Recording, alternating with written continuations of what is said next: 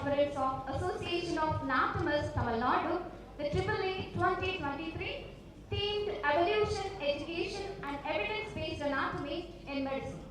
I, Dr. Mary Anthony Prabha, along with my dear colleague, Dr. Jindaverlin Koshe, will be your host for the proceedings.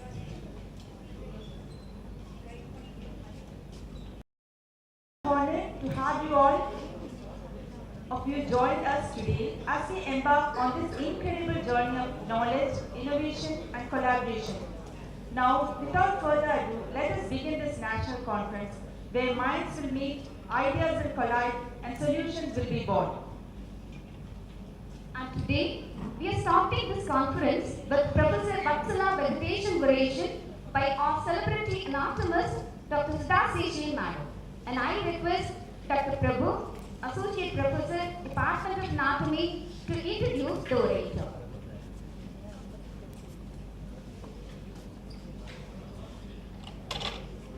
Good morning all. So in this, I feel happy with gratitude to recap the period of Professor Dr. Vatsala Venkateshan in this college. Vatsala Venkateshan ma'am is alumni of Chipmer and joined this college in the year 2005.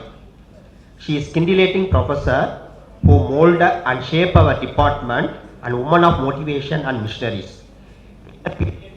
We are first to conduct conference in this college and first publication and pattern, and ma'am support academic and research guidance for all the students. Usually anatomy department will be at the highlight in the initial period of start, but our department pattern grant public citation. Main reason encouragement of our ma'am.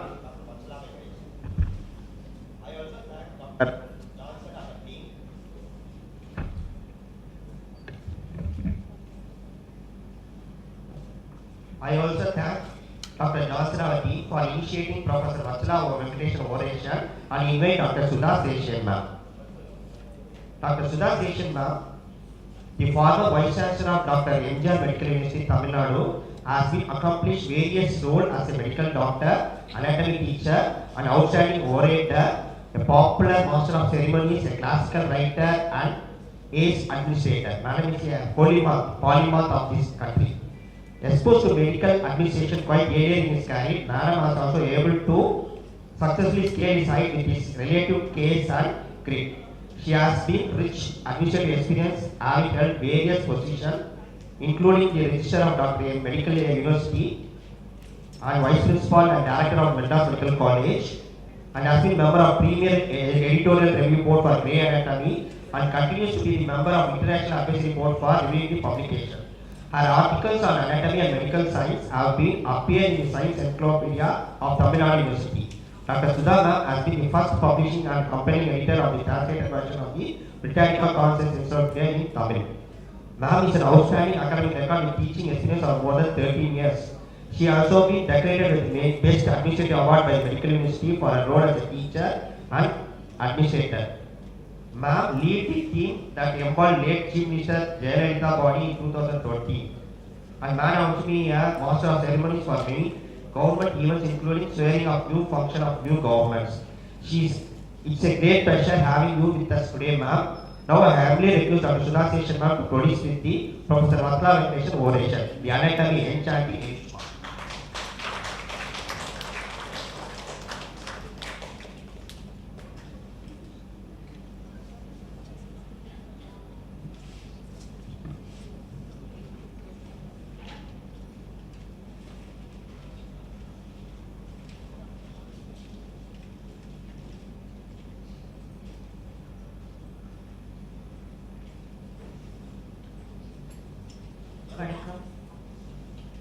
Good morning, all dignitaries and delegates. My humble pronouns to Dr. Veerababu, who has been my teacher, and my pronouns to all the senior anatomists here, Dr. Swayanjyoti Duraraj, and the rest of them, Dr. Swayanjyoti, Dr. Sudha Rao, and so many of them I see. Dr. Swayanjyoti was also my anatomy teacher, and I vividly remember the anatomy classes that she did for us way back in 1979 and 1980. I feel a little humbled to be here this morning. There is an emotional attachment that I have to the land on which this institution stands. Kindly permit me to dwell a few seconds on that emotion. I belong to the town of Cropit, and the land that we are now standing on and the premises opposite this area is the school in which I studied, the Government High School of Cropit. So it's a kind of an emotional homecoming for me every time I come into this institution. And thank you very much, Dr. Johnson, for giving me this wonderful opportunity and experience. I also fondly think of Madam Vatsala. I've had several opportunities to interact with her and be with her in some committees. And it had always been a wonderful session to work with her wider vision and experience. That gives me an honor and privilege to be delivering the Professor Vatsala Venkatesan oration this morning at the Sri Balaji Medical College in the 44th National Conference of the Association of Anatomists, Tamilnadu. The topic for this discussion or oration says, anatomy is an enchanting enigma.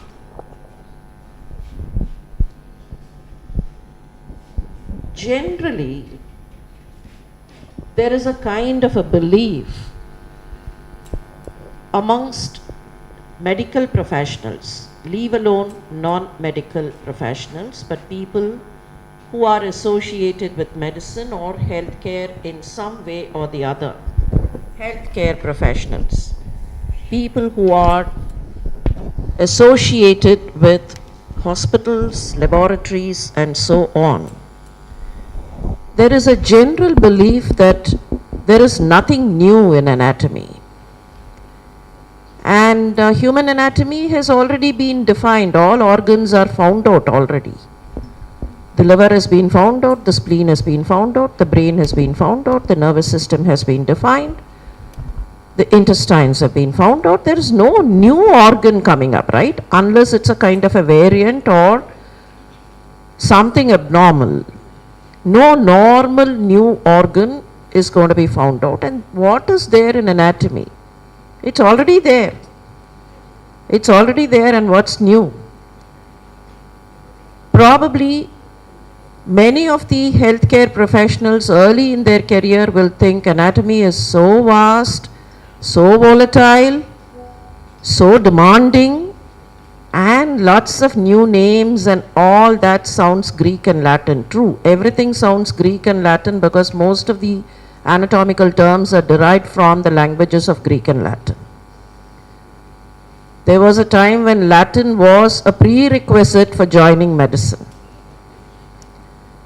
So there's nothing new in anatomy. What is there? And some of my anatomy colleagues would remember there had always been a kind of a contemptuous look at the anatomy department to say, oh God, it's a dead department because we deal with cadavers and dead tissue. Yes, Dr. Sudhara is nodding so vigorously. I know we all have met with that kind of a remark that the anatomy department is a dead department. I just want to moot on this question. Is anatomy old? Is anatomy old? The reason that many of us think anatomy is old is because everything has been found out. As I told you, nothing new, no new innovation, no new dimension. Suddenly things are not going to become big or what. And with that question in mind, let us try and find out if there had been some new discoveries in anatomy in the last 1 decade. I'm not going back in time. Of course, I'll touch a few things back in time, but then starting 2015 onwards, had there been newer discoveries in anatomy? If we are able to place our hands on such newer discoveries, we can rewrite that statement and say anatomy is ever growing, ever evolving. That says evolution, education, and evidence based. It's ever evolving, and there is a necessity for anatomists to look at anatomy from different perspectives. We need to change our angle and perspective. One of the recent clearly documented discovery is that the central nervous system has a very clear lymphatic outlay. For time immemorial, we have been teaching lymphatics are absent in the central nervous system. To extend it further, we've always been saying CNS is one of the immune privilege areas. Physicians would identify this term, immune privilege. And what is immune privilege? There are some sites in the human body which enjoy a privilege from being taken into the fold of immunity. In other words, these are sites which are able to tolerate introduction of antigens. When you introduce antigens, we all know there is a reaction which could lead to the production of antibodies and subsequent inflammatory reactions or immunological reactions. But these are sites in the human body which tolerate the introduction of antigens, and they do not elicit an inflammatory response or immunological response. The usual list of these sites, which are all the sites which enjoy immune privilege, the usual list includes the central nervous system, the testicles, the placenta and the fetus, and the eye. Of course, CNS will include the eye, but then if you would want to be very definite about it, we say the eye, the brain, the testicles, the placenta, the fetus. And lots of logic is given to that. If the fetus will have an immune reaction, then the fetus could land up in miscarriage. If the brain and the eye are prone for an immune system or an immune reaction, there could be loss of several functions and tissue damage can ensue. So we always try and justify saying there is an immune privilege mechanism, and these parts of the human anatomy are protected by nature so that there will not be a damaging immune reaction or a damaging inflammatory reaction. So this had been for centuries the teaching, and brain had always been kept away from the lymphatics, or at least our study of lymphatics. And then as students we used to rejoice, at least brain does not have this, so we need not bother about lymphatics in the central nervous system. Added to that, there had also been another factor which was included. The blood-brain barrier separates the CNS from the systemic immune system, so immune cells do not travel to the brain. However, sometime in the 1950s, people were able to find immune cells in the CNS components. Immune cells were located there. How did these immune cells go? This was a question. Number two, some of these CNS related disorders do have an immune pathogenesis, immunological based pathogenesis. So there again was a question, if the brain is protected from the normal immune reaction and is immune privileged, how could there be a pathogenesis which leads to some kind of a neural disorder? Now these two questions remained unanswered, and anatomy comfortably continued to say CNS is devoid of a pure lymphatic system. Sometime in 1816, the man whom you see on the photograph, by name Paulo Mascagni, his writings were unearthed. I say 1816 because he died in 1815. But he had recorded something, and posthumously he was credited for the discovery of lymphatics in the central nervous system. He had said there are lymphatics closer to the dural venous sinuses, there are lymphatics traveling somewhere in the area of CNS. His records were there. During his lifetime, nobody bothered. They said, no, he is wrong. But then posthumously, 1 year after his death, his writings were creating some kind of inquisitiveness and curiosity in the minds of other anatomists. Until 2015, nobody bothered. 2015, two teams started working, one in the United States and one in Finland. And they clearly pointed out, were able to document the presence of lymphatics, true lymphatics. I tend to call them the true lymphatics because there was something called a pseudo-lymphatic which was talked about in the CNS. The perivascular spaces were dubbed as pseudo-lymphatics of the central nervous system, and people kept on saying there is a pseudo-lymphatic system, so lymphatics is there, but that is pseudo. Now there is no pseudo, nothing. True lymphatic channels have been found in the meninges and the brain tissue, very clearly proven in the rodent tissue and also proven in the human tissue. And these lymphatics drain into the deep cervical lymph nodes. And these lymphatics have been shown to aid the entry. You remember there were immune cells found within the brain system. How did they go? It is through these lymphatics that the immune cells have gone into the CNS.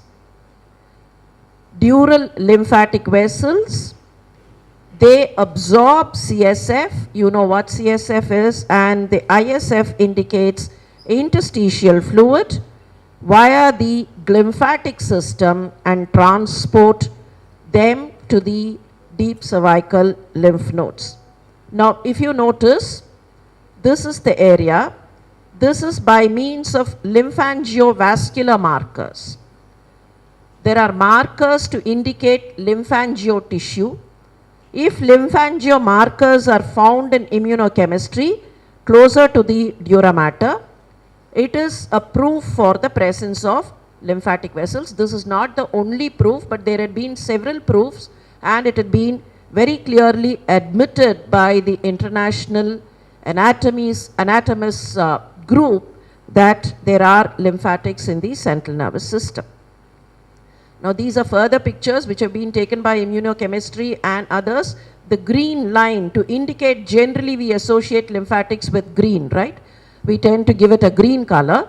So to keep it in line, these groups which worked in US and Finland did radioassay studies and gave the green color to the lymphatic system that they were able to indicate and demonstrate. Lymphatics are found along the arteries. Now what happens? How does this lymphatic system work? How is the lymphatic system present in the central nervous system? Lymphatics are found along the arteries, along the venous sinuses, and even along the cranial nerves. And as I mentioned earlier, these lymphatics within the central nervous system, they communicate with the lymphatics in the neck region across the base of skull through the various foramina that you have in the base of skull.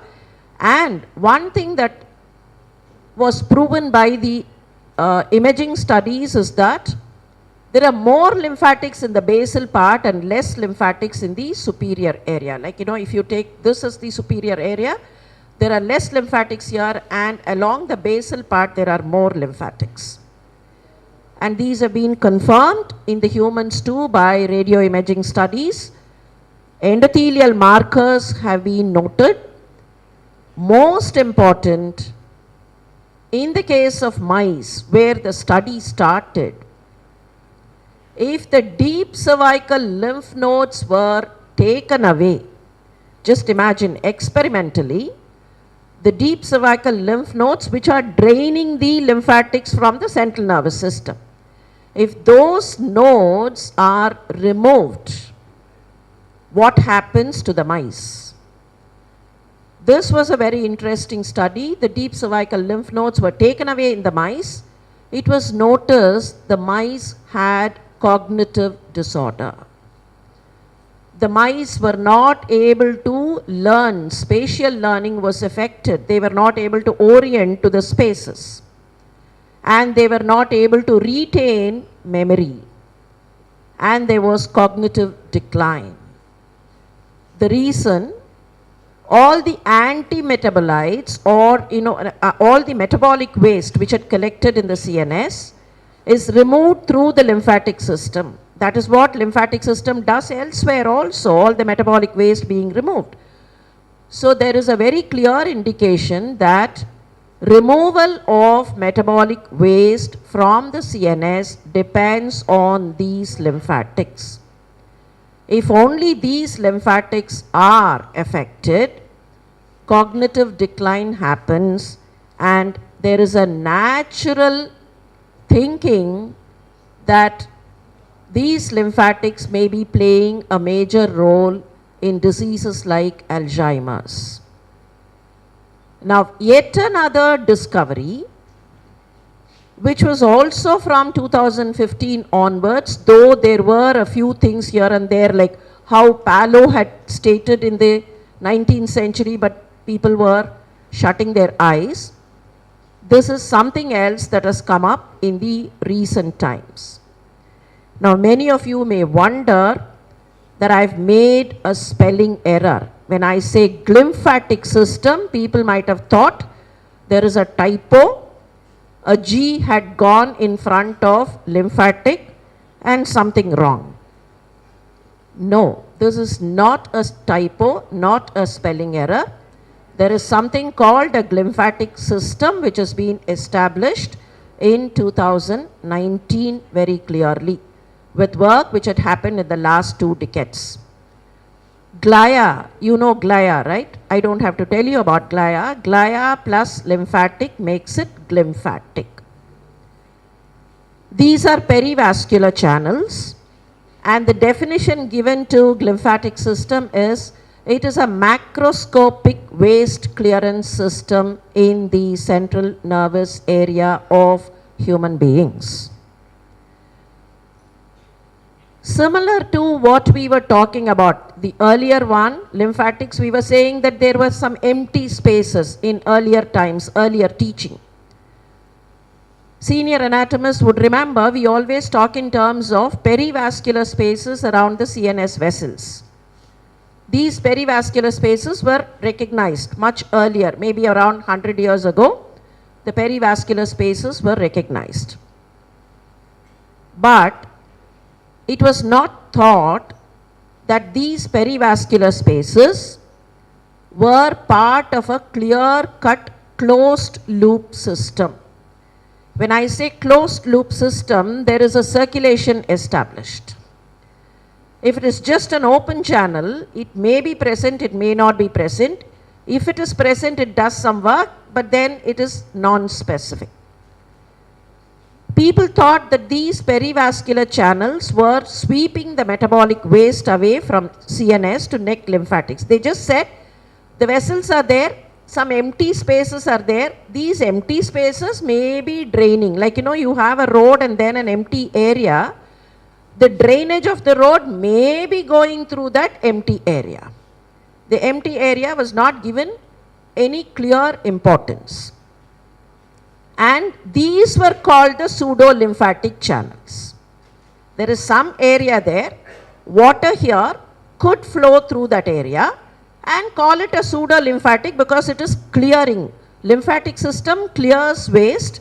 This empty area is also clearing waste, so call it pseudo-lymphatic. But then, the work in the last decade proved that this is a very clear closed loop system. It clears the metabolic waste, so it's called something similar to lymphatic, but then it depends on the glia limitans. I'm not going to explain to you what glia limitans is. People would remember what glia limitans is. Glia limitans and the aquaporine channels in the glia limitans will establish the lymphatic channel. It is a closed loop channel. You here have a picture of that.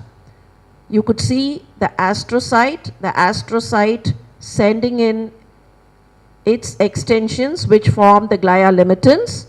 So what happens is the pile sheath and the glial sheath slowly disappear at this point in the pile arteriole level, but then there are fenestrations. At the end point there are fenestrations. So these fenestrations and the aquaporine channels which are here will be responsible for the entire lymphatic system. That is why it's called the lymphatic system. We'll move to the next picture. You find here, this is the arteriolar area, the venous area. So what happens is, whatever that needs to come in, the CSF area, CSF nutrients, CSF components will get filtered here and they percolate and they are removed through the venous channel. Deliberately, I am not giving you all the intricate details because this is not a class, and if intricate details are required, people could look up. But then the basic way it functions is, there is a percolation here and removed through the venous system. This is the young individual. In the older individual, you find that there is something wrong in the mechanism here. There is an accumulation of the metabolic waste, primarily because the aquaporine channels, in the previous picture we saw the aquaporine channels. Aquaporine channels are, openings in the astroglial glia limitans. If those channels are closed, then all the metabolic waste cannot get removed. And this is what happens in Alzheimer's. You find that there is a complete accumulation of beta-lipoidal chemicals leading to a disease state. So removal of the metabolic waste from the CNS depends on this lymphatic system. And if you take the true lymphatics and the lymphatic system together, both of them perform the removal of metabolic waste, But the primary route for removal is the glymphatic system, and curiously enough, the glymphatic system is active during sleep. Not during wakefulness, but then active during sleep. So the primary requisite in almost all living beings of the world, you know, the lion wants to sleep, the dog wants to sleep, the cat wants to sleep, everything wants to sleep. Human beings want to sleep. And students definitely want to sleep even in the class time. So please do not tell your teachers and facilitators from now on that my glymphatic system is very active now during the class time. It can be kept active at non-class hours, but then remember the glymphatic system is more active during sleep, and the glymphatic system, apart from removing the waste, is also a facilitator for a complete distribution of several chemicals, including glucose, lipids, amino acids, and so on. So nutrients getting distributed to the CNS, waste getting removed from the CNS will depend on these two new areas which anatomists have been able to discover. One is the true lymphatic system in the CNS, the other one is the glymphatic system in the CNS. Glymphatic system cannot be called a pseudo-lymphatic system. It is a very clear glial component, so it's called only the glymphatic system. Now, my dear friends, the reason that I thought I'll share this information with you is that anatomy is not old. Anatomy is growing. New things are coming up. It is for us to open our eyes. There are newer discoveries. What can be discovered in anatomy? The brain is already there. The liver is already there. The pancreas is already there. But within the brain, there are so many things which we do not know. Within the liver, there are so many things which we do not know. And please remember, with micrological, histological studies which are picking up, you know, those days, 3 centuries ago, people discovered huge stuff, organs, bigger things, macroscopic. Now all studies are microscopic, and there are more and more newer entities coming up. Are there any other intruding entities? I will not be detailed in the description of these entities. I'll just touch upon one newer entity which has crept in, and your anatomy vocabulary will have to expand, is what is called interstitium. We've been talking about interstitial spaces and all that, but interstitium is a very clearly defined histological entity. Submucosal area in luminal structures. We've always been talking about some fluid filled area. The fluid filling can be there, cannot be there. It is a variation. Submucosal artifacts. Histologists have been calling it artifacts, but now it is very clearly established submucosal zones have interstitium. This tissue is labeled interstitium, and this interstitium has an intermittent compression capacity. It either rhythmically compresses or has a compression capacity depending on the surrounding ambience. It can be either compressed or it can expand. Now, because of this compression capacity or expansion capacity, if it is a luminal structure, this interstitium in the submucosal area will act as a shock absorber. Even if you take the gut system, which is luminal, in the submucosa of the gut system, there is a very clear interstitium through and through, which will act as a shock absorber if whatsoever passes through the lumen requires space. It will also help in the mechanical functions of the gut system, and the same interstitium will also be a conduit for immune cells and cancer metastatic cells.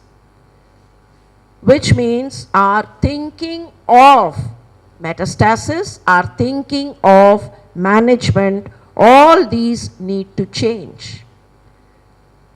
The presence of interstitium and studies on interstitium will have bearing on the way we have been understanding gastrointestinal disorders, including irritable bowel syndrome. Our management will change, and the way cancer metastasis has been thought of will be different, and which means every part of management will change if only more studies happen and the features of interstitium are defined. Interstitium has been defined, features are yet to be defined. However, it could happen before the next anatomy conference too. Newer thinking. Interstitium is a newer entity. Is there any newer thinking? Yes. What had been the teaching about mesentery? Mesentery in the adults is fragmented.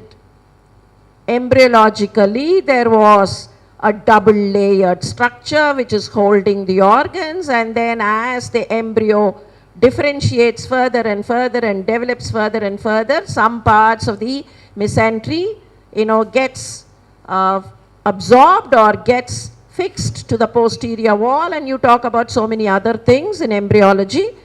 The ascending colon and the descending colon have been very clearly defined to be devoid of a mesentery, and they've become retroperitoneal because of that.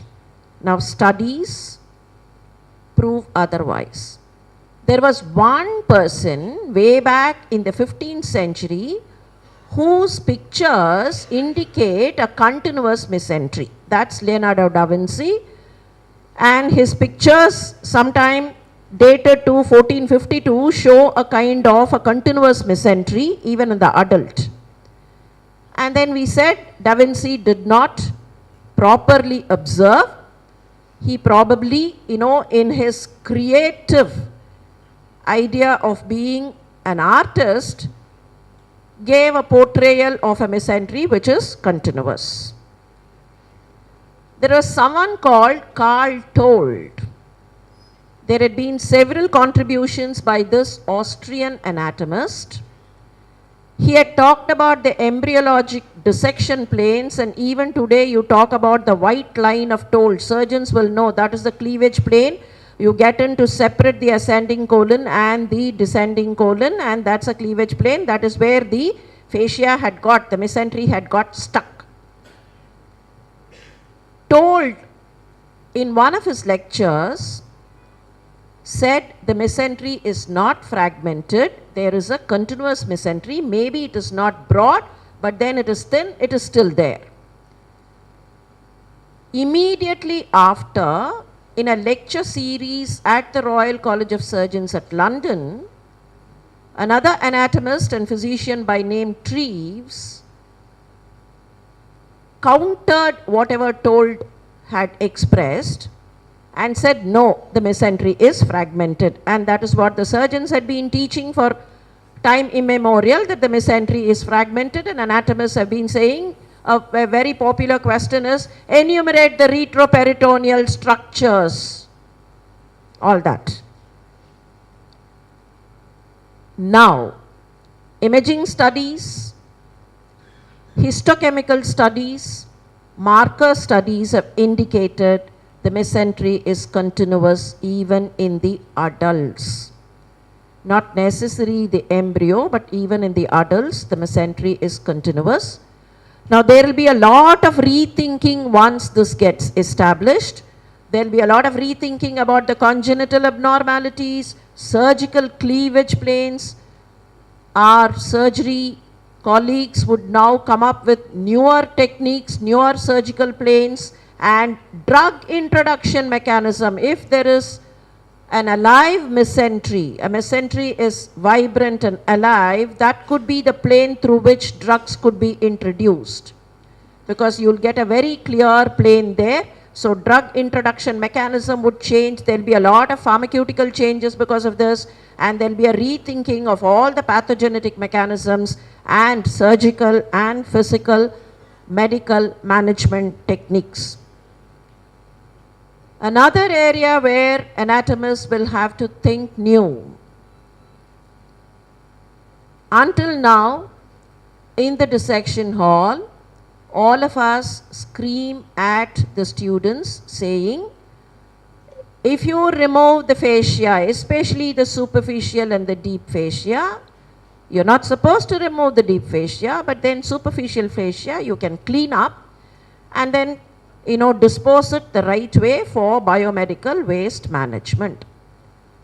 And very often someone who goes round the dissection hall after the dissection class is over would find all shreds of superficial fascia here, there, everywhere. The kind of importance that we've been giving to superficial fascia is almost zero. That's superficial fascia, yeah. Learn about deep fascia because the deep fascia is named, and in certain areas it has important function. But then please turn round to the cosmetic surgeons and ask them, most of the cosmetic surgeries, most of the upliftment surgeries depend on the superficial fascia and the volume of the superficial fascia which is present. Which means anatomists will have to now rethink superficial fascia is not something that can be disposed away, that can be thrown out of the mind, but then you need to think of the volume of superficial fascia at different parts of the body, because depending on the presence of superficial fascia, if someone can go for a facial upliftment or a facial change can be decided. Your cosmetic appearance would depend on the amount of superficial fascia which is going to be present in specific areas. If I would want a chin uplift surgery because I am becoming old and my chin is drooping and my tissues are drooping here, it would only be on the fascia. Believe me, it's not going to touch the muscle, it's not going to touch the bone, but then it's going to touch only the fascia, and the fascia will have to be remodeled.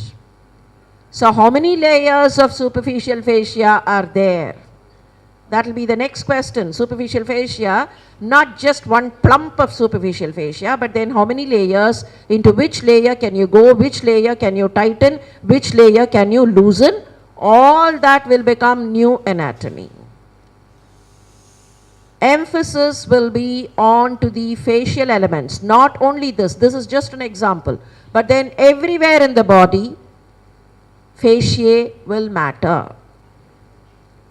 Fasciae until now had not mattered much except for certain specific regions like fascia lata and so on. The others, no question on fascia. It's a very tough question paper, right? If you have a question on fascia, you call it a tough question paper. Believe me, this toughness is going to become a normalcy from now on. At least for your future careers, you would have to think more about the fasciae. Again, redefining some of these fasciae will mean drug administration mechanisms, tissue integrity areas, metastatic pathways. All these areas will get rethought. If fascia has a change, metastatic pathways will be defined better, tissue integrity will depend on facial integrity, and many more things will be rethought according to how these fasciae are present. So, net result, we will have to think anatomy in a different way. And friends, let me remind you, whatever I have enlisted today are anatomical discoveries which have come into existence after 2015. After 2015, which means there are many more things to come. So if you think anatomy, Please don't think anatomy is old. Anatomy is ever new and ever expanding. On one side, we are trying to teach whatever we know already with newer techniques. That is different. That is newer technique. Yesterdays, I was using a blackboard and a chalk. These days, I use a PowerPoint. And slowly, students and learners do not want a PowerPoint these days because it's becoming powerless. However, those are all techniques. Those are all technologies. Instead of a live cadaver, like live cadaver in the sense not that which is alive, but then a vibrant cadaver, a true cadaver, we are using all kinds of simulations. Those are all techniques. Leave alone all that. Please remember, anatomy per se needs a relook. So whenever you think anatomy, please think new. Please remember, anatomy is no longer condemned to be old. Anatomy was never old. That is a different thing. Many of us were condemning it to be old. Anatomy is no longer condemned to be old. Anatomy is also new, ever new, will continue to be new. And thank you very much.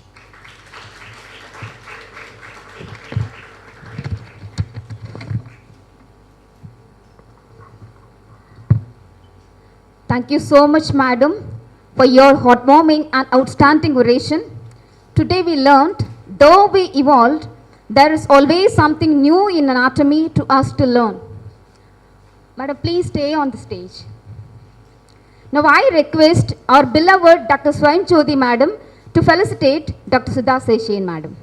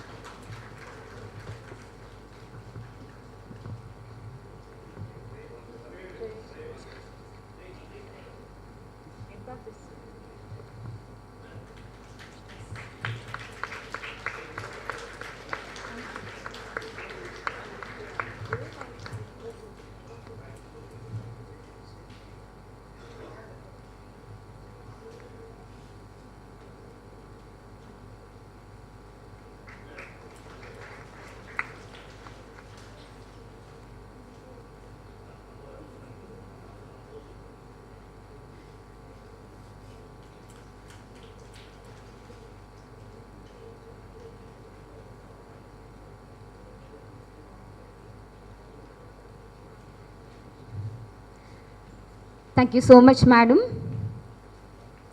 Dance is the hidden language of the soul.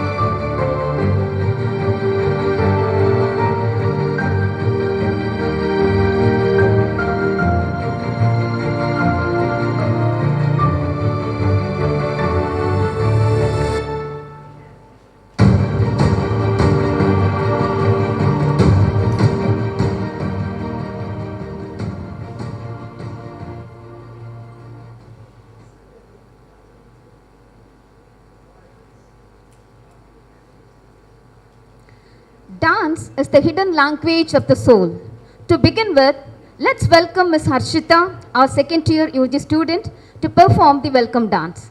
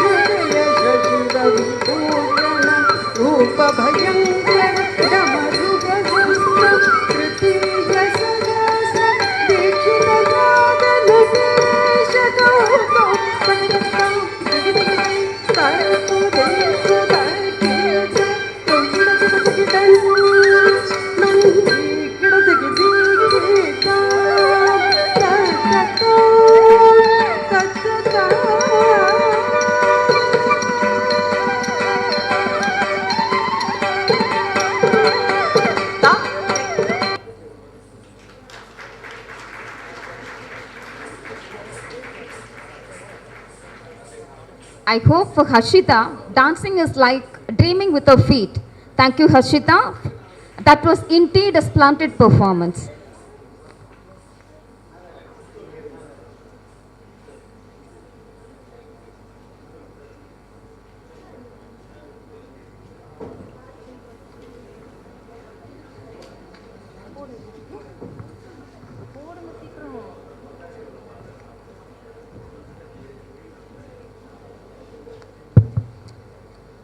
Light, the light of lamp is a symbol of hope, peace, and prosperity.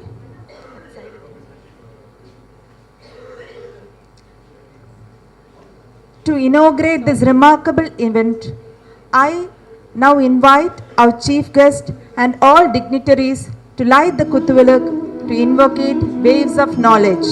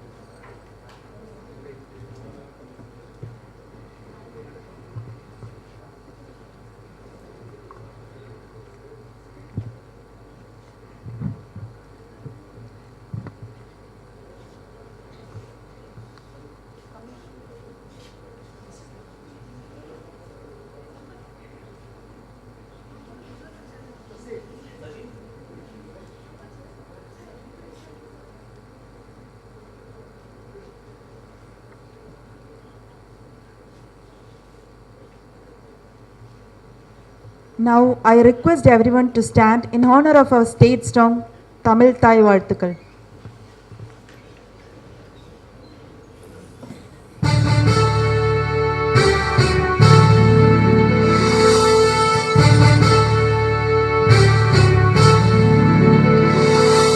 நீராறும் கடலுடுத்த நிலமடந்தை கெழிலொழுகும் சீராறும் மதனமென திகழ்வரத கண்டமிதில்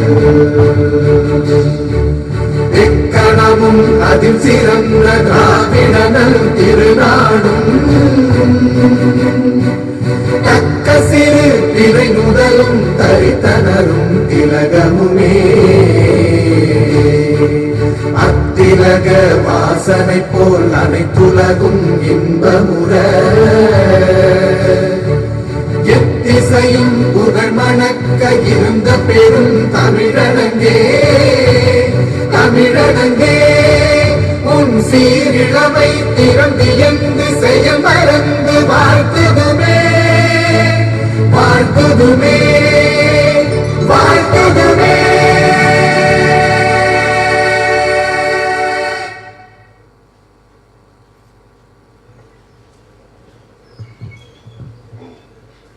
Next, I invite our respected Dean, Dr. W.M.S. Johnson, the Organizing Secretary of AAA 2023, to welcome the gathering. Sure. Good morning, everyone.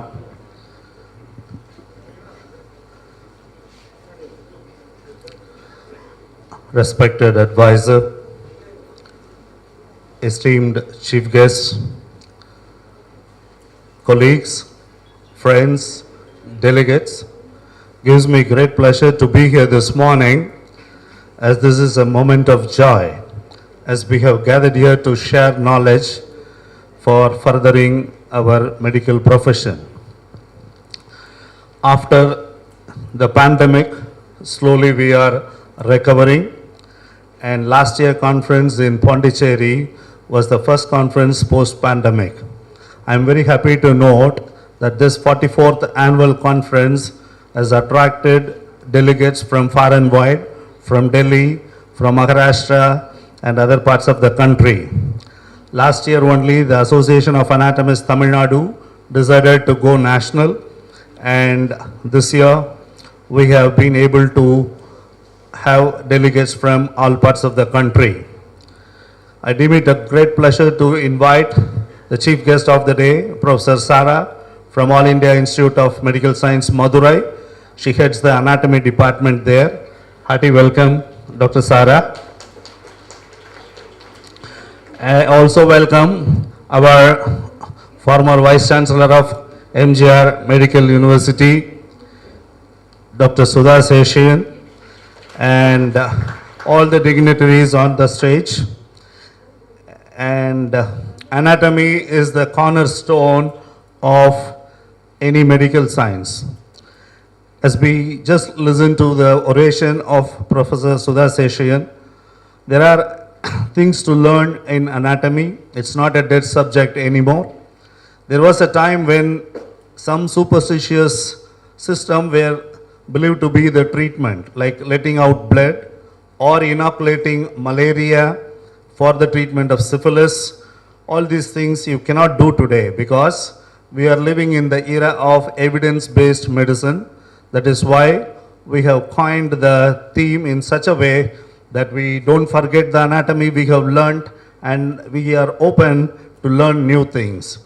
And I, at this juncture, remember with gratitude all the senior anatomists who have guided us right from Professor Cooper to the next generation of teachers, Professor Krishnamurthy, who is no more with us, Professor Ramasamy, who I very much wanted him to be here on stage, but then he expressed his inability because he is 100 now.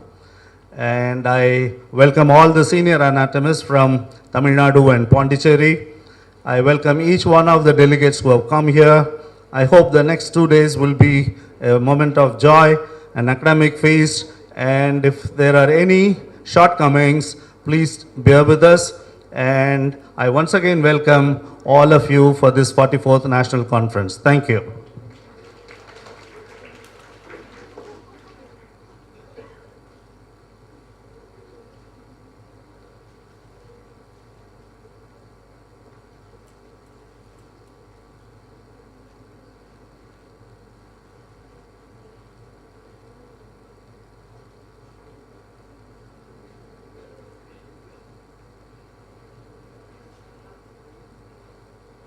We welcome Mr. Venkatesan, the family member of Professor Vatsala, who was a professor here from the beginning. Thank you very much, sir, for being with us in memory of Madam Oration. Thank you.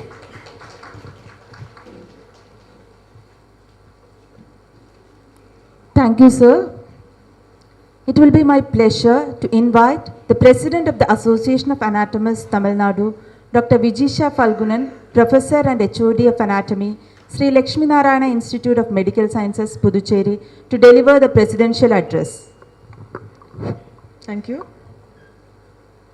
Respected Medical Director, Sri Balaji Medical College and Hospital, Chennai, Dr. R. Gunashekaran sir. Respected Advisor, Dr. R. Veerabahu sir. Respected former Vice Chancellor, MGR Medical University, Dr. Sudha Seshian ma'am. Respected Dean and Organizing Secretary of the 44th National Conference of Association of Anatomists, Tamilnadu, Dr. W.M.S. Johnson sir. The chief guest of today, my beloved friend, Dr.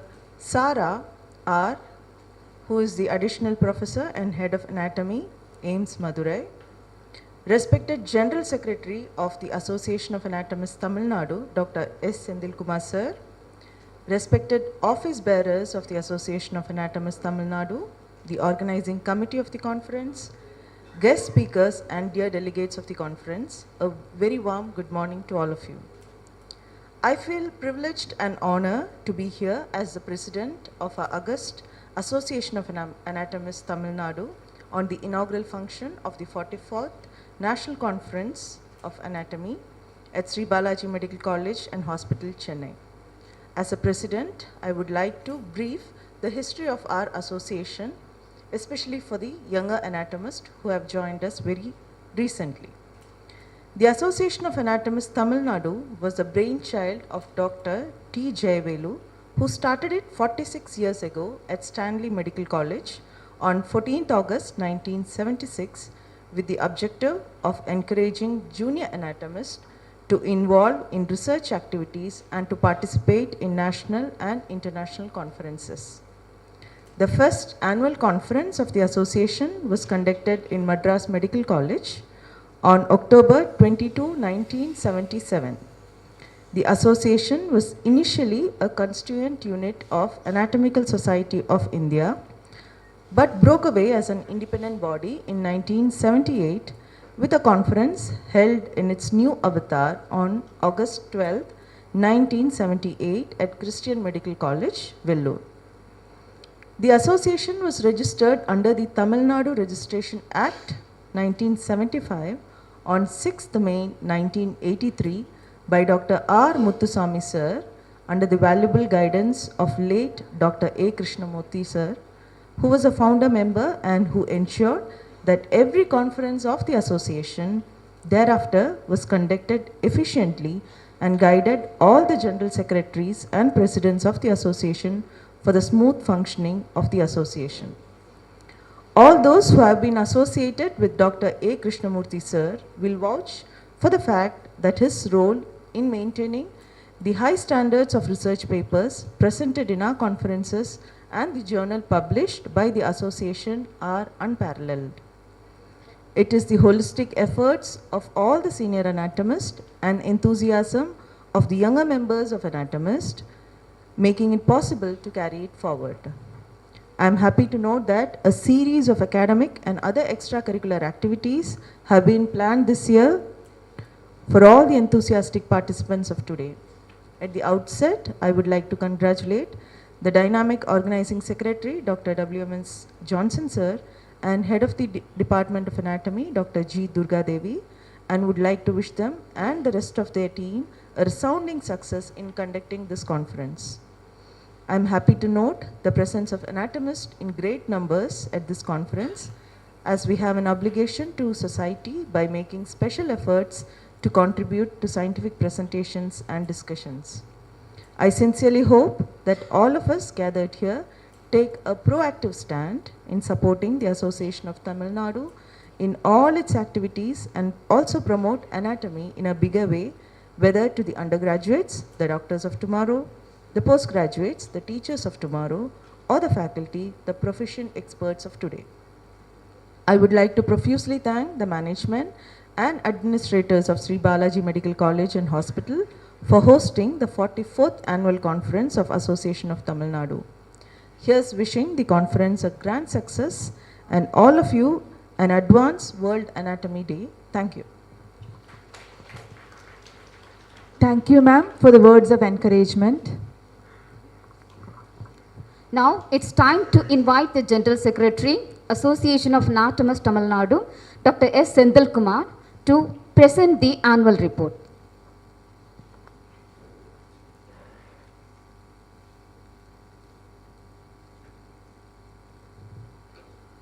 Good morning to one and all present here. Respected President of our association, Dr. Vijisha, the chief guest of today's function, Dr. Sudha Seshayan, former Vice Chancellor, and Dr. Sara, respected Medical Director, Dr. Gunashekaran, respected Chief Advisor, Dr. Veerabahu, respected Dean, Organizing Secretary, Dr. W.M.S. Johnson, the HOD of Anatomy, Dr. Durga, faculty members of Department of Anatomy, Sri Balaji Medical College, respected dignitaries of the dais, stalwarts of anatomy, senior professors, fellow members, and my dear students. It's my privilege and duty to deliver the annual report of our association in the 44th annual conference, that is the National Conference of Association of Anatomists, Tamil Nadu, for the period of October 22 to October 23. The Association of Anatomists, Tamil Nadu is an academic body that accommodates the scientists and research scholars working in the field of anatomy and allied subjects for the advancement of anatomy. The association had instituted many awards to encourage the anatomist and the younger generation in the research for the best paper presented in the annual conference. The association also encourages the younger generation by instituting other prizes like undergraduates, best undergraduate, in the topper in MBBS and the topper in postgraduate, and one young faculty for the best dissertation submitted.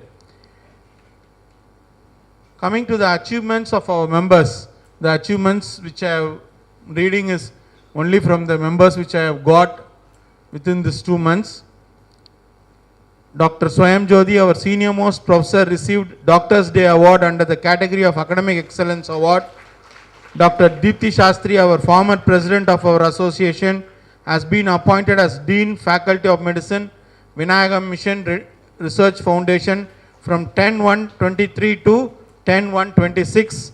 She has been external subject expert in Rajiv Gandhi University Health Science, Bangalore in PhD Registration Committee. She has been chairperson PhD Application Scrutiny Committee in Vinayagam Mission Research Foundation. She has been a chairperson Examination Grievance Committee in Vinayagam Mission Research Foundation. She has been moderator for the subject of anatomy, November-December 22 examinations in the Unit School of Health Sciences, University Technology at Mauritius. She has been a resource faculty for recording video lectures in anatomy DTH Swayam Prabha since 17/11/22. She has been an external expert in KUHS Tiruchur, Kerala for PhD protocol methodological presentation from 2019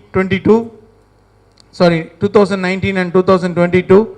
She has penned preface in textbook of neurophysiology by Mylin Bukhtar Astiva Publications, published in October 23, titled What to Have a Good Understanding of Nervous System, Correlate Neuroanatomy with Neurophysiology. She has been chairperson for many scientific deliberations. She has produced one PhD in this year.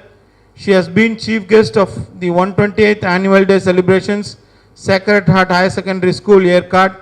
She has received the Certificate of Excellence in recognition of an outstanding contribution to the quality of National Journal of Clinical Anatomy for serving as a reviewer for the year 2022. Dr. Sundara Pandian, our Joint Secretary, Professor and Head Department of Anatomy, SRM Medical College, has received Quality Research Award for the year 2023 from Research India Foundation. Dr. S. Saravana Kumar, Associate Professor, Department of Anatomy, Meenakshi Medical College, Hospital and Research Institute, has published 5 papers in reputed index journals, and he has also attended training program conducted by Maher ISDE Academy. He has completed a course on ethics review of health research by ICMR.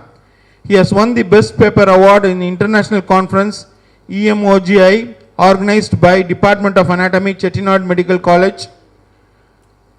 Dr. B. Sendil Kumar, our Joint Editor, Associate Professor from Vinayagam Mission. He has been awarded Famer Fellowship with distinction. He has completed PG Diploma in Bioethics from PSG Institute of Medical Science, Coimbatore. He has been awarded Best Research Award for the year 2022 from Vinayagam Mission. He has the highest publication count award for the year 2022 from Vinayagam Mission, Salem. He has been deputed as NAC Criterion 3 Head. He has been deputed for institution level academic and administrative auditing. He won the best paper in National Conference Forensic Pondi 23 Puducherry. He has organized around 12 workshops, programs at national level. He is a resource person in 8 external programs and workshops. He has a total of 9 copyrights was registered under him. He has 1 patent and has published in Indian Patent Office. A total of 8 publications in indexed journals. He has received seed money research grant from Vinayaka Research Foundation.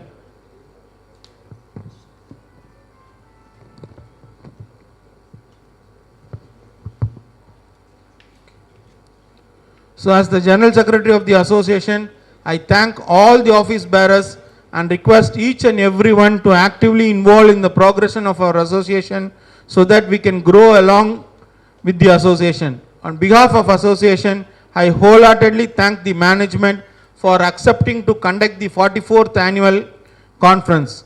I congratulate the organizing secretary, Dr. WMS Johnson, and Dr. Durga, HOD of Anatomy, and his team for their excellent arrangement, and hope this conference will be a scientific feast to everyone.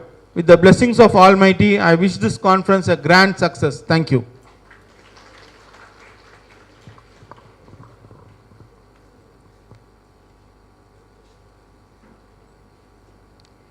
Thank you, sir. I would like to invite our medical director, Dr. Gunasekaran sir, to share a few words with us.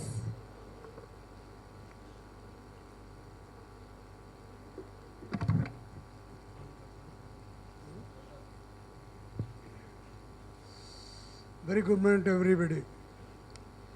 On the last conference also I was here, and our Dean Johnson,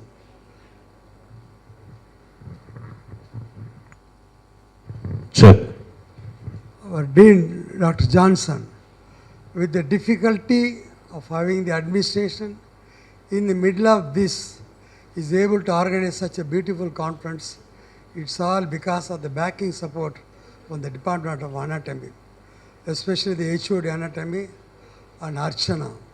They play a major role in organizing, giving some sort of rest for the Dean to execute the work of the Dean. And as far myself is concerned, I am very much interested in anatomy because alphabetical starts with A and our medical career also starts with A. And this I have been motivated and tuned by my legend teacher, M.M. Cooper. And he just put one drop or one point in the blackboard. At the end of the class, this small point will be a big picture representing an organ. And he has a very good talent of deal the irregular students like me, because I used to go always late to the class. So what he will do, he will put 2 chairs in the first row for the latecomers. So we will have to sit there and he will ask you questions only to you. So most of the questions we may not answer. To avoid that torture, I started going regularly to the class. This technique I don't know.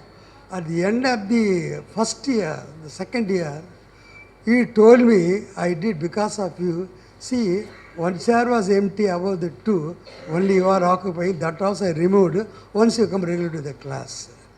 So when we were studying, the first year there is not anatomy, we go outside the medical college, the professional, other colleges, there is a pre-professional, 1 year.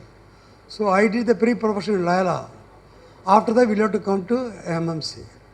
So the red port is on the dangerous port. Unless you get through the anatomy completely with the other 2 subjects, you cannot think of having a stethoscope and the white coat and go to the ward. Such a difficulty. And moreover, the second is happened to 1.5 years. And we used to do a dissection in the examination, which is very difficult. And one more thing I want to talk about the former VC, Sudha Seshan. And she was the only VC liked by both the government. Remember. And she was the only VC given extension. All because of her sincerity and work, she doesn't deviate from the VC work. Very, very difficult. That is why I used to advise other faculties and students also, be sincere, be hard worker, the name and fame will come to you, you need not go behind that. And she was an example for that. And that too, the former CM was very, very close to our Sudha. She used to call her only by name. I can remember the last day before getting admission of our former CM, she was very, very close to her. She was standing behind and she called, I can remember, Sudha, come forward. She started holding her hands. I think I am correct. So this is what happened. This much of proximity, this much of closeness will come only by your work, not by the politics, not by knowing any politicians. So you will have to work, and still she is not tired, still she is working. In fact, she is younger than me. So because of her, I have been also motivated. Let us also work up to the God has given a mental energy and physical stability. And apart from everything, the entire function was organized in a decent way and a wonderful way, and because of the Department of Anatomy. This department not only organizing the conference, they are very good in their academic work also, because this is the only department has put more than 12 patents. They invented 12 patents.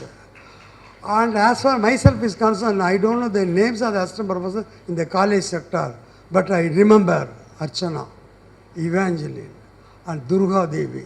This itself shows they are the real working element.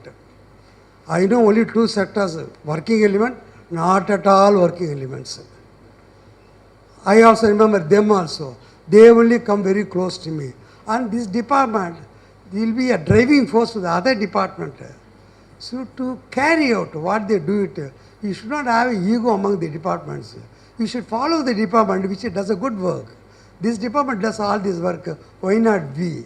If this intention comes, naturally the department will improve, the institution will improve. When the institution will improve, everything will be fine. So once again I congratulate the team of the anatomy department for organizing such a nice conference. Thank you very much. Thank you, sir. Next, I request our dear advisor, sir, Dr. Veerabahu, to share his words of wisdom with the gathering.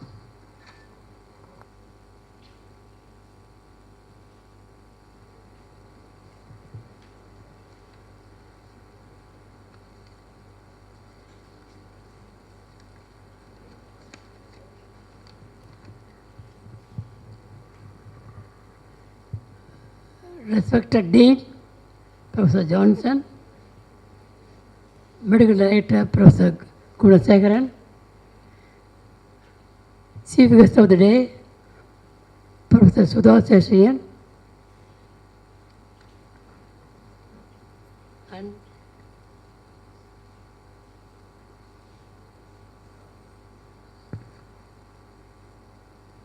Professor Sara, our medical superintendent, my dear colleagues, my dear students, I am very happy to be here for this conference, international national conference being done here under the leadership of Professor Johnson. First of all, I want to congratulate Professor Johnson having arranged a fantastic educative value of the conference today for all of us. And the topic was very interesting, very innovative. It was very useful for all the students here. And my job is a felicitation of people here. I am very proud to have a few words about each of them. First of all, I want to facilitate the students because you have the opportunity of listening the basics of anatomy by the top people, and to create interest in the anatomy and the importance of the subject probably you will understand. My colleagues are here to share the experience of the subject and also to have a new knowledge about it. And regarding Professor Sudha, very great personality, and I am very proud to tell a few words about her. I know her for a long time, but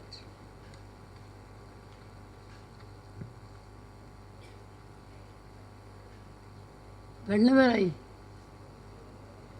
it is our pride and pleasure to welcome Professor Sudha here for this conference. And Dr. Sudha is well known as a great teacher, as a great administrator, the honest lady of integrity, sincerity, and committed to any job. Two things I want to emphasize about her. Probably you may not know, you may know that she had done a yeoman service of creating as a curator of the museum in the department of, in the building of anatomy at Madras Medical College, and it's going to be a, by generation, they will appreciate the history of anatomy in this city, for which I personally very proud of her and congratulate her. And probably you may not know, she played a very active role in the international conference conducted by Government of India. She was doing a lot of work behind the curtain in the G20 conference at New Delhi. And the way in which she gave an oration, I am sure so many people, students will take interest and take the anatomy as a specialty and do a lot of things. And she has given understand and given new ideas about anatomy for us. And Professor Sara, she is a professor of anatomy of All India Medical Institute at Madurai, and she has come all the way to give her experience on this topic. And regarding Johnson, I want to personally congratulate him, having arranged the conference in a fantastic way.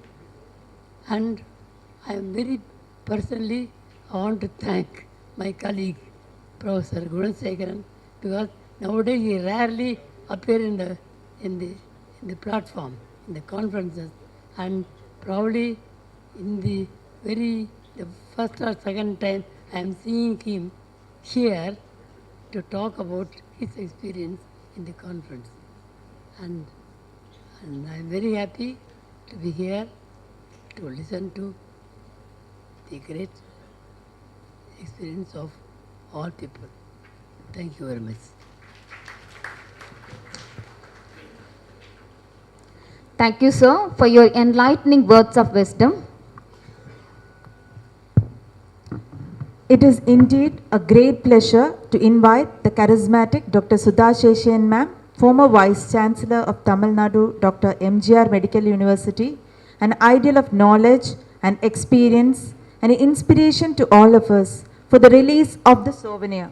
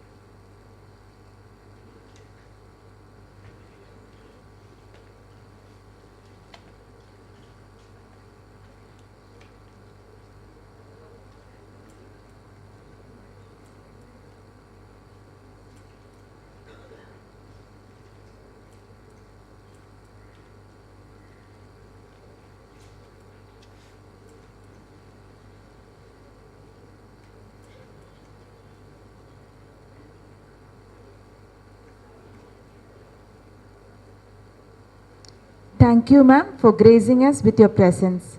We are privileged to have such distinguished personalities among us who have significantly contributed to their respective fields. It's time to introduce our chief guest. Our chief guest, Dr. Sara, is a visionary in her field, renowned for her groundbreaking research and profound insights. Here, I would like to invite Dr. Rahi, Associate Professor, Department of Anatomy, to introduce the chief guest. It is an honor and privilege to welcome an young and energetic chief guest, Dr. Sara. Madam did her undergraduation in Tanjavur Medical College and her post-graduation in anatomy in JIPMER, Pondicherry. Madam is presently the additional professor and HOD, Department of Anatomy at the prestigious All India Institute of Medical Sciences, Madurai. On behalf of the Department of Anatomy and Association of Anatomists, Tamilnadu, I would like to invite Dr. Sara Madam to deliver the chief guest's address.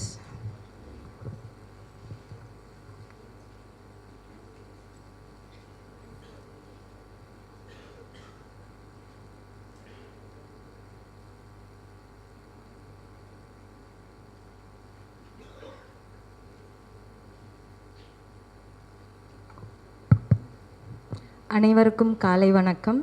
Respected Dr. Sudha Seshan ma'am, former Vice Chancellor, most dynamic Dean Dr. Johnson sir, Dr. Veerabagu sir, Dr. Vijisha, Dr. Sendil Kumar, Dr. Gunashekaran sir, and other dignitaries on the dais, respected senior professors, dear esteemed colleagues and friends. It's both an honor and a privilege to be the part of this National Anatomy Conference 2023, hosted by the Department of Anatomy at Sri Balaji Medical College and Hospital. I am humbled to share the stage with such great doyens in the field in my home state after 5 years. The conference theme, Evolution, Education and Evidence-Based Anatomy in Medicine, strikes a chord with the essence of what we, as anatomists and medical professionals, strive for every day. Our journey into this intricate world of anatomy not only enables us to comprehend the remarkable structures within the human body, but also offers a gateway to understanding the diversity of life itself. Embracing the wisdom of evolution allows us to appreciate the interconnectedness of all living beings, transcending special boundaries. So in this very interconnectedness that holds the key to unlocking the mysteries of both past and the future of medicine. As the previous excellent oration by Dr. Sudha Seshan Madam, who is a celebrity in this field and an inspiration for all anatomists, stated, the evolution of the structures, like 200 years back it was about glymphatic, the first information. So in 2015 again it is being done. So anatomy is not a dead subject anymore. So I would quote a Tamil Tirukural for this saying, Ediradha kakum arivinar killai adira varuvador noi. வரப்போவதை முன்பே அறிந்து காத்து கொள்வதில் அறிவுடையர்க்கு அவர் நடுங்கும் படியாக வரக்கூடிய துன்பம் ஒன்றுமில்லை. It means if you are aware of what is going to be, it's like more preventive. So the knowledge that is shared today in the special oration, the glymphatic system and other topics, will serve as a piece of knowledge for us to serve in this purpose of medical field. In our pursuit to excellence, it's imperative that we continually address the pressing issues in anatomy education. The knowledge and skills we impart to the next generation of medical professionals are the foundation upon which quality healthcare is built. Thus, forums like this conference provide a vital platform for sharing insights and finding innovative solutions to enhance anatomy education. Moreover, the concept of evidence-based medicine is a paramount in today's healthcare landscape. As practitioners and educators, we must ensure that our practices and teachings are grounded in the latest scientific evidence. This conference is also an opportunity to delve into the world of anatomy literature, critically appraise it and adapt our approaches accordingly to provide the best care to our patients and the best education to our students. I am particularly excited about the prospect of interacting with students and faculty from various medical and paramedical colleges. These interactions often lead to the birth of new ideas, collaborations and lifelong friendships. The significance of this networking opportunity cannot be overstated. In the days to come, I look forward to engaging in thoughtful discussions, learning from the brilliant minds gathered over here and collectively shaping the future of anatomy education and research. I am excited to be the part of this transformative event. Thank you for the opportunity. Thank you, Sarah ma'am, for the enlightening speech.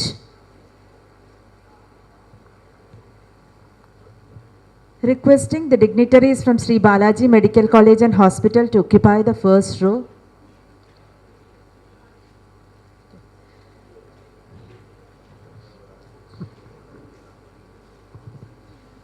We feel honored to have with us the eminent senior anatomist. It's a pleasure to honor them. Handing over to Dr. Krishnaveni Sharath, Associate Professor of Anatomy, to introduce them to the younger generation.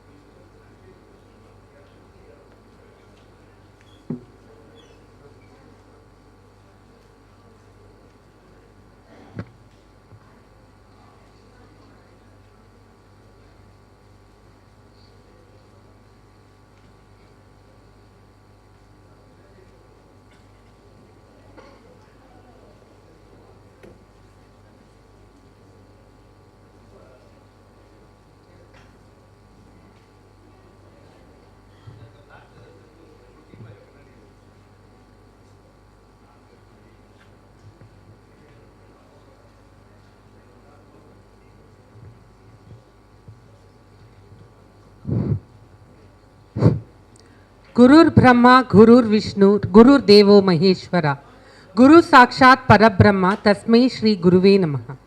Today we gather here to honor the distinguished members of our academic community. Their dedication to the field of anatomy has left an indelible mark in the field. It is with great pride and profound respect that we recognize and celebrate the exemplary contributions of our senior anatomy faculty. In the realm of medical education, anatomy is the foundation upon which all the other knowledge is built. It is the roadmap to understand the human body, its intricacies and its mysteries. The individuals we are here to honor today have not only charted that course for countless students, but have also ignited a passion of the subject for many of us. Their long and illustrious career, characterized by unwavering commitment to both teaching and research, has not only enriched our understanding of the human body, but has also shaped the future of aspiring medical professionals. The impact of their wisdom and guidance extends far beyond the confines of our institutions, reaching into the clinics, laboratories, and operating rooms where their teachings continue to influence patient care and medical achievements. Today, as we come together to recognize these senior anatomy faculty members, let us express our heartfelt gratitude for their tireless dedication, remarkable expertise, and the invaluable legacy that they have built for the generations to come. Please join me in a warm and well-deserved round of applause for our distinguished honorees. I request our advisor, Veerabahu sir, Sudha Sheshashalan ma'am, Vijisha ma'am, and our guest of honor, Sarah ma'am, to do the honors. First, Dr. Swayamjyoti Dorairaj madam. She is a retired professor of anatomy.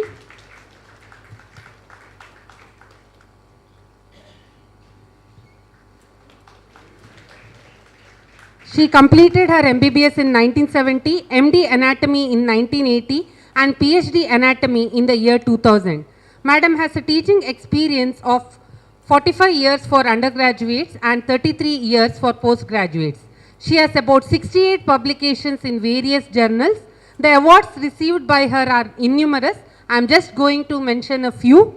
Dr. M.M. Cooper Memorial Award for Best Paper presented by Faculty of Association for the Anatomists in the year 2004, 2006, 2008, 2010, 2011, 2012 and 2013.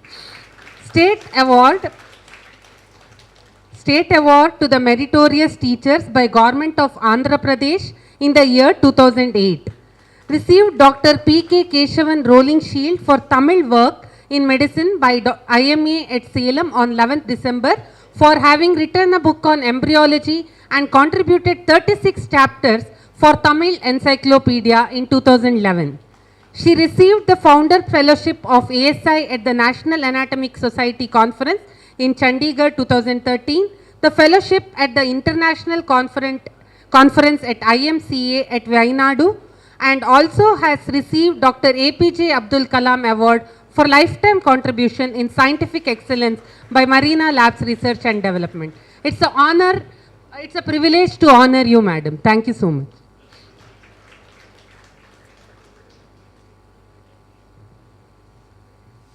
May I now request Dr. Melanie Rajendran to please come on the dais.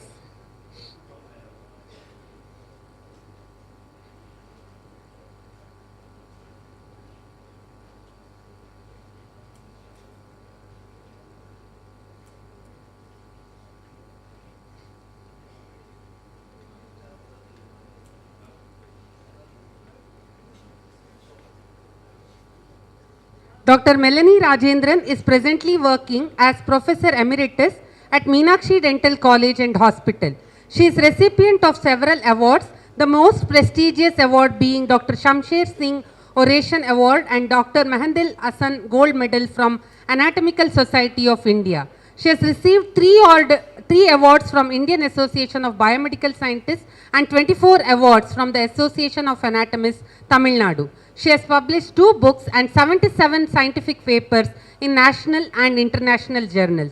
She has also received fellowship titles from Anatomical Society of India. It is a privilege to honor you, madam.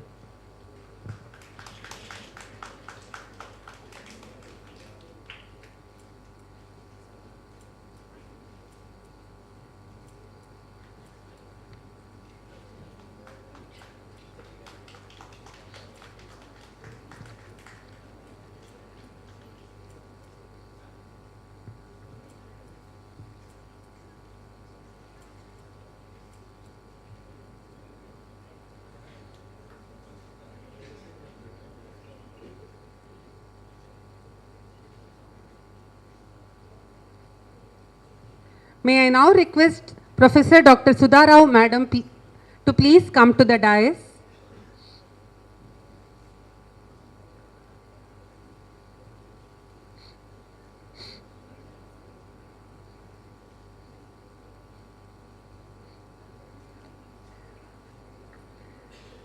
With the teaching experience of 42 years, madam has educated generations of students and shaped the future of countless aspiring professionals. She has guided 12 MS and PhD candidates. She did her MBBS from SP Medical College, Bikaner 1970 and MS Anatomy from AIMS New Delhi. She was former Director, Professor and HOD of Anatomy, JIPMER Pondicherry, and former Professor and HOD of Anatomy in MGMC RI Pondicherry. Madam has published 30 scientific papers in national and international journals, contributed to chapters in embryology in textbook of gynecology. She has organized several CMEs, workshops and training programs.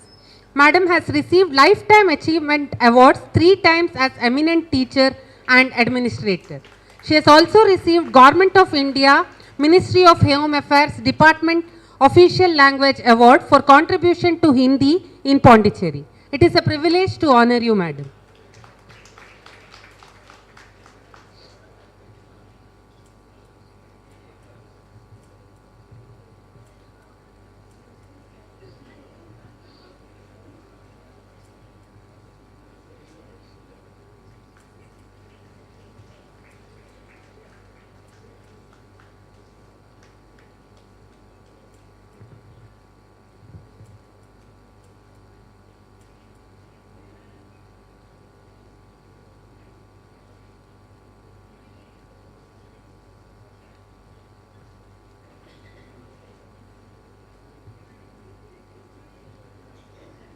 May I now request Professor Dr. J.P. Gunasekaran sir to please come to the dais.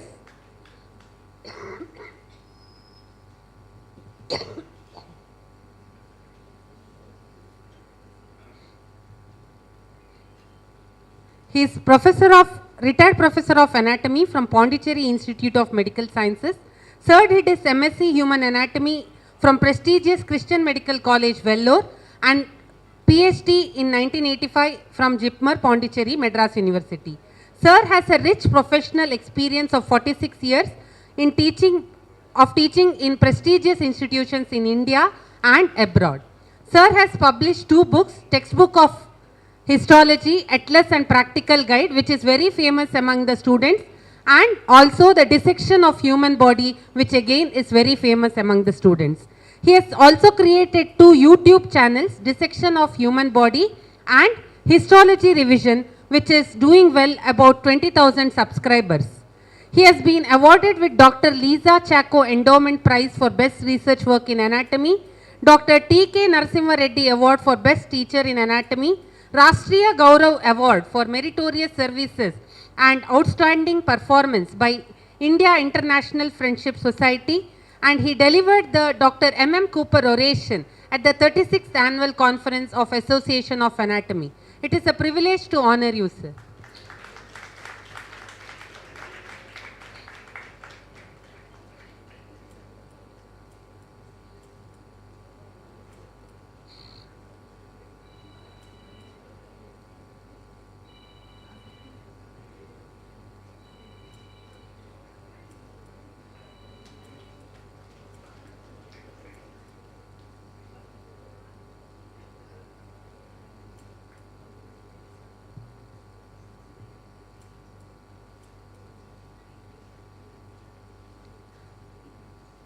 May I now request Professor Dr. Tenmoli, MS, Professor of Anatomy, to please come to the dais.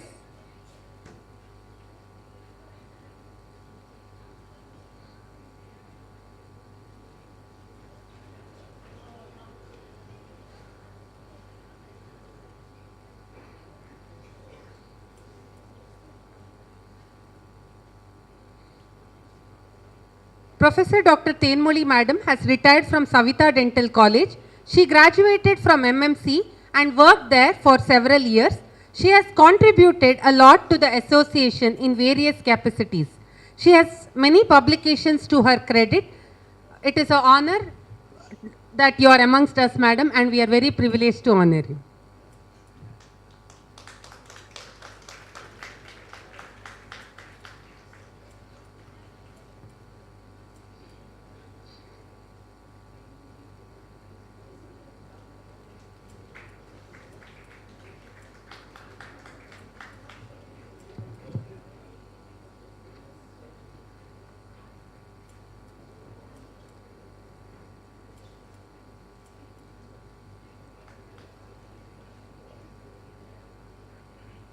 Thank you, Sudha ma'am. Thank you, Veerabahu sir. Thank you, Sara ma'am. And thank you, Vijisha ma'am. Thank you, Johnson sir.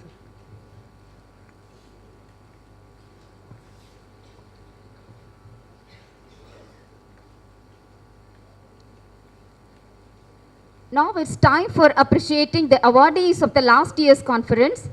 And I request the office bearers of Association of Anatomists, Tamilnadu, to take over the stage.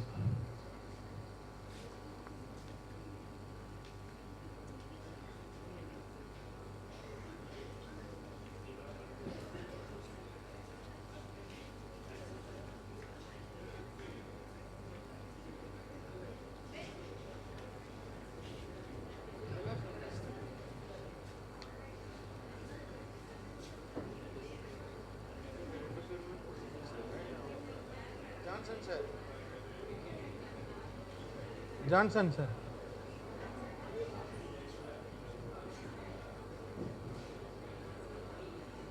Sir, அந்த இது யார் கொடுப்பாங்க? President கொடுத்து president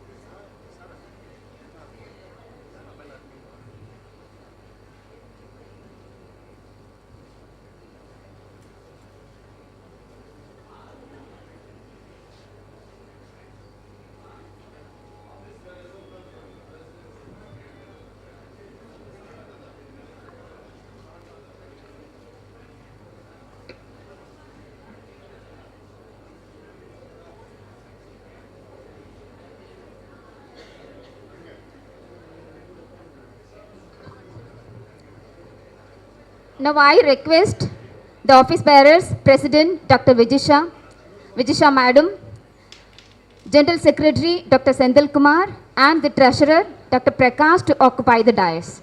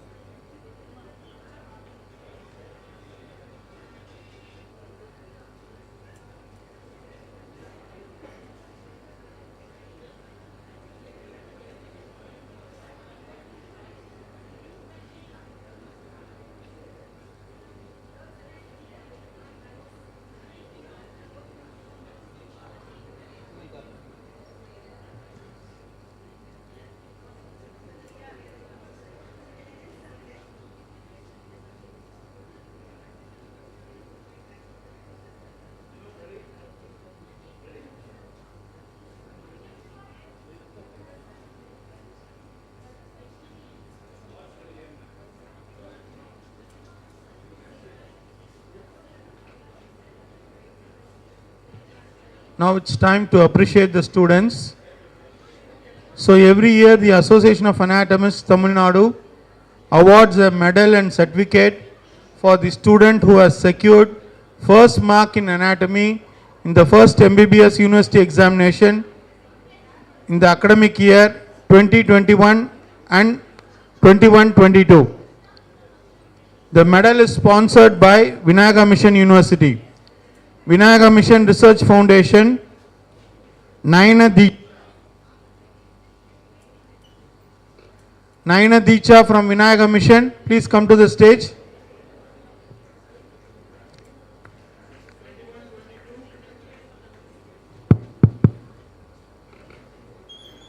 Shivam Agarwal.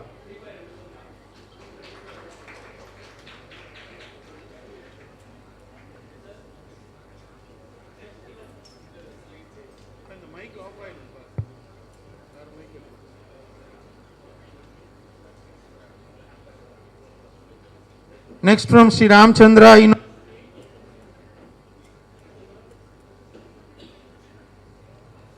Akshaya A.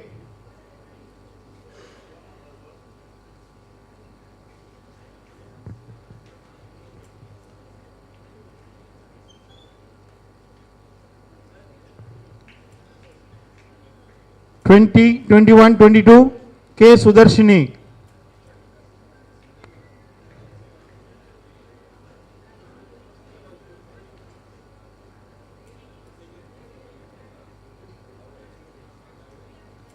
From Ramchandra, Ajay Kumar S.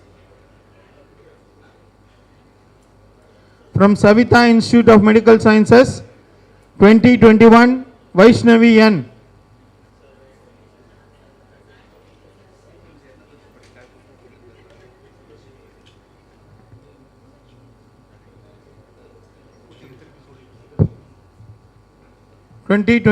K. Sudarshini from Sri Ramchandra. 2022, Ajay Kumar S. Savita Institute of Medical Science, 2021, Vaishnavi N.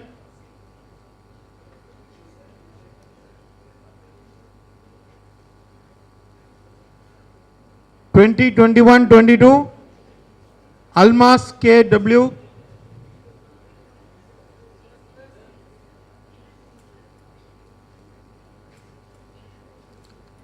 SRM Institute of Science and Technology, 2021, Annie Rose Maria.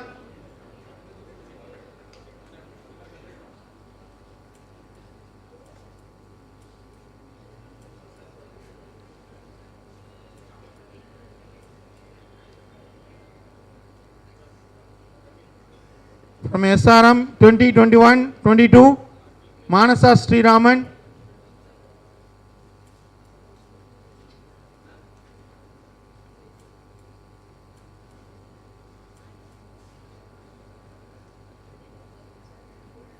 Manasa Sri Raman. The Manasa Sri Raman.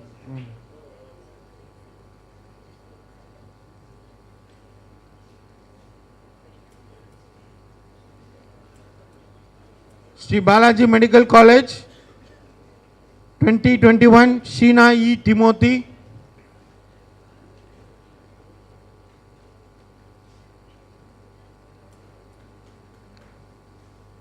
Sri Balaji Medical College Nishantini Priya N.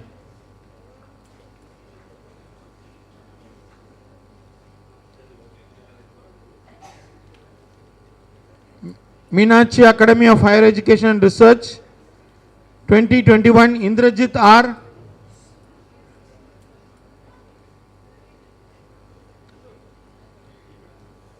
Asnapuram Abhiram Reddy. Niveda M. from Meenakshi. Chettinad Hospital and Research Institute 2021 Afitab Nawab. Tarida Mugundan. Muhammad Nawaz. For BDS, the medal is sponsored by Karpaka Vinayaga Institute of Medical Sciences. Vinayaga Mission from Vinayaga Mission 2021 Vaishnav Preeti.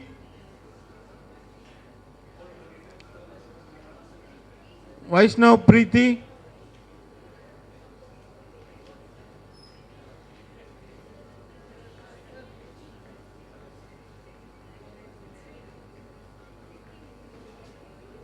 Smriti S.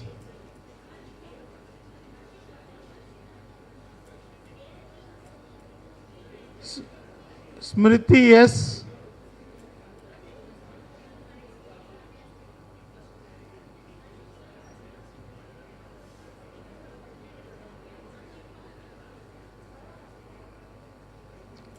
From Ramchandra, Divya Lakshmi Y.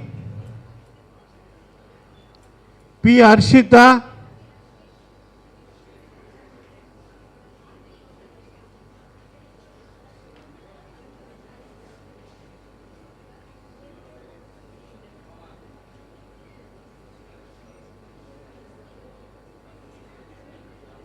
Savita Institute of Medical Science.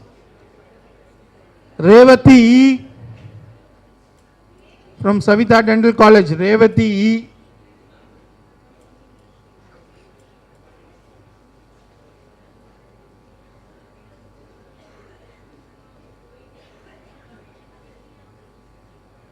Preeti K. Savita Dental College. Preeti K.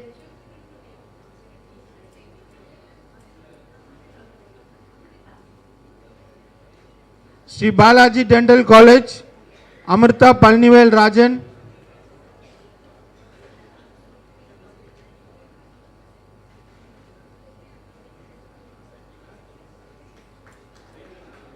Sri Balaji Dental College. Haripriya K.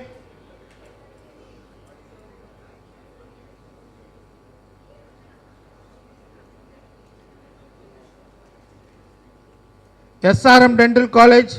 Hafisa M.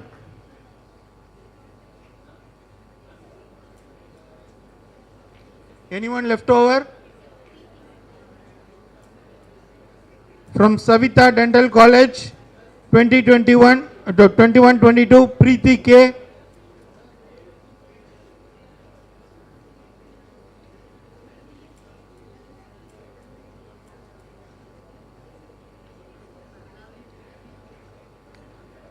Dr. Leela Krishnamurthy Award under UG category for the best paper presented in the 43rd annual conference. Edison Vijay Sundar from PIMS. Edison Vijay Sundar from PIMS.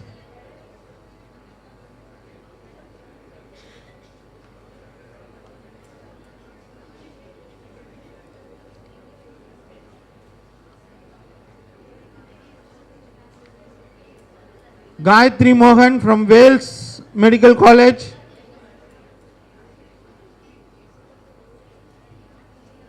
Gayatri Mohan from Wales Medical College. Arjun S. Nair from Prince. Arjun S. Nair.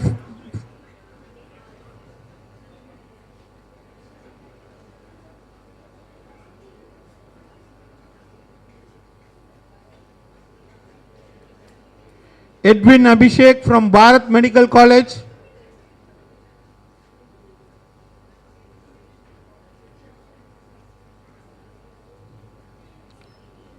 Abhinaya K from Wales Medical College.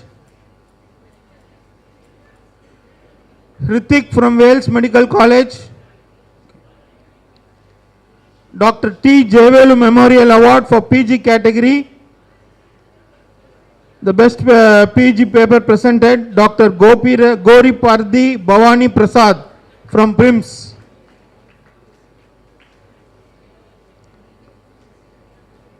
Gori Pardi Bhavani Prasad from PIMS.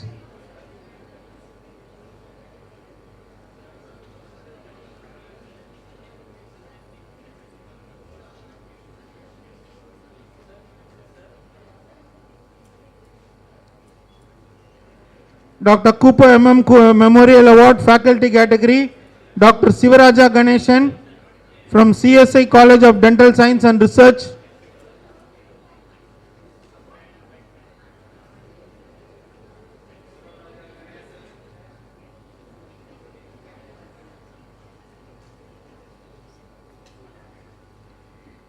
Young Faculty Dissertation Award, Dr. S. Saravana Kumar from Meenakshi Medical College.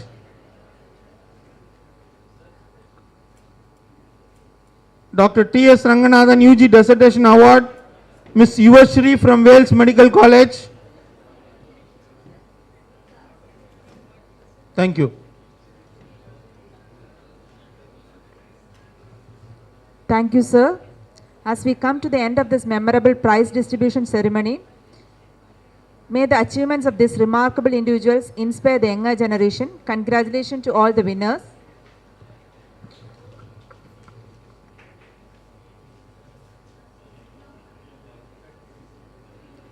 Now I invite the Joint Organizing Secretary and HOD of Department of Anatomy, Sri Balaji Medical College, Dr. G. Durga Devi, to propose the vote of thanks.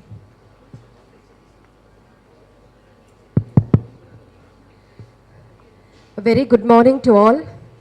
I've been given a very pleasing task of delivering the vote of thanks. Agara mudala elithellam Adi Bhagavan mudatre ulagu. I thank the Almighty to have bestowed the blessings on us to conduct the successful conduction of this conference. At this juncture, I would extend our gratitude to our management, our founder chancellor, our chairperson Dr. Nisha Madam, our managing director, our Ilamaran sir, our chief guest for today, Dr. Sara Madam, our chief guest for honor, Dr. Sudha Seshian Madam, dignitaries on the dais, administrators of the hospital, administrators, medical director, our advisor sir, medical superintendent. I extend my heartfelt thankfulness to the members of the association, the senior members of the Association of Anatomists, delegates who have come here today to grace the occasion from Tamilnadu, as well as from delegates from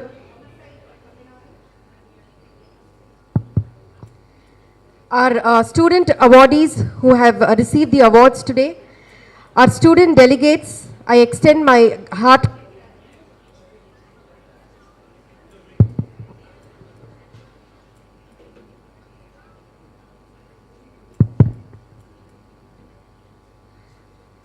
I would fail in my duties if I don't thank our committee members, starting from our registration committee, Dr. Archana Madam, who's also been the Joint Secretary for this conference, Dr. Evangeline, Dr. Krishnaveni Sharath, Associate Professor of Anatomy, our Scientific Committee for meticulously planning all the scientific sessions, Dr. Jinnu Malan, Dr. Meni Prabha, Dr. Tain Aravi and Dr. Chitra, our tutors, Hospitality Committee, Dr. Jay Kumari, Dr. Ramya, Moksha and Dr. Aarti, our tutors, Accommodation and Transport Committee, Dr. K. Prabhu and Dr. M. Kavimani sir, our support staff, our technical staff, Aarti and Shubha, our non-teaching staff, Selvam, Sampath and Balamurugan, our hall arrangement technicians, our hall arrangement staff, Mr. Karthik and Ganesh, our decorators, Mr. Armugam. I extend my gratitude to the photographers today, Mr. Henry and Mr. Peter, our printers for the souvenir and certificates, Netway printers. I extend our gratitude to our sponsors, that is CBS Publishers and 3D Virtual Dissection Table Cadavers. And with this Tirukural, I would like to end. Seyyamal Seida Udavikku Vayagamum Vanagamum Aatral Aridu. People who came on their own and volunteered to help us and conduct this conference in a successful manner.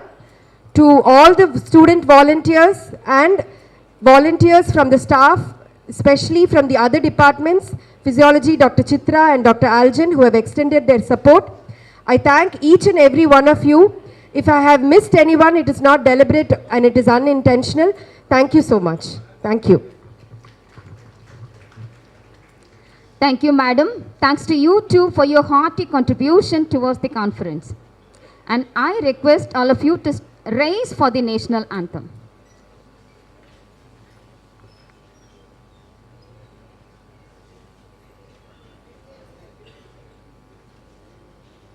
जनगण मन अधिनायक जय हे भारत भाग्य विधाता पंजाब सिंध गुजरात मराठा द्राविड उत्कल बंगा विंध्य हिमाचल यमुना गंगा उच्चल जलधि तरंगा तव शुभ नामे जागे तव शुभ आशीष मांगे गाहे तव जय गाथा जन गण मंगलदायक जय हे भारत भाग्य विधाता जय हे जय हे जय हे जय जय जय जय हे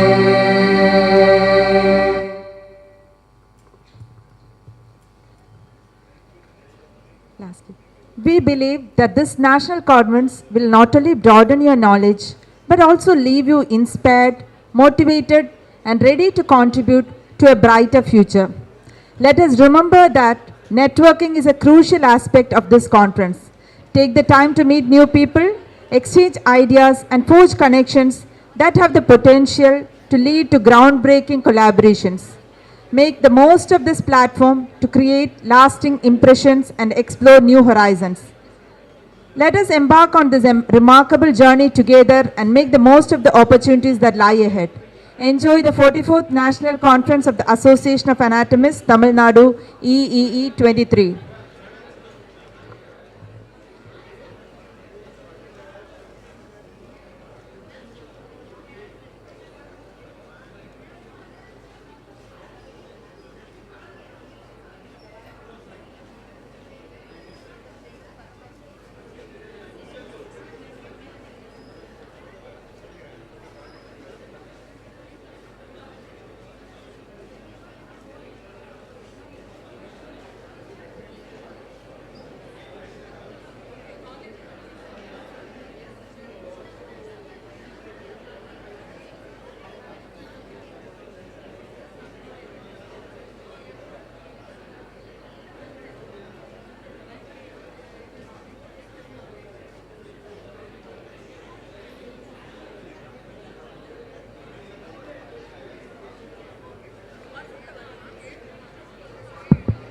We will have a 10 minutes break and then we'll start with the Cooper oration.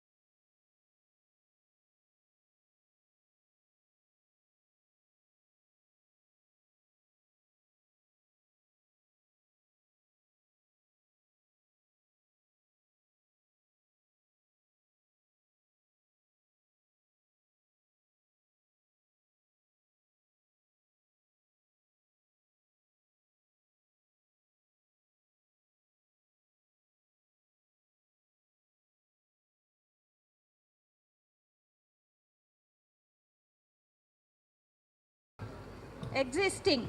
Anatomy is one such a subject which unlocks this mystery. I take a great pleasure in welcoming our speaker here to the expert in unlocking the mystery, Dr. Sundara Pandian, Professor and HOD at SRM Medical College.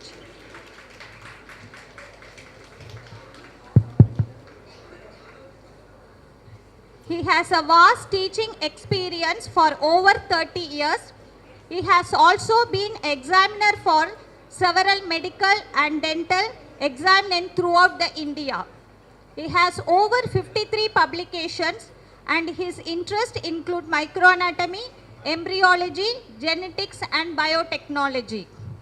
He has received several awards which include Quality Research Award, Best Teacher Award awarded by Research Foundation of India, Global Faculty Award awarded by AKS Education, Mahatma Gandhi Leadership Award presented by NRI Welfare Society of India, Lifetime Education Achievement Award in the year 2015 awarded by International Institute of Education and Management, New Delhi, Bharat Vidya Gaurav Prasakar Award in the year 2016 awarded by Global Achievers Foundation Individual Contribution for National Economic and Social Development, Best Performance Award awarded by SRM University. He also won Dr. M.M. Cooper Best Paper Award for his paper on congenital diaphragmatic hernia and also dilated coronary sinus with persistent left superior vena cava. I take a great pride in welcoming you, sir. Welcome, sir.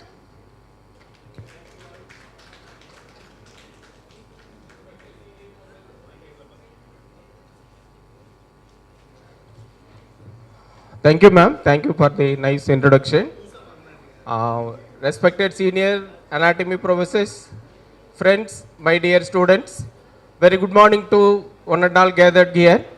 So today the topic is evidence-based anatomy.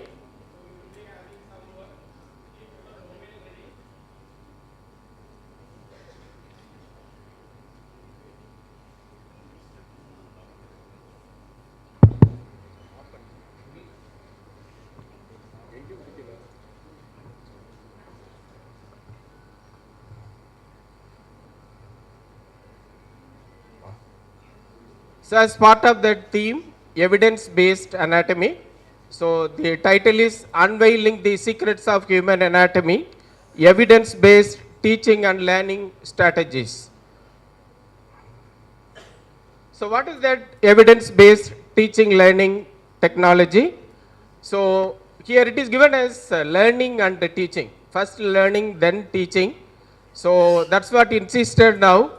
We have to learn first, then only we can teach. So that's why it is given as evidence-based learning and teaching technology. Actually, it is an approach or it is an pedagogy, but scientifically proved to better outcome. So actually, it is more effective and more efficient for both teachers as well as the educators. So actually, by incorporating that evidence-based learning teaching principles, the medical educators can enhance their teaching practices, so that is more important as per by our NMC norms, resulting in better prepared healthcare professionals and improved patient outcome. So that is our evidence-based teaching learning technology. So what are all the importance of it? As I told already, it is scientifically proved. So many evidences are there for each technology. So I am going to refer each and every one in each slide. Actually, it helps the educators to decide the pedagogy method for better outcome. Actually, by incorporating evidence-based strategies, instructors can create dynamic and engaging learning environment. So that is important now. Our traditional learning is teacher-centric, learners are passive learners. So now what NMC is insisting, the students should be active learners, so we have to engage them.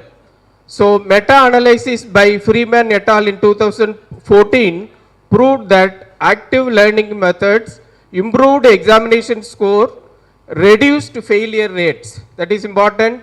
In STM means science, technology, engineering, mathematics, including anatomy. So improved outcome comes.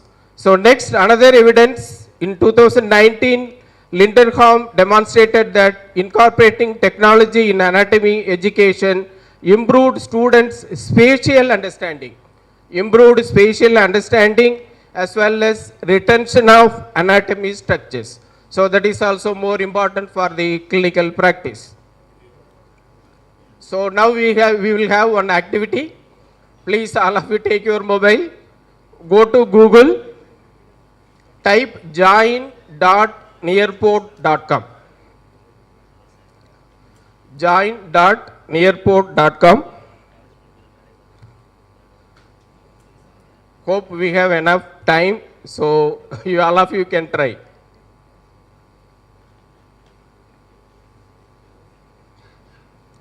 Go to Google, type join.nearport.com.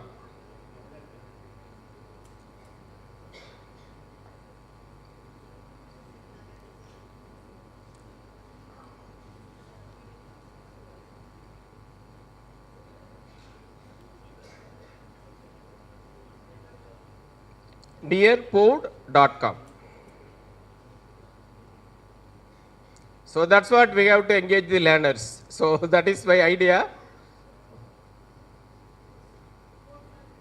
Okay. So next slide I will project the code. So this is the instruction. In this place you have to enter the code. Next you have to type your name. You have to enter your response. Finally submit.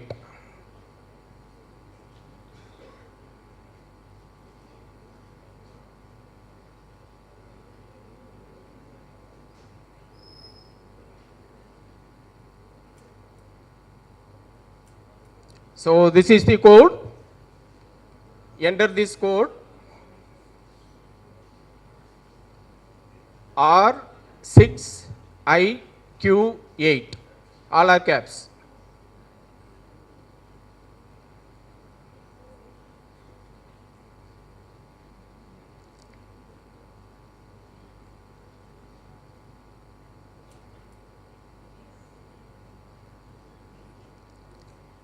Are you ready?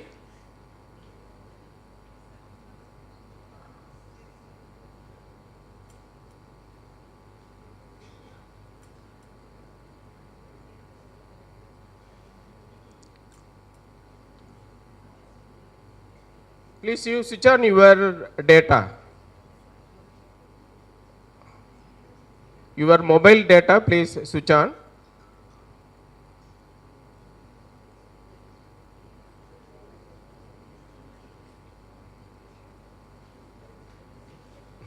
கொஞ்சம் help பண்ணுங்கம்மா please.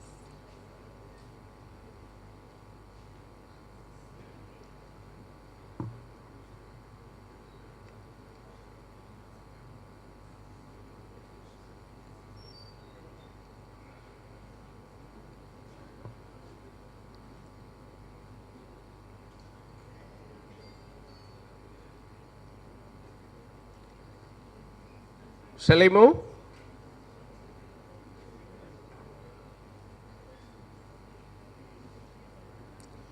So you will be getting the question, how often you use digital technology in your classes? Are you getting the question? Yes. Yes, very good. 46 participants are there. It's nice.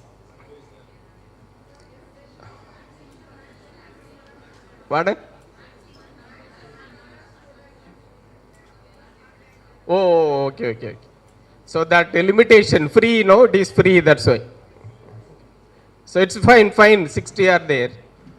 So regularly you are using, more often, no answer, very often, every day. Okay, it's fine. So that shows that you are all engaged, isn't it? That's what we have to engage the students now. So instead of that passive learning, we have to promote. Okay, shall we move? Thank you for the active participation.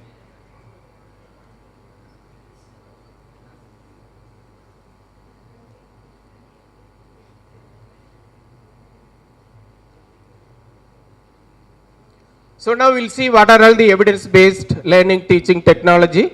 So they are all nothing but pedagogy methods. So first one is active learning. So what is that active learning? Already I told. So we have to engage the students. So that is active learning. They have to participate in the learning. Okay. So that is active learning. Next is technology integration. So we have to integrate technology. So nowadays it is also insisted by National Education Policy 2020. So next, use of visual aids. Use of visual aids to enhance the learning. Next, formative assessment. Next, application of real life scenario. So that is problem based learning. So next is collaborative learning. So collaborative learning of the learners. Next, addressing the learning style. So that is more important.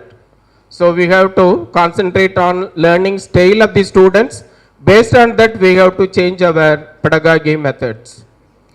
So next one is building a supportive environment.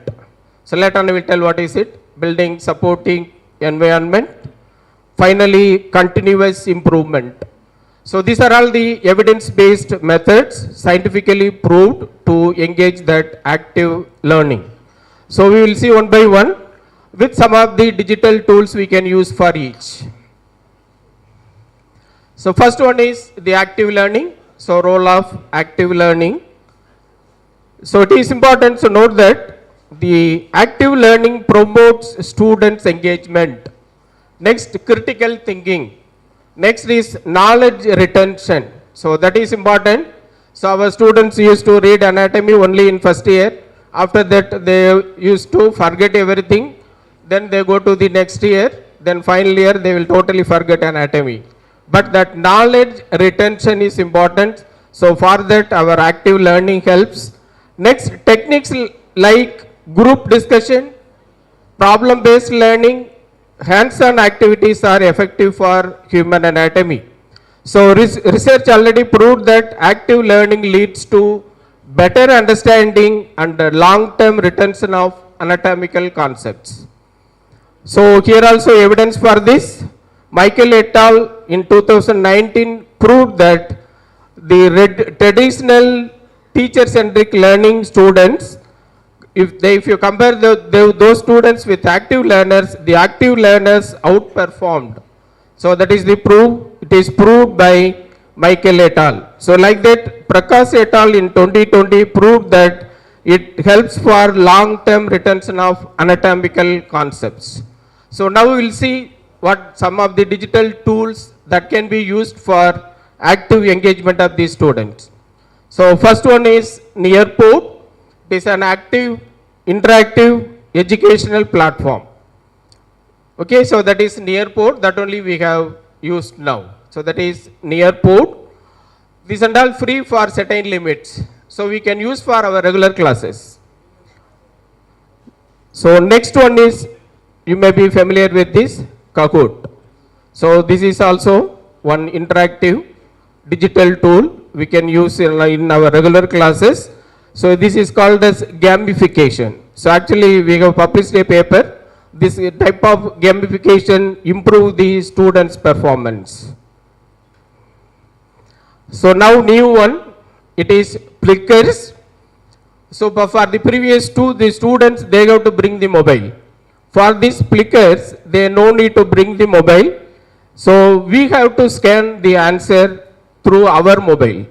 So they no need to bring, just they have to write the name, they have to answer for these questions like this. So we can scan, if the student show the paper, we can scan it. So that is the new one. Students no need to bring the mobile. So that is Plickers. So these are only some of the tools, digital tools that can be used for active learning. So at the end of the session, I will give one list of digital tools that you can try.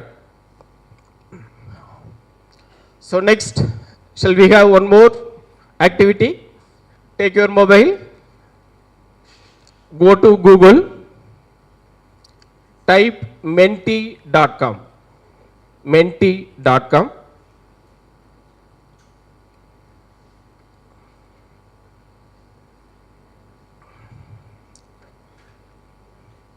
So limitation may be there. Quickly try. Menti.com. Have you got it? Got it. So next, I will tell the code.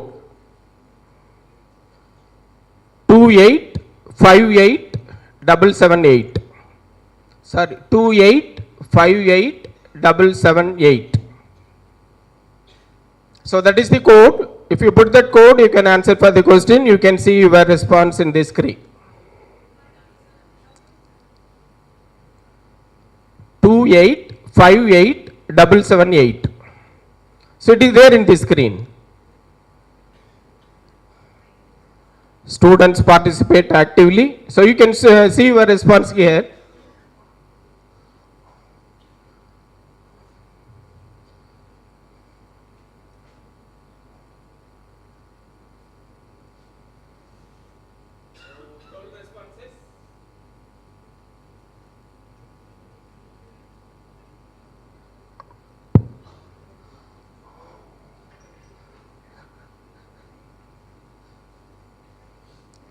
Fun learning, isn't it? That's what we have to motivate the students nowadays. Mobile means they will be very happy.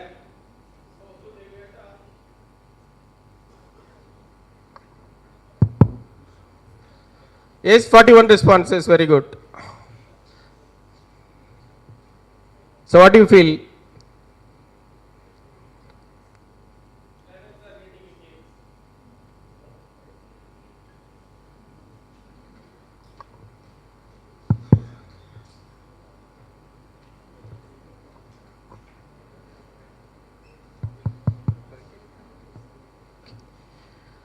Very good, 52.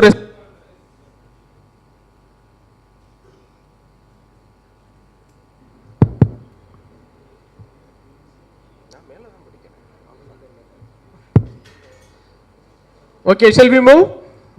Very good, that's what we have to engage these students. So have you already experienced Menti? Mentimeter or Menti.com? Okay. So we can use for our regular classes like this. In between the class, to motivate that students, we can use this. Hope that Klimbatics is sleeping, all are awake.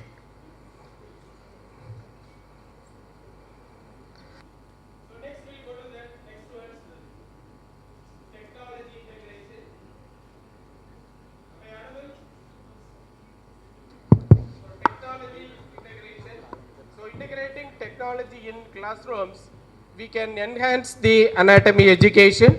So actually nowadays most popular one is virtual dissection tools. We have virtual dissection table also now, as we have dearth of cadavers nowadays. Slowly we are also moving towards that. Anyhow, all those digital tools are not going to replace our cadaveric dissection. So like that, 3D models. Next, interactive apps like this.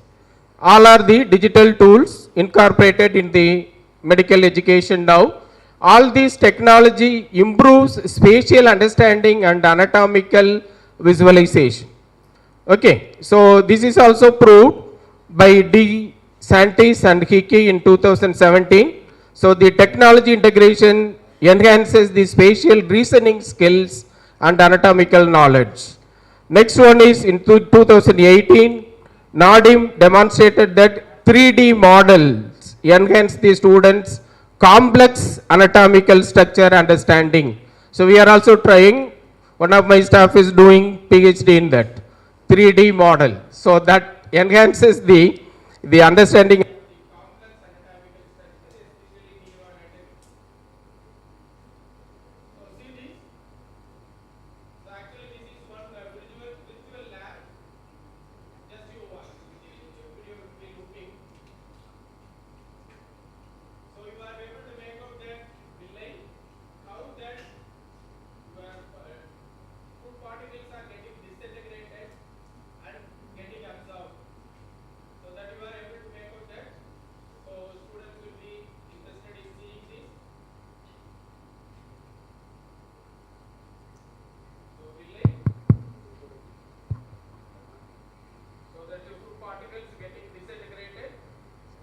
passing through the lumen, reaches the villi.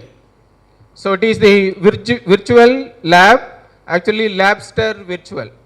A certain limit it is free, we can use. What I am using now is free only. So this is one common digital technology. Next is primal picture. So in the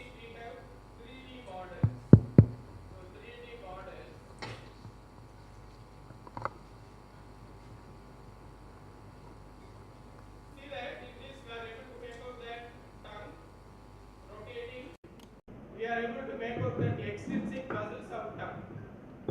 Clearly, we can make out that. So before dissection, we can give this preview. Then we can ask the student to go for the dissection. So 3D model with muscles of facial expression, tongue with extrinsic muscles, nicely hyoglosses, genioglosses and all we are able to make out. So that is the 3D model. So the company is Primal Picture. Okay. So this and all free only. We can use it. So next, use of visual aids to enhance the learning. So visual aids like anatomical charts already we are using, diagrams we are using. Now the popular one is our PowerPoint presentation with multimedia presentation. So we can enhance the PowerPoint with audio, video and interaction. So that is called as multimedia presentation. So that is nothing but PowerPoint only. So commonly used one is our PowerPoint. Regularly we are using it. So this is also proved. The systematic review by Alexander et al. In 2019 proved that this usual of visual aids improve the students' performance as well as understanding of anatomy. So another Paivanti et al. In 2018, they also proved that it increases the students' recall and identification of these structures important for our spotters. So next we will see how that PowerPoint can be used for interaction, of course for incorporation of video and audio. That of course you may be familiar with that. So if we in the PowerPoint regularly we are using audio and video. So this is how the PowerPoint can be used interactively. So this is the question. So we can ask the question. So if they don't answer, we can give the answer also. So it is Radke's pouch. So that's what we can use for interaction. Okay. So next we have one video. So that video is incorporated in that PowerPoint. So that is also a very nice one. So please go through it. So loop of small intestine with nice plica circulare. You are able to make out with epithelial cells and villi. These cells are perfect for absorption because they have fingers, which increases the surface area for absorption of nutrients and other molecules through the membranes. The plica circulare is very nice. How the digested particles are reaching the circulation.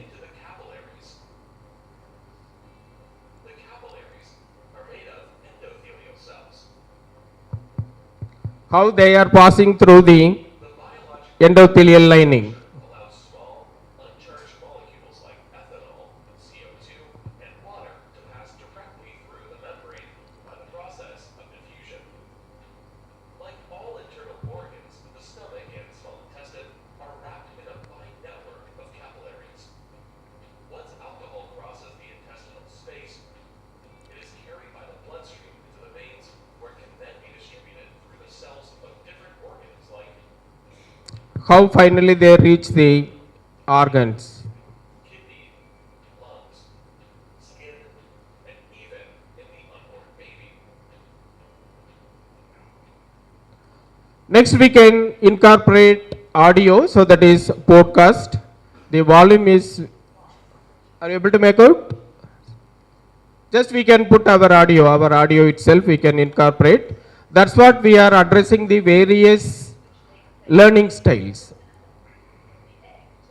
So we can incorporate audio in that PPT.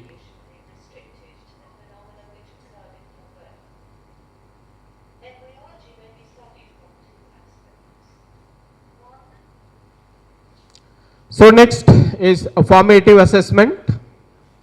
So nowadays NMC is insisting the formative assessment. So more marks are allotted. Now as per the recent regulation, 500 marks for theory, 500 marks for practical. If I am correct, 500 plus 500. So this formative assessment. So this is our regular internal assessment. In addition to that, daily during our regular lecture, we have to conduct assessment. So this assessment is called as assessment for learning. Assessment for learning is called as formative assessment. We are not assessing the knowledge of the student. We are giving this assessment to the students for learning purpose. That only called as formative assessment, assessment for learning. Okay, for this we can use different medical applications. So here also we have some of the digital tools, quiz, poll and the concept mapping we can use. This and all free to certain extent. So this is also proved. So this formative assessment enhances the learning and the knowledge retention. So these two references are there. So they are helping for anatomy examination performance as well as better retention of anatomical knowledge. So this is that app, so called as quiz. So this we can use during our lecture itself. We can give in between or at the end, we can give 5 questions related to our topic. Okay, so we can ask the students there itself. They have to, now you are going to do. Is it boring? Okay, we can do that. We can have that practice of quiz. So take your mobile, go to Google, joinmyquiz.com. Joinmyquiz.com. The questions will be funny for the anatomy faculties. You don't bother about that. Purposely you make mistake also. We can see the leaderboard, how it comes. Okay. So this is not the test. So this is assessment for learning. So have you opened? So I will tell the code, your typer name.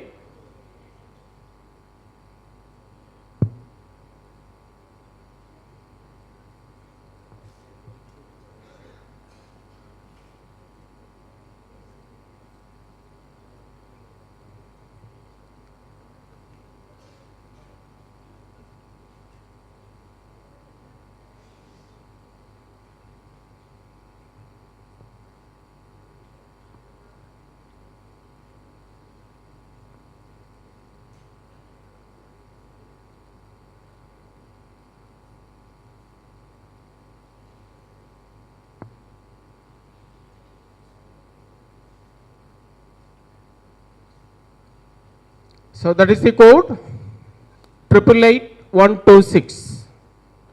888126.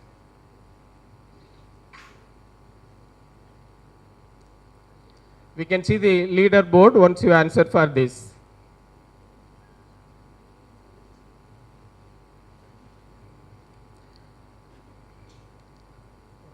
Yes, very good.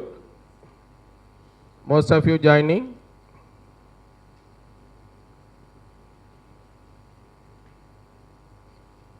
CTC, what do you feel? Easily we can use, isn't it? During our regular lecture itself, for formative assessment we can use. So the responses will be recorded. We can download the Excel. We no need to sit and make entry of the marks. Shall I start?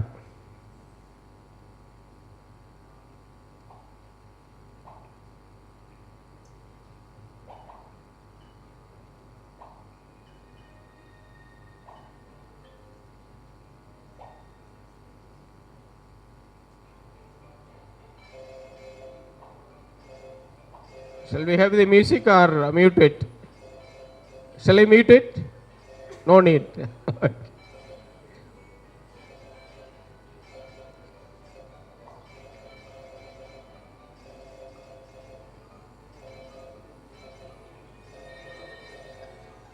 Make mistake also.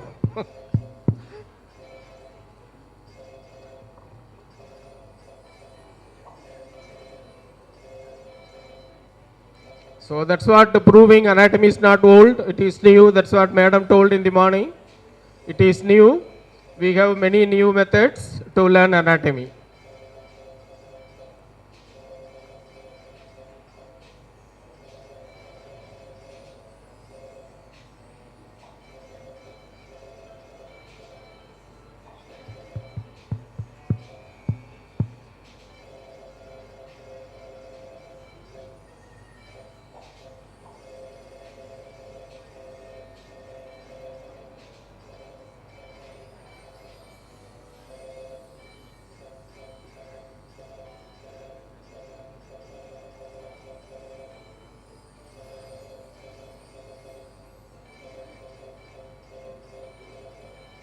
Aishwarya got 10. So that's what the student can directly see that responses.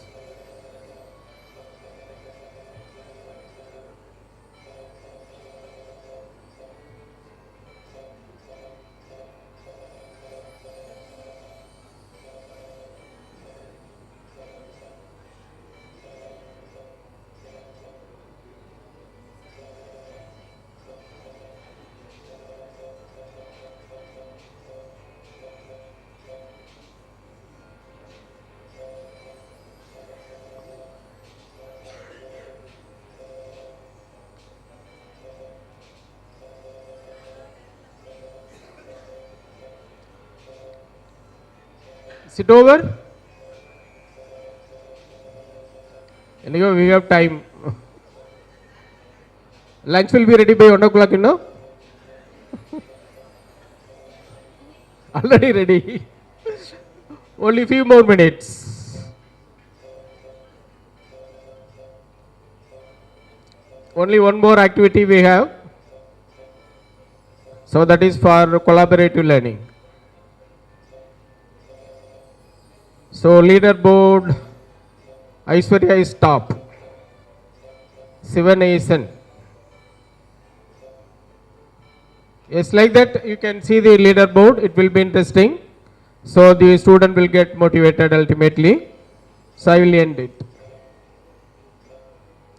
Still people are answering? Still it is going on.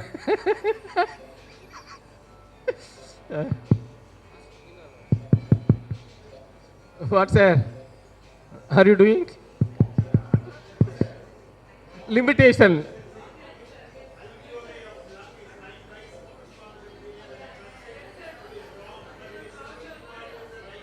Oh, sorry.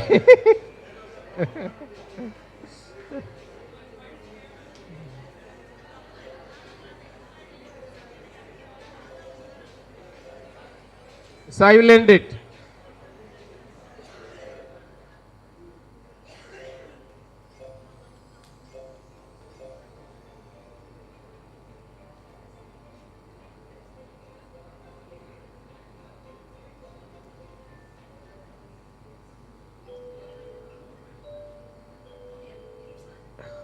Yes, final leaderboard, first, second and third.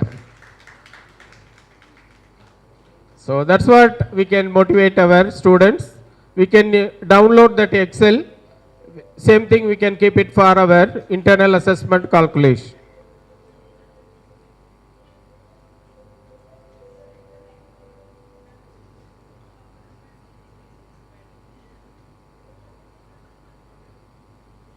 So next, application of real life scenario. Of course, we are all familiar with that. Nowadays, NMC is insisting for that. Problem based essay question, short notes as well as MCQ. This also increases the retention of anatomical knowledge. So here itself we are telling about the clinical history, what way it will be useful for them. So that's what nowadays yearly clinical exposure is also there. So in first year itself, students are seeing the cases. They are correlating the anatomy knowledge for the clinical purpose, real life scenario. It is also proved by these two studies. So next is collaborative learning. So we are encouraging the collaborative learning now with small group discussion. So they can learn themselves. Nowadays that STL is also there. So it promotes the teamwork and the communication skills. So for that purpose we are using that collaborative learning. So for that also so many digital tools are there. So we can use only, I will use only one digital tool for that. So see this interesting one. This is the app called as Myro. Whole class can participate in this collaboration. They can be divided into 4 groups. In each group they can participate, they can give their opinion, they can interact with the other students. So they can collaborate and come to a final conclusion, that is Myro. So this is also free for to certain limit. So next one is X-Mind. Actually initially it was introduced for mind mapping. Nowadays it is used for our collaborative work also. So that is X-Mind. That is also free tool. So next one is Padlet. So you can scan this QR code from your place itself, you can scan it.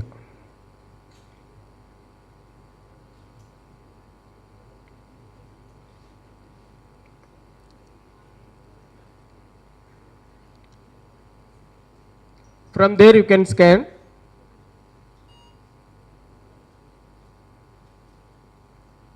This is called as Padlet. So in one wall will be there. In that wall individual opinion will be coming as a separate note. So we can collaborate with others. Once you scan, sit over. Madam, if you watch them, that's what she said.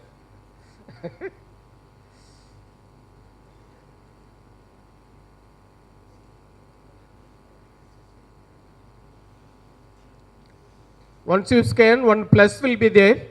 You press that plus. You can answer for the question and you can publish it. At the site of subject, you put your name. Your name will come. Press the plus. You will be getting one space. You will be getting that subject. In that subject, you have to put your name. It is there in the next slide. Once you open Padlet, click that plus icon. In the place of subject, type your name. Next you have to type your response. Click publish.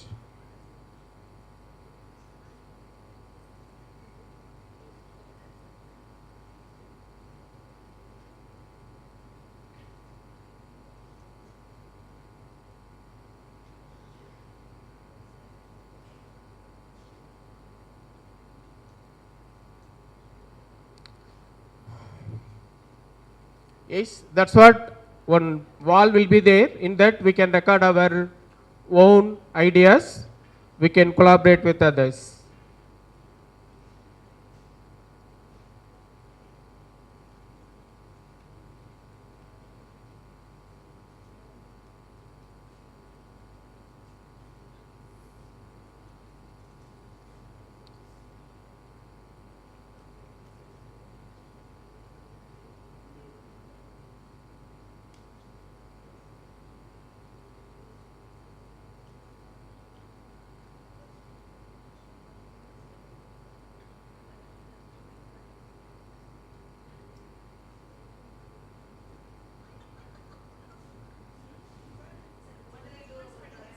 What, ma'am? Anything. Anything we can try.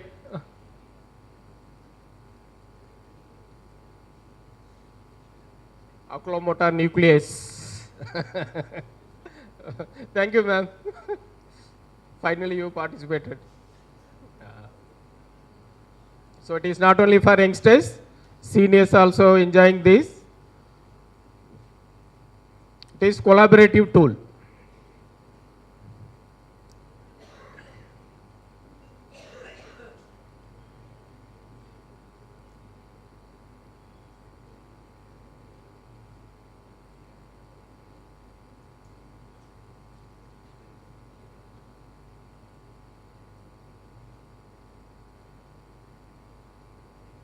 So all the lymphatics of your brain is sleeping.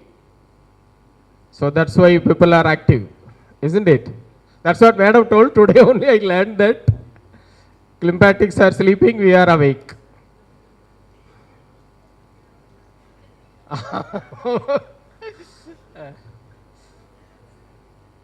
Okay, I will stop with this.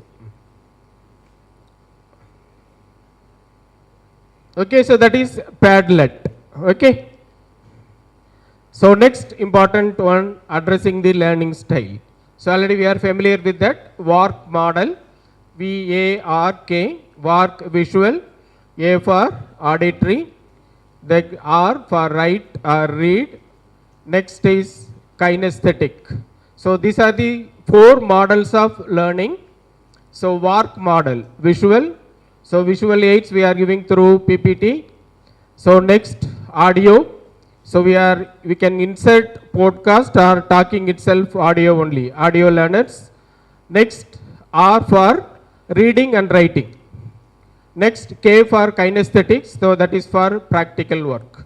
So already I told about all these things in visual aids itself. PPT can be used for audio learners, visual learners, for kinesthetic learners also. So this is also proved. So we have to mix the methods, so that is important. So some of the students may be visual learners, some of the learners will be auditory learners, some of them can learn only through practice. So that is kinesthetic learners. So we have to analyze the student. So or otherwise we have to mix all these methods. So that is multimodal learning approaches, including auditory, visual and kinesthetic, improved the learning outcome. So that is proved in 2018 by Prince as well as Fleming et al. In 2018, that improve the academic performance. So just I will put only one. So that is first one is for auditory learners, podcast. So for visual learners, 3D model. For kinesthetic learners, the practical work. So all these 3 type of learners are engaged here. So that is addressing the your learning style. So next is building supportive learning environment. So that is important. So in olden days we will be like a terror. So students will be silently sitting and listening. So that should be removed. So okay, it should be interactive. So we have to encourage open communication. We have to provide constructive feedback. So that is important, constructive feedback. We have to address the students' concern also. Then only students will be friendly with us. So it will enhance the learning. So that's called as building a supportive learning environment. So open communication, constructive feedback and addressing the students' concern. So that helps for your student engagement as well as participation in anatomy. All are proved one. So this is in 2019 by Mercer and Ryan. Then 2021 Gang et al. Proved this, the building the supportive learning environment. So for that commonly used one is Survey Monkey. It is also free. So for constructive feedback, immediate feedback, we can use this Survey Monkey. It is also free. Survey Monkey, anyhow we are not going to use it now. So next is continuous improvement. So what is this continuous improvement? So not the performance of the student. This continuous improvement is nothing but we have to change our teaching method. We have to change our teaching strategy based on the feedback of the students. So continuously we have to change our teaching style. So that is called as continuous improvement. That is also proved. Based on that feedback, based on that assessment, we have to change our teaching style. So that is called as continuous improvement. So that is also proved. Evidence-based techniques requires continuous improvement for optimal result. For optimal result, this is very, very important. Feldman et al. In 2022, it is proved. Like that, Srinivasan et al. In 2019 also proved that continuous improvement enhances the learning outcome. So now another one is 21st century skills. So it is also insisted by NEP 2020. So our NMC also. So what are those 21st century skills? Collaboration. So we have seen already. Next, critical thinking. Next, creativity. Finally, communication. So these are the 21st century skills. So if we use all these digital technologies, if we change our teaching styles, we can produce these skills on our medical students. So conclusion, so this evidence-based teaching learning in human anatomy are crucial for the better learning outcome. So your active learning, technology integration, visual aids and real life scenario are effective strategies supported by research. By combining these methods and fostering the supportive environment, educator can facilitate a deeper understanding of human anatomy and prepare students for successful career in healthcare and medical science. So this is for feedback only. You can scan from there itself. You can scan this QR code. We can give you your feedback, positive as well as negative. So negative feedbacks are most welcome.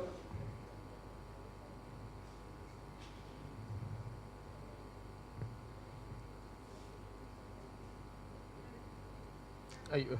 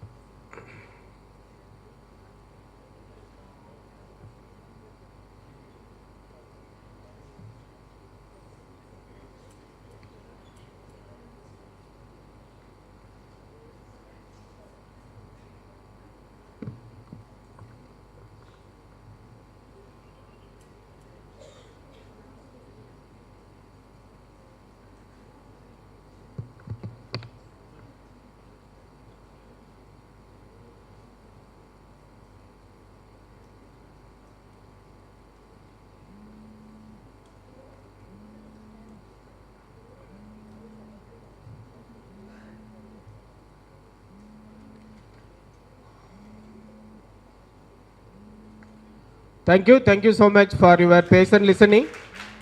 So active participation, that is more important. Thank you very much.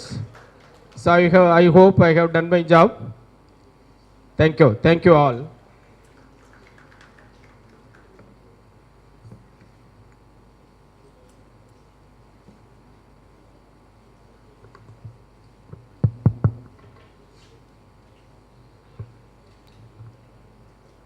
Thank you, sir. Your way of activity teaching and the activities you have given us put us on our toes. We really enjoyed your oration for. Thank you, sir.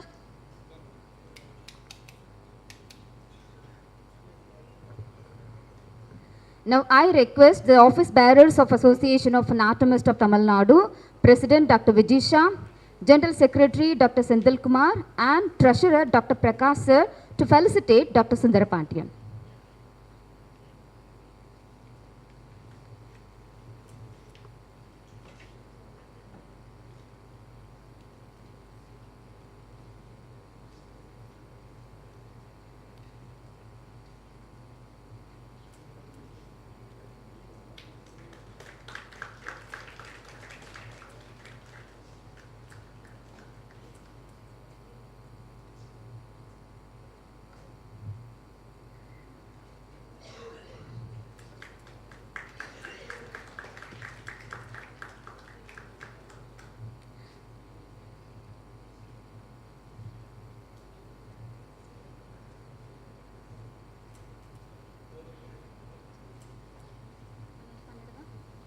Thank you so much, all of you. With this, we are concluding the programs here. Lunch is served in the college block, veg in the Department of Anatomy, non-veg in the Department of Microbiology. Award session follows after lunch by 2 p.m. in Lecture Hall 1, first floor, college block.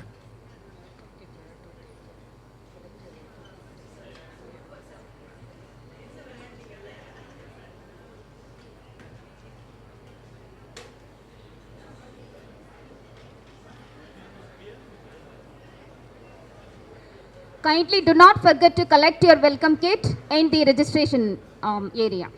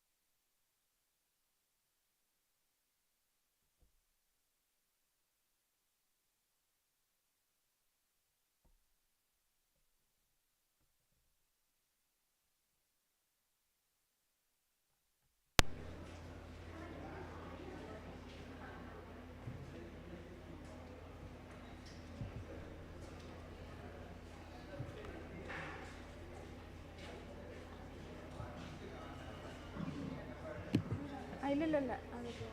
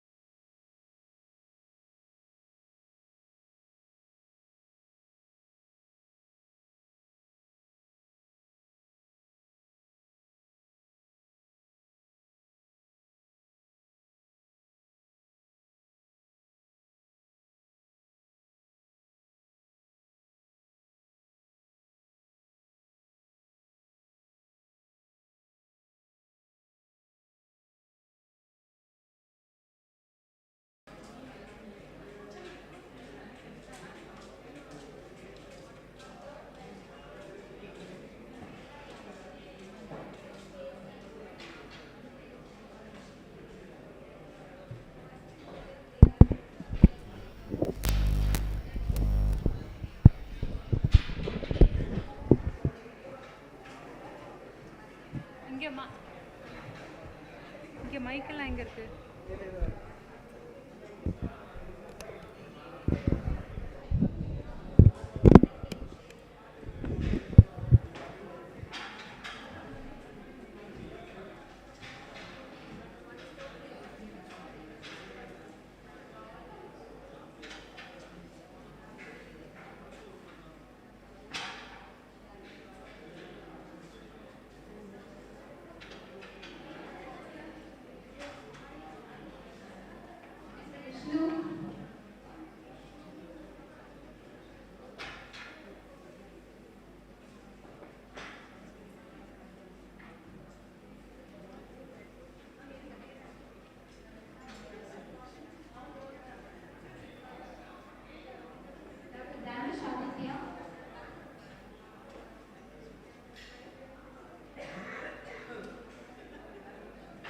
Dr. Siddhanika Balasundaram, Dr. Karul Udapiyar, Dr. Prabhavati Vijayendran, Dr. Senthil Kumar.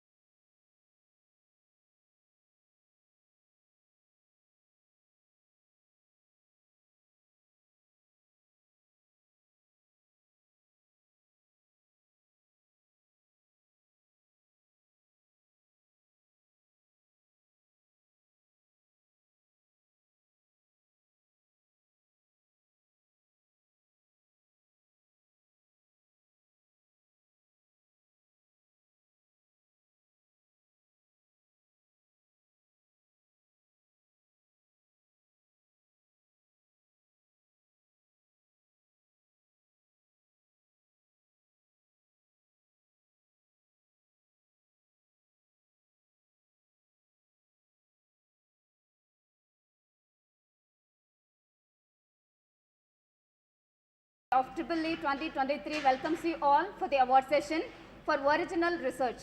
We have two categories of award session here. The first one is Dr. M.M. Cooper Award session for faculty category. The second one is Dr. Leela Krishnamurthy Award session for UG category. We have three judges among us for this session: Dr. Melanie Rajendran, Senior Anatomist, Dr. Sudha Rao, Senior Anatomist, and Dr. Vijisha Palgunan, currently the President of Association of Anatomists, Tamilnadu. I hope we have already seen enough regarding them. Welcome, Madam. Before the session, let me read out the regulations of this session. I hope you might have already seen them on the website. Still, it's my duty to read them.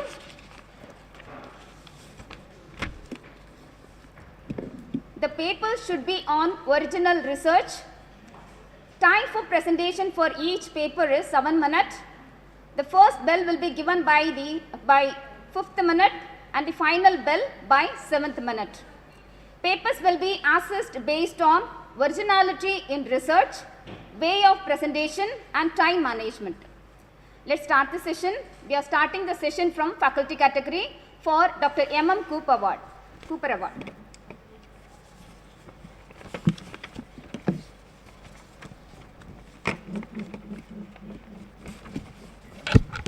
Our first presenter is Dr. Suganitha Balasundaram, Faculty, Savitha University, Aakash Institute of Medical Sciences, on the title, A Preparation of Puncomia pinnata leaf extract inhibits the apoptosis of cortical neurons in pre or post-stroke rat via regulating the expression of Bax BCL2 and caspase-3.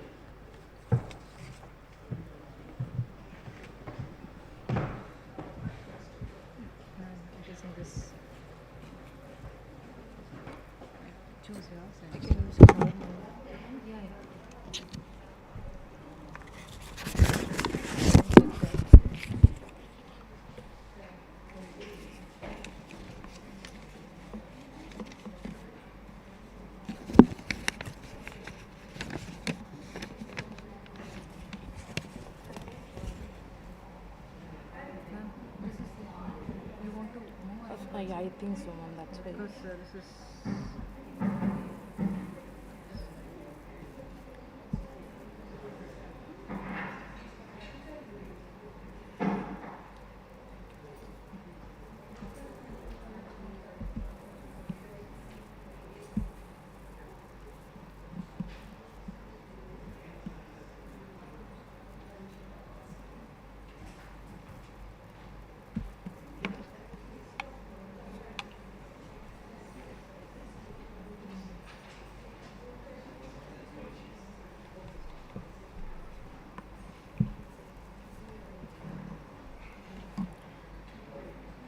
Good afternoon, one and all present here.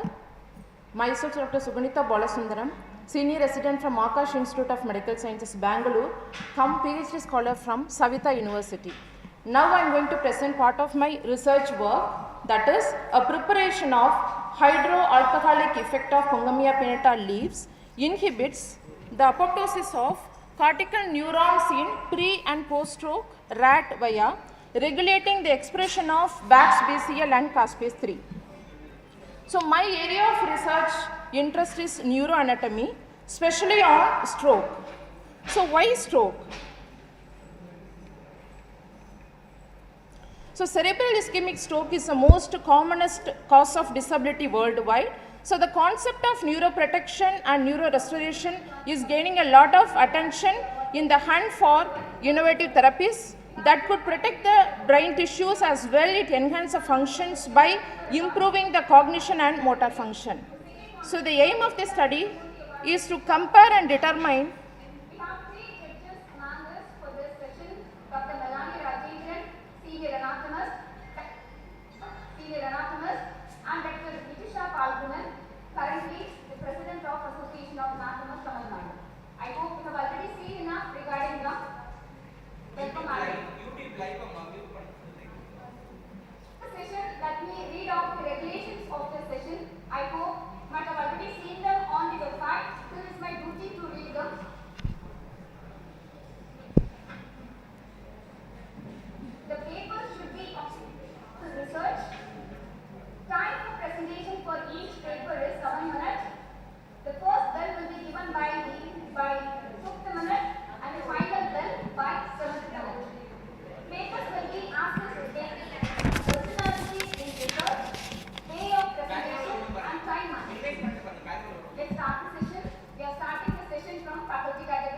இல்லை ma'am இதுவா இதுவும் இல்லை இது நான் தான் open பண்ணேன் இது இல்லை sorry no problem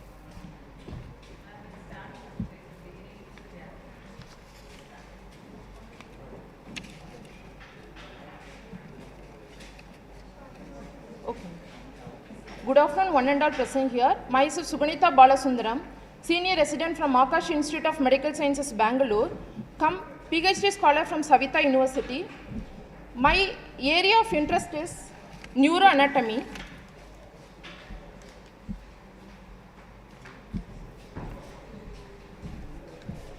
So I am going to present part of my research work, that is a preparation of hydroalcoholic extract of Pungamia pinnata leaves inhibits the apoptosis of cortical neurons in pre and post stroke rat via regulating the expression of BAX BCL2 and caspase 3.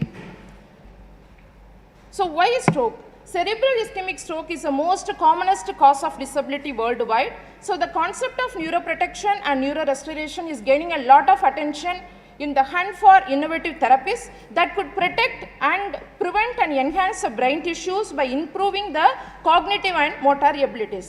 So aim of this study is to compare and determine the effect of 70% ethanolic extract of Pungamia pinnata leaves on stroke-induced model of Wistar rats. This is a pictorial representation of my study. So the reason for the journey started from stroke into Pungamia pinnata leaf is quite interesting. When I used to see the case in my clinic, I always used to think that I have to do something for stroke patient, particularly to manage their pain and disability. Why? Because it will create an impact on their physical and mental status drastically. In that way, I started move towards the stroke cases. Then when I used to interact with them to take a history about it, I came to know that most of the patients are visiting to the traditional practitioners to get some herbal powder or the kashaya to enhance the improvement of stroke. So then it developed a curiosity in my mind that I want to know what kind of herb it is. Then I started gathering the information related to that particular herb by some authorized sources, and I came to know that that is Pungamia pinnata leaf. So it is not only in the India, even in other countries also is given in a form of herbal therapy, but the bad thing is it is not proven scientifically for the brain tissues, particularly for stroke tissue. But then I started gathering the references and documented related to this Pungamia pinnata leaf, and I came to know that it is proven for many conditions in a form of therapeutic agent. Particularly, it works against lipid, it is working as anti-lipidemic activity, then for the diabetes, for diarrhea, even for fever, and in the case of anticonvulsant activity, as well in the Alzheimer's activity also. But they are using all the parts of this tree particularly. So coming to the Pungamia pinnata leaf, it is called as Pungai Ilai in Tamil. So this Pungamia pinnata is an evergreen tree which is vastly distributed in India. The plant is consisting of various phytoconstituents belonging to alkaloid, glycoside, flavonoid, tannin, fixed oil and carbohydrates, etc. So there are many herbal remedies individually or in combination have been recommended in various medicinal treatises for the cure of different diseases. That's what I mentioned in the beginning only. It is used for many conditions in the form of therapeutic agent. This is a picture to represent the tree of Pungamia pinnata and the leaf. Coming to the method, in male Wistar rat, ischemia or reperfusion is incorporated in the brain of rat by occlusion of bilateral common carotid artery method.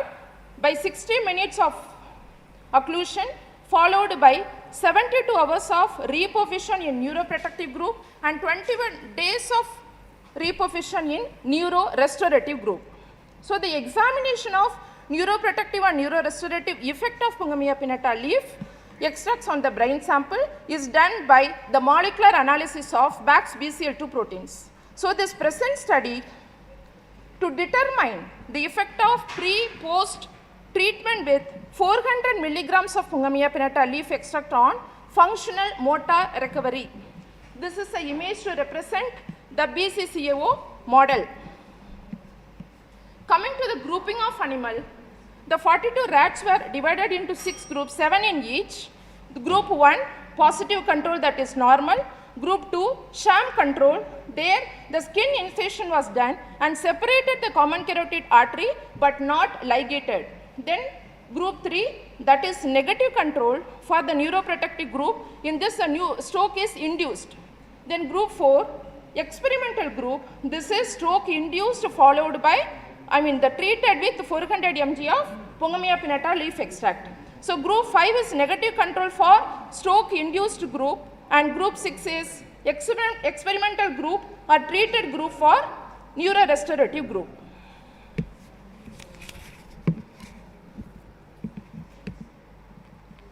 The neurological examination is done with the help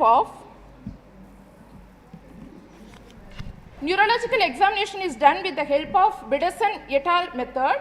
There, here you can see the stroke induced rat is having cyclic behavior, and here it is a tail suspension test which is also showing it is not using both the forelimbs symmetrically, which means the right side is paralyzed here. Even in the previous one cyclic behavior, the rat used to rotate on the paralyzed side. This indicates that it is the stroke induced model. So it is performed after 24 hours of reperfusion, and animals were sacrificed and their brain samples were used for molecular studies. So the molecular study is carried by RT-PCR. So RT-PCR characterization involves 2 steps. One is RT reaction and PCR amplification. So this is done with the help of CFX96 touch real-time PCR detecting system. So the synthesis of primers are done, that is forward and reverse primer, followed by it is carried for the standard golden method of trisol method to extract the RNA from the brain tissues with the enrichment of dissolved DEPC treated ionized water. It helps to extract RNA from the target gene. By the ANOVA test, the multiple variant test is used for statistical analysis. So the probability criteria value is less than 0.005, which is considered significant here. So this is a graphical representation of the study for neuroprotective and neurorestorative group. In this, the Bach's level is very high in stroke-induced group compared to the treated group. The treated group is almost equal to the normal group of the animal. So coming to the discussion, Bena Blanco et al. Stated that Bach's is a pro-apoptotic protein. It plays a vital role in the regulation of cell death of various cell types, including the neurons. So the expression of Bach's protein will be high in case of neurological cell death or damage.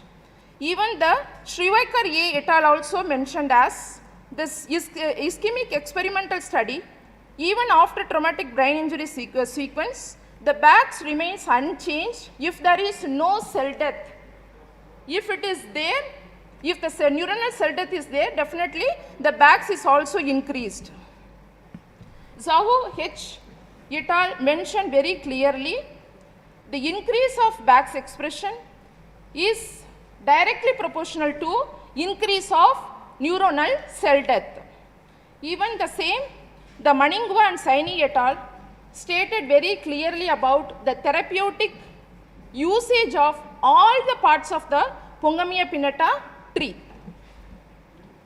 So in this present study, we found that the Bach's protein level is high in stroke-induced group as well. It was found more in the lesion site compared to the treated group. So coming to the conclusion, The ethanolic extract of Pungamia pinnata can treat cerebral ischemia or stroke brain. The expression of BAX shows that Pungamia pinnata leaf has very good neuroprotective and neurorestorative activity on the rat brain tissues. These are my reference. So this automatically induced interest for me to carry this study into the clinical trial. Definitely I will do it in the future. Thank you so much for this opportunity. Thank you, ma'am.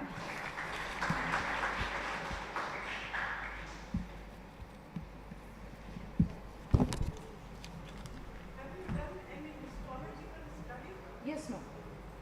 We have done usual routine of HNE and Cresel violet, that is mainly for, no ma'am, in this I did not include, ma'am. Yes, ma'am. Ma'am, pictures I have, ma'am. I have in my pen drive. I can show, ma'am.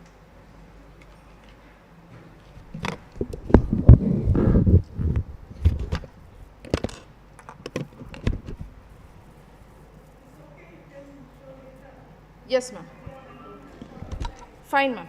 Thank you, ma'am.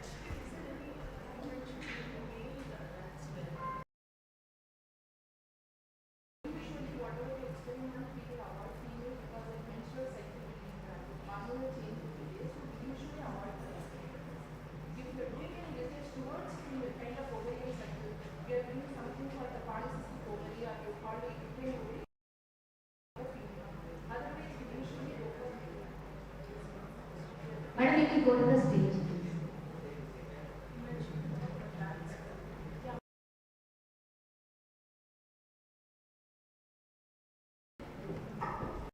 You mentioned about BACS program. Was there any other parameter which you considered? Yes, ma'am. Along with the bags, I have done with TNF alpha and this thing HIF alpha also, HIF1 and BDNF, GDNF. This is only apoptotic marker, ma'am. Other two are neurotrophic markers. BDNF and GDNF neurotropic marker and HIF1 for anti-inflammatory activity. So I have seen in all three categories.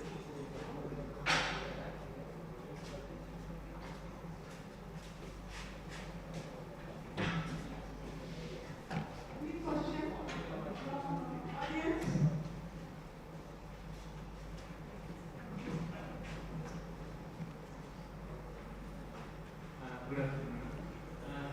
What your histological findings about these patients and you told you have analyzed? Yes. Histology matches with your yes, sir. Yes, sir. In Cresel violet also, we have seen in the stroke-induced group we had actually more of dead cells, dead neurons. It was representing as pyknotic nuclei. The cells space was more in between the nuclei and the cell wall. Those changes we have observed, sir. Yes, sir. Yes, ma'am. Only this acridine orange under confocal microscope, ma'am. All other parameter usual light microscope, ma'am. Sure, ma'am. Sure, ma'am.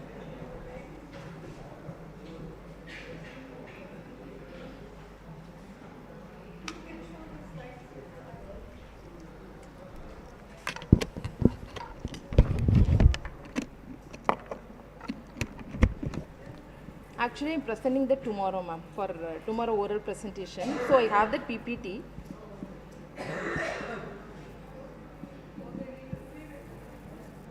Ma'am, excuse me, 1 second. Where to open it? I don't.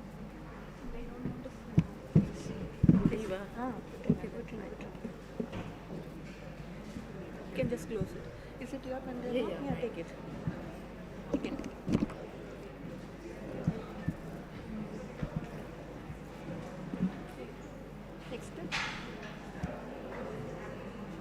Before we go for the second presentation, let me announce the timings for the presentation. The presentation is for 10 minutes.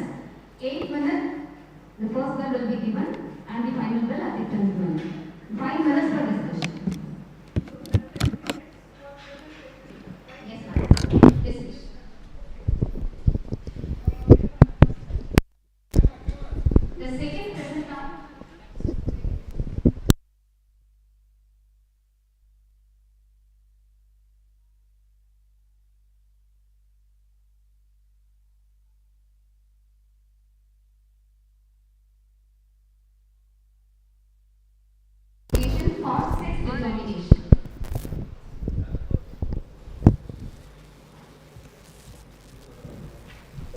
Good afternoon, respected chairpersons, organizing committee and delegates. My topic of presentation is pattern of first costal cartilage calcification for sex determination in North Indian population. The first rib has the primary center for ossification that appears around second month of intrauterine life.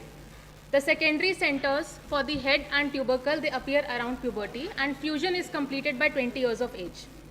The first chondrosternal joint is an unusual variety of synarthrosis, inaccurately called as synchondrosis. The attachment of the first rib to sternum also becomes a synostosis with age. Naked eye appearance of first costal cartilage calcification and its appearance radiographically seems to be a less addressed area, and since there is dearth of literature about the radiographic appearance and the pattern of first costal cartilage calcification, the present study has been conducted. So the aim of the present study is estimation of sex by pattern of calcification of first costal cartilage in North Indian population. The present study was done in the Department of Anatomy in collaboration with Department of Forensic Medicine and Department of Radiology, Pandit B.D. Sharma, PGIMS, Rohtak. Now the specimen comprised of 50 pairs of first rib along with manubrium in both the sexes in the age ranging from 15 to 30 years. The specimens were collected from the cases done for medico-legal autopsies in the Department of Forensic Medicine after taking the proper consent from the legal hire of the deceased. Specimens whose autopsies had been performed within 24 hours of death were analyzed radiographically to see the pattern of first costal cartilage calcification. The following cases were excluded from the study: accident or trauma cases, or where the first rib or manubrium was showing any signs of fracture or malunion. The specimens were retrieved from the cadaver and were tagged and numbered. The specimens were left in the glass container filled with saturated solution of sodium chloride for 6 to 8 weeks to macerate the soft tissue. The specimens were then observed grossly for the pattern of calcification and then were radiographed in the Department of Radiology and were categorized in different categories as per the patterns described by Rao and Pai. So the first calcification is no calcification, as we can see here, the transparent cartilage being visible. Type A is marginal bracket type of calcification. Type A1 is marginal linear type of calcification. Type B is central or bifid type of calcification. And type C is basically complete or mixed type of calcification, that is the combination of type A, type A1 and type B. So after tabulating the frequency distribution of costal cartilage calcification patterns, the predicted value was calculated by the following formula, where where predictive value is equal to P1 upon P1 plus P2. P1 indicates the prevalence of the pattern in the sex predicted by the pattern, and P2 is the prevalence of the same pattern in the opposite sex. So results and observation, this is the tabulated form of different types of calcification. Now, no calcification was found in around 5 cases in male. Type A calcification was found in 10 cases in female and 5 cases in male. Type A1 was found in 14 cases in female and 13 in male. Type B was found in 1 case in female, and type C was found in 2 cases in males.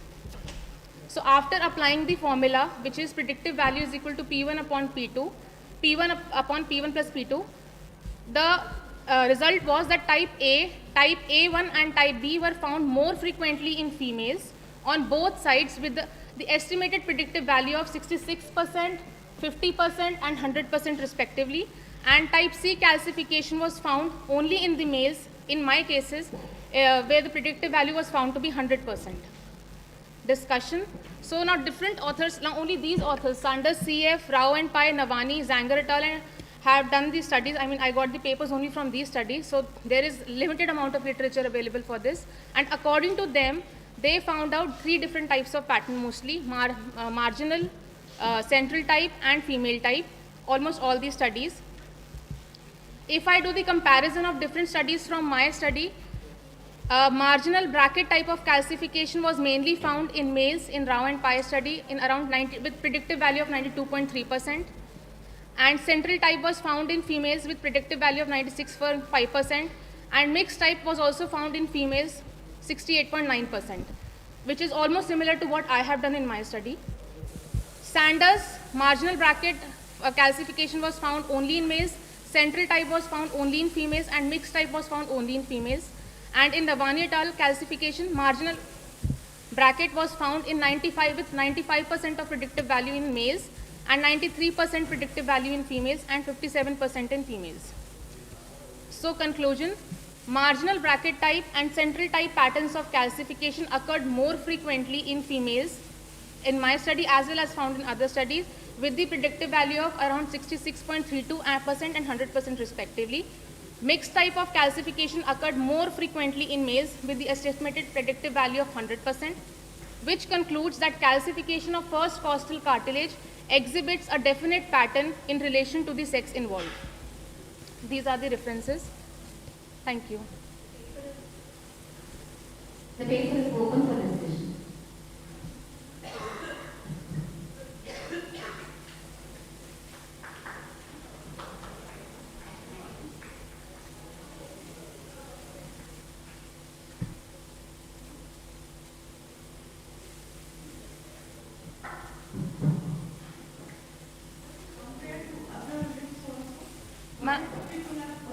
Ma'am, first strip, actually it was very easy to retrieve because I mainly got my cases from the autopsies.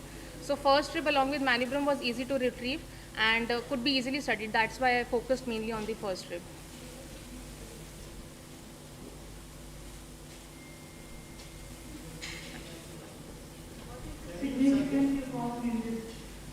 Ma'am, first of all, that not only the long bones, rib along with the first costal cartilage can also be used for sex determination as well as for age determination. Sex determination as well as for age determination. Can you suggest any reason why the marginal classification and central classifications are prominent? I mean, more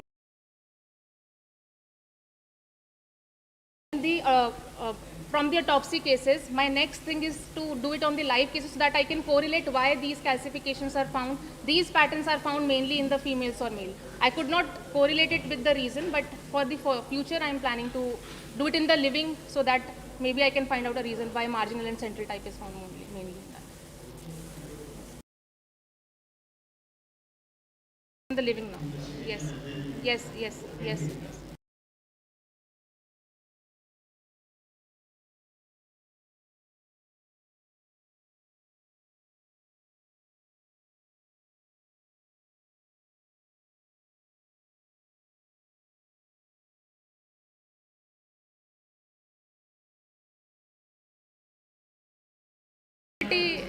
And moreover, sir, if the first costal cartilage about the other ribs, none of the literature was available. The first rib, little bit of literature was there so that I could get a baseline.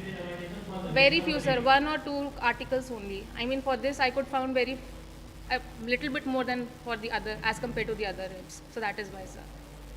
I mean, I needed some baseline to start my study, so that is why. Yes. 30 pairs, sir. 30 pairs. 30, sir. Yes, sir. Yes, sir. It is. Yes, sir. Population, you want to say Sir. male and female. Yes, sir. Right, universe. Then 30 Yes, is sir. very less. It is less, sir. Definitely, sir. Yes, sir. That is why I'm continuing. I'll be continuing this study ahead also. And you said that in last slide that central type of calcification is 100% predictive. Predictive, yes, sir. Almost, because almost all cases in maize, this type of pattern was only found. Like, yes. So with the sample of 30, 100%. Sir, 100. Very, very Yes, definitely, sir. Yes, sir. You need to have a, Sure, sir. I will not say huge, but I need to number, sir. Definitely, sir. Okay, sir. Thank you, sir.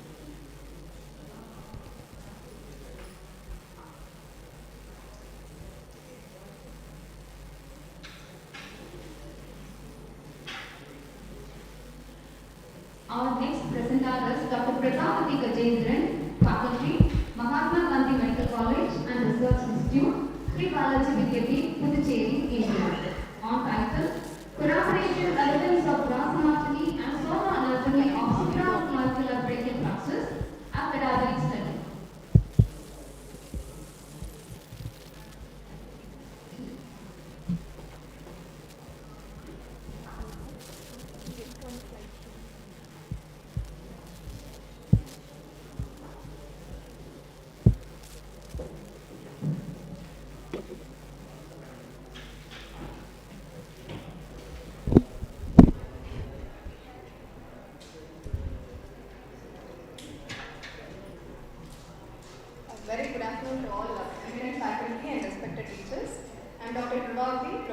from Department of Anatomy, Mahatma Medical College, Chennai. I stand here to present my research paper, Corroborative Evidence of Gross Anatomy and Sononatomy of Supraclavicular Brachial Plexus, a cadaveric study. So as we all know, brachial plexus is formed from the ventral roots of the C5 to D1 and it is most compactly arranged at the level of upper and middle and lower trunks. So nerve blockade at this level has a great possibility to block all the branches of the brachial plexus. But still it is one of the few areas dreaded by the musculoskeletal disorders, and because of its complex anatomy and its bony relation, especially the clavicle hindering its exploration. So this is a picture to show the different roots, the trunks, divisions and cords and branches of brachial plexus. From the picture we can able to clearly see the roots, trunks and divisions are more below the level of clavicle. Supraclavicular brachial plexus block provide effective regional anesthesia to the upper extremity, but ultrasound examination of this region is still challenging with a few reference and anatomical landmarks. If you see the era of regional anesthesia, previously they used to do the brachial plexus block with reference to either interstitial groove or in relation to the pulsation of the subclavian artery. But over 2 decades, they can able to clearly visualize the brachial elements, but they used to say as vaguely terms like bunch of grapes or cluster. It was even recorded a study by Carlo D et al. So here comes the importance of our study. We wanted to do the present study to correlate the sonanatomy with the actual anatomy. Even though it is not done with the CT or MRI images, it is better done with the ultrasonography. And also there is a lack of knowledge of exact site of injection, whether we are injecting into the root or trunks or divisions or the cords. So we took the study to identify the part of the brachial plexus above the clavicle and to correlate the evidence of the actual anatomy with the sonanatomy of brachial plexus above the level of clavicle and to interpret the ultrasound images obtained at the level. So we have done the study in the Department of Anatomy and Anesthesiology, MGMCRA. It is an observational study. We have used the voluntary donated bodies from our body donation program called MOSHA. We choose 5 embalmed cadavers, 3 male and 2 female. And we excluded the cadaver with the gross neck deformity and delayed embalming cases. And first we started doing sectioning of the cadaver and scanned with ultrasound. And thereby we can able to identify the brachial plexus elements. So after identifying the brachial plexus elements, we want to see where exactly we are injecting. So we tagged with the needle as shown in the ultrasonography and we marked the skin at the particular plane and we sliced at the marked area. So like that we have done a different sequential oblique cut sections and each section we have done a final dissection to track into the actual anatomy area as compared with the sonanatomy. So what we observe at each level we can try to correlate the cadaver image with the sonanatomy image. So at the level of C5 we can able to identify the C5 root in relation to, first if we see the picture we can identify the carotid internal jugular vein, the sternocleidomastoid muscle, anterior scalene and middle scalene. So in relation between the 2 scalene muscles we can able to identify the vertebral artery. Just above the level of the vertebral artery we can able to identify the C5 root. And this C5 root also lies in relation to above the level of the 2 tubercles of the transverse process of the C5 vertebra. So we can able to see the bifid transverse process of the C5 vertebra.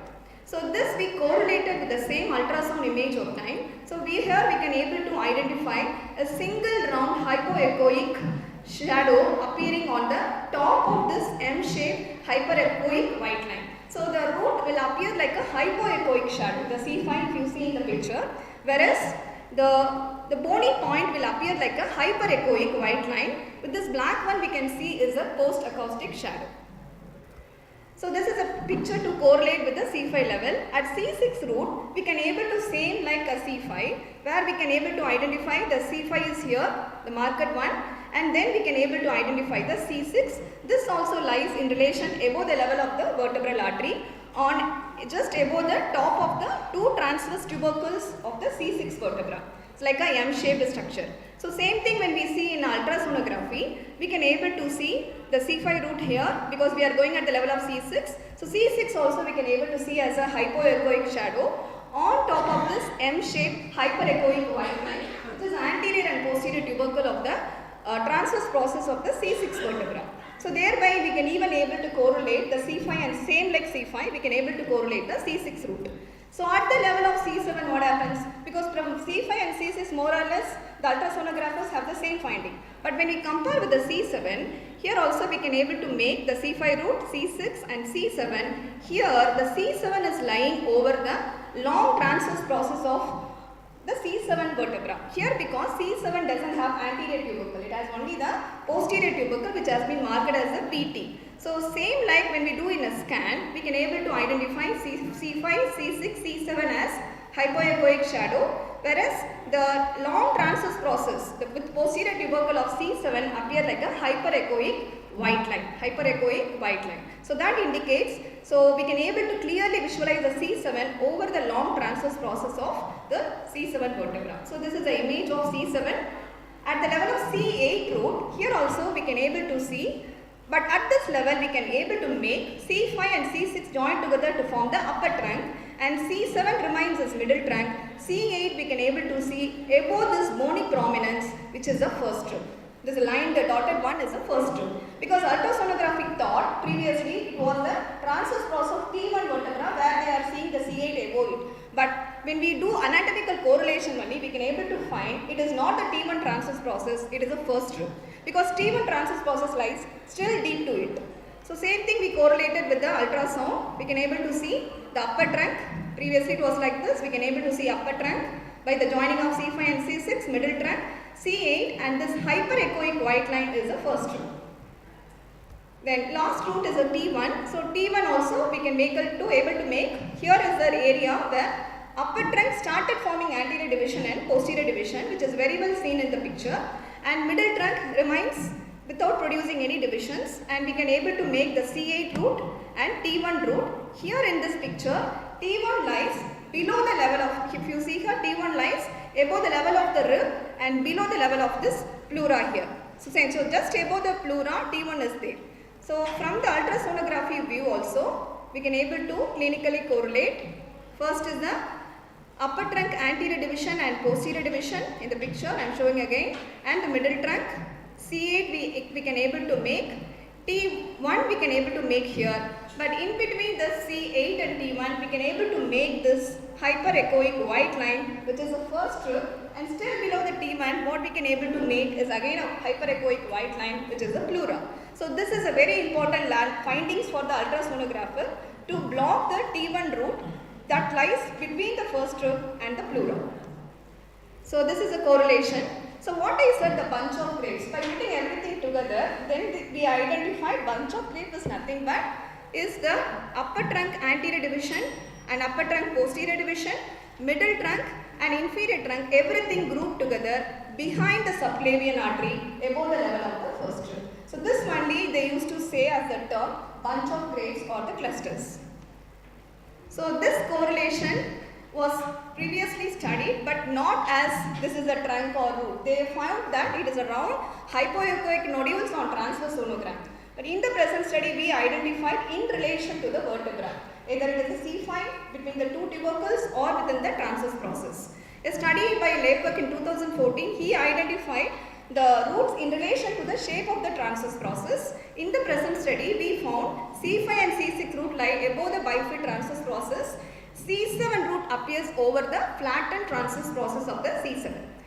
So again another thing, as I said, they said as clusters. We identified everything is a different neural elements present above the level of the clavicles. So to conclude, this sonoanatomy of the brachial plexus requires a good grounding in anatomy. So because it's a very importantly used technique with higher definition and dynamic character, and it is perfectly feasible with rapid practical and theoretical training. So we undertook this cadaver study to confirm and validate the sonoanatomy of the brachial plexus to produce a corroborative evidence. So these are my references. Thank you. The table is open for discussion.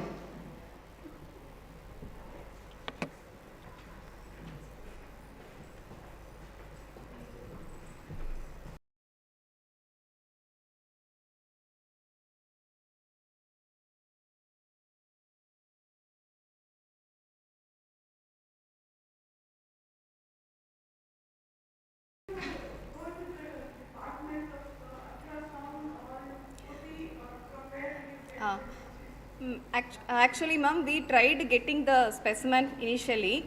Then because of the difficulty in transport and all, portable ultrasound machine was there in our college. So it was transported to the anatomy dissection hall, and there we have done the scanning of the cadaver, ma'am. For research purpose, we got permission, ma'am.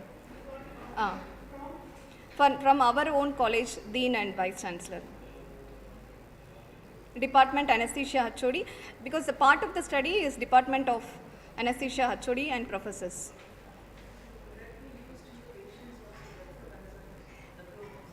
No, ma'am, the probe they were used to pack with cello tape, with perfect precautions only we have done, ma'am.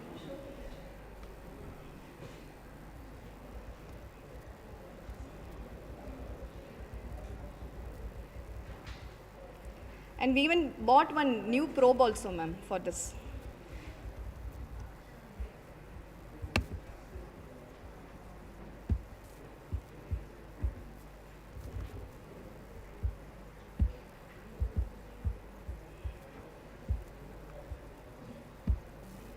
We just completely packed with the cello tape, ma'am. And then we have used the gel. Initially, we had difficulty in getting even the ultrasound images, ma'am. So first, without cutting the cadaver, we tried with the whole embalmed body. Even before embalmed body also, initially as we got it, we tried it. But sometimes transport of delayed embalmed cases, we thought many air bubbles was there. We are not able to get the picture clearly. Then we have just done a section. We immersed in water for a long time. We hope that air bubbles we may dissolve. Then after 1 week, we have started doing this same type of scanning.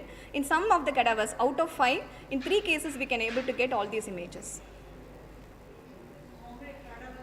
5, ma'am. 5 we have used. 5. 5 on both the sides. Neck region, ma'am. 10. 10 side of the neck of 5 cadavers.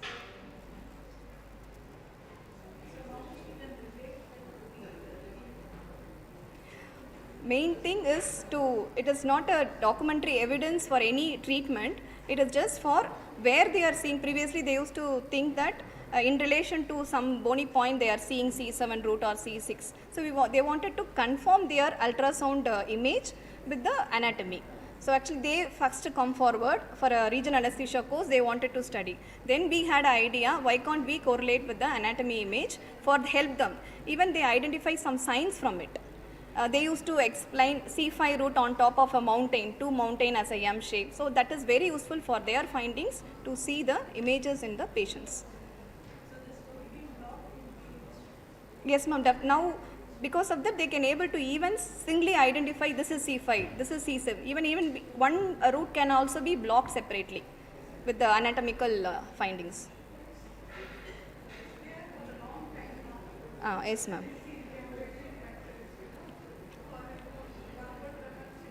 Yes, ma'am.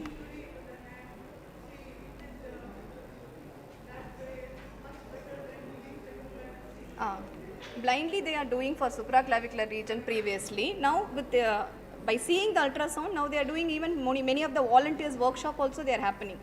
So they are doing more workshops, ma'am. Any questions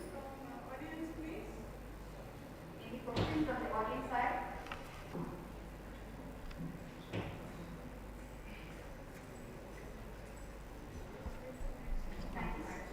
Thank you. Thank you, ma'am.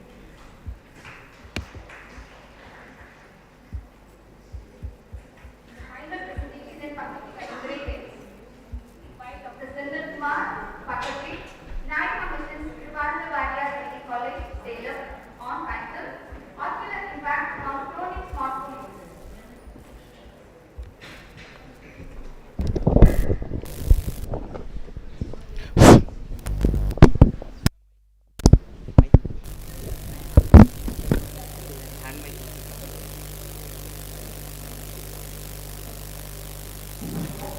A very good afternoon to senior anatomists and my dear friends and colleagues. Today we are going to see an important topic that is going to be the ocular impact of the smartphone users. So just to have a brief introduction, various international reports was reported that The most common problem on smartphone users is diplopia and dry eye. Studies on smartphone usage in young adults reports that around 12 to 18 years old, with a minimum duration of 4 to 6 hours per day, they spend on the phone. The association between the smartphone use and the prevalence of ocular manifestations has recommended the need of health education programs on smartphone use and as well as its ocular impact. Increased use of smartphone devices even produced acute acquired comitant esotropia in adults. So, aim of the study to evaluate the influences of smartphone use on ocular symptoms, the status of the tear film stability and the volume assessment.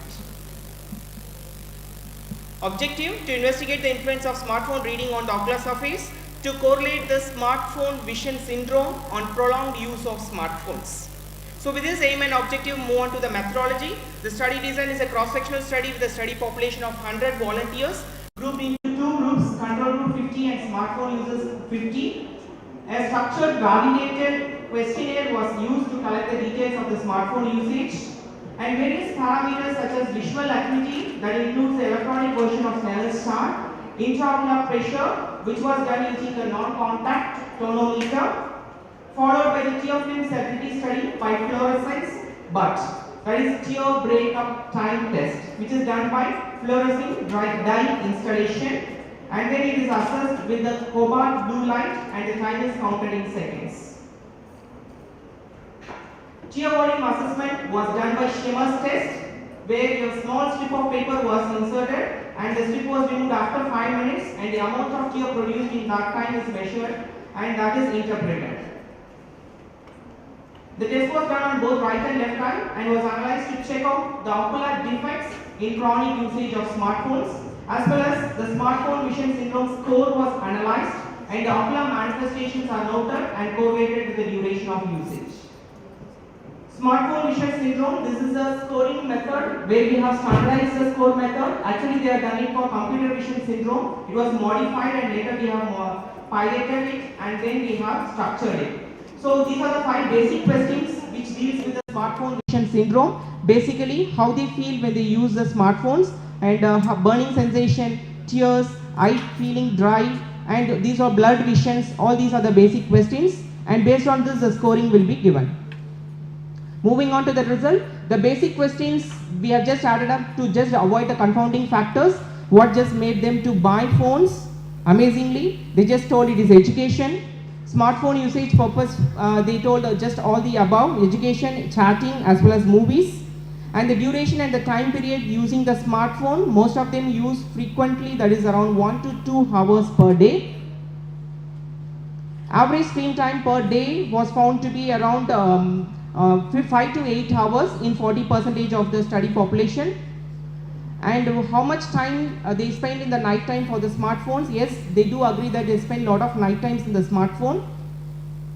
Will there be an interval between your eyes and the phone screen? Yes, they told they have an interval, but as they keep on using it, the interval or the frequency keeps lesser. So do you see the smartphones through spectacles or contact lens? Agreed. So around 53% of the population told that they are using the spectacles and the contact lenses. And have you ever done the eye checkup? Yes, most of them told, 87% told that they have undergone the eye checkup. And the screen brightness of their mobile while using it, most of them use the medium screen brightness when they use the smartphones. So these are the basic questionnaires, and we have added just a basic thing to find out whether their addiction also. Have you ever regret of over usage of mobile phones? Yes. And will you check your mobile phone soon after your wake up? Yes, very often. And whether your mobile phones having game app? Yes, they agreed that they have a lot of game apps also in that. So we have also asked about the ocular thing. We have just asked them whether they use artificial tears. Around 93% of the study population, they told they are not using it.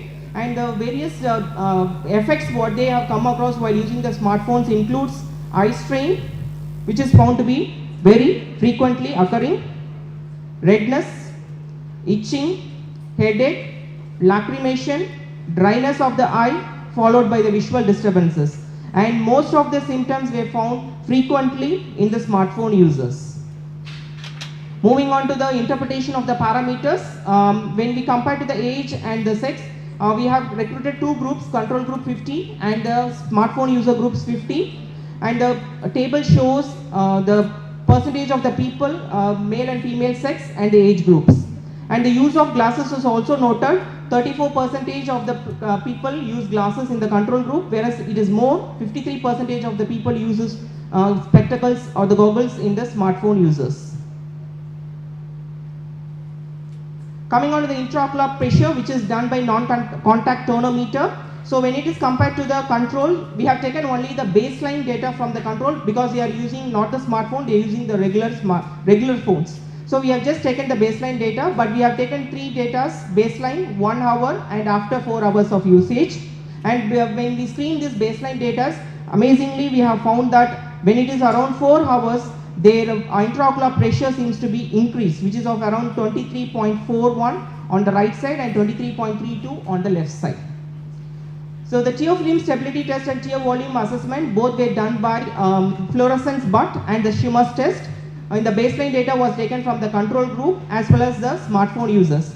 So the baseline data, which is compared to 1 hour usage of the smartphone and 4 hours usage of the smartphone, showed that when they use for 4 hours, their fluorescence dye, which is installed into their eyes, showed differences more. And the Schimmer's test also, their eye seems to be very dry, which is around 7.26 in the Schimmer's test. Smartphone vision syndrome, we have taken the following scores, including fatigue, burning, dryness, blurred vision, and dullness. When it is a chronic use around 4 hours, yes, all these were found to be increased when they are using continuously for 4 hours. So various studies were just compared, but actually they haven't done a specific studies which pertaining to my topic of research, but I have taken few studies which is done already based on the dry eye disease, which is of around 6.6% reported by in study done in the Korea. And whereas ocular surface disease index, FBUT, and the skimmer score were found to be increased in the smartphone users, which was reported by Hang Chow, which was done in 80 volunteers. Whereas in India, in case of India, the score of OSDI, VAS visual analog scale, fatigue, burning sensation, and dryness showed significant increase after the usage of 1 hour and 4 hours. The same in Saudi Arabia, 760 volunteers were involved and they reported that 36% have ocular symptoms directly after using the smartphone, and 50% has undergone for myopia, and around 39.7 will have the ocular pain or the dryness after the prolonged use. Whereas the study done by Acharya et al. In 441 study population, all the symptoms of smartphone users, that includes headache, lack of concentration, irritability, anxiety, lack of sleep, exhaustion, eye strain, and fatigue were all reported. So just to come to the conclusion, smartphone use can deteriorate the tear film via the reduced rate of blinking, incomplete closure of the eye, and exposure of the ocular surface. It can also induce the oxidative stress response at the ocular surfaces, thus aggravating the ocular symptoms. And also, the smartphone vision syndrome and dry eye disease must be detected earlier and should be treated with appropriate medical as well as environmental interventions and educating them. So the management of ocular problems associated with excessive smartphone use should be recommended, and we have to prevent the youngsters from overusing the smartphones. So these are my references. Thank you.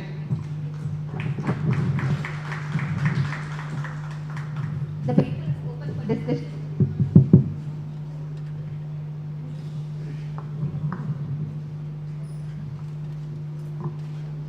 These complications of smartphone are well known, whatever you have discussed, but what is the solution? Ma'am, actually I included in the last part of the slide. So whether we can go for the goggles which is readily available in the market. Okay. And we have the tear film thing also, which is on a mobile phone screen itself we can attach it, and then we can refrain ourselves from this too much of stressing our ocular things. And also we have various yoga for the exercises. That will be the second part of my study. So I'm planning to apply these sort of exercises and see whether it really works out and whether they visually activity and all the other things gets changed, including the intraocular pressure. But still, our phone, every one of us have a smartphone, but smartphone The smartphone clearly gives us screen saving time. But we never bother about it, and most of us are not aware also. So this is an automated setup in all the smartphones. So whenever we want to when we exceed the time of usage, automatically the screen dullness or the brightness gets fade off. So we have all these apps already available. Since it's a very deleterious effect, we have to focus on this, and we have to tell the youngsters that they should prevent their eyes. And because of COVID, I myself I'm setting an example. So because of COVID, too much of mobile phone usage, I started wearing my goggles. See, out of so many parameters which you have included, anything different or new parameters have you included in this? Actually, this Shima's test and Snell's chart and the tonometer, intraocular pressure is no far reported. When the studies are done, intraocular pressure is increased due to overusage of smartphone. That is the novelty of my study. So no far they have reported. Only very few studies they have done mainly for the dry eye disease. That's all. They haven't reported even that intraocular pressure rises. So the main problem will be if this intraocular pressure keeps on rising, so automatically they will go for glaucoma. So that is very serious. So we have to have a limitation somewhere or the other, otherwise it will be ending up in big. Sir, this study is very appropriate, especially because all of us, I am very sure, are smartphone users. I have only one doubt, whether the time used in the phone, whether it's recall by the or whether cross-check using the No. Actually, the volunteers whom we have recruited, they use the phone. So we have the option in the screen timing. We can check in our phones. So we get the screen timing and check it. So based on that, we have just categorized it: 1 hour, 3 hours, 2 hours. because recall they may not be very truthful. Every 1 hour phone clearly gives the screen usage time. So it shows automatically we can get that. Thank you. Thank you. With this presentation, we are finishing the presentations under faculty category. Let's start the presentation under UG category for Dr. Leela Krishnamurthy Award. And our first presenter is Dr. Vishnu B, student, AIMS Mangalagiri, on title, A Study to Access the Cytogenetic Toxicity and the Expression Pattern of N-cadherin in buccal epithelial cells of COVID-19 patients.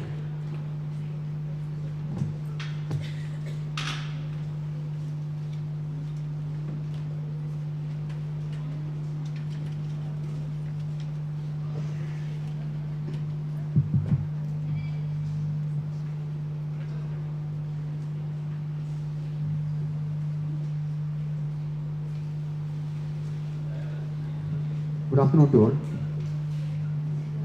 I am going to present my research paper on the topic, a study to assess the cytogenetic toxicity and the expression pattern of N-cadherin in buccal epithelial cells of COVID-19 patients. Undertaken by myself, Vishnu B, final year MBBS student in All India Institute of Medical Science, Mangalagiri. The pandemic COVID-19 caused by SARS-CoV-2 virus. The pandemic COVID-19 caused by the SARS-CoV-2 virus has infected around 7 million people worldwide and has caused significantly higher panic among the population. The virus mainly affects the oral and nasal cavity.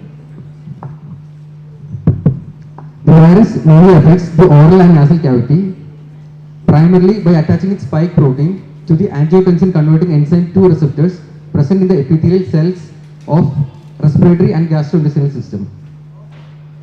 Since, like other viral infections, SARS-CoV-2 also causes nuclear and genetic damage and cell death.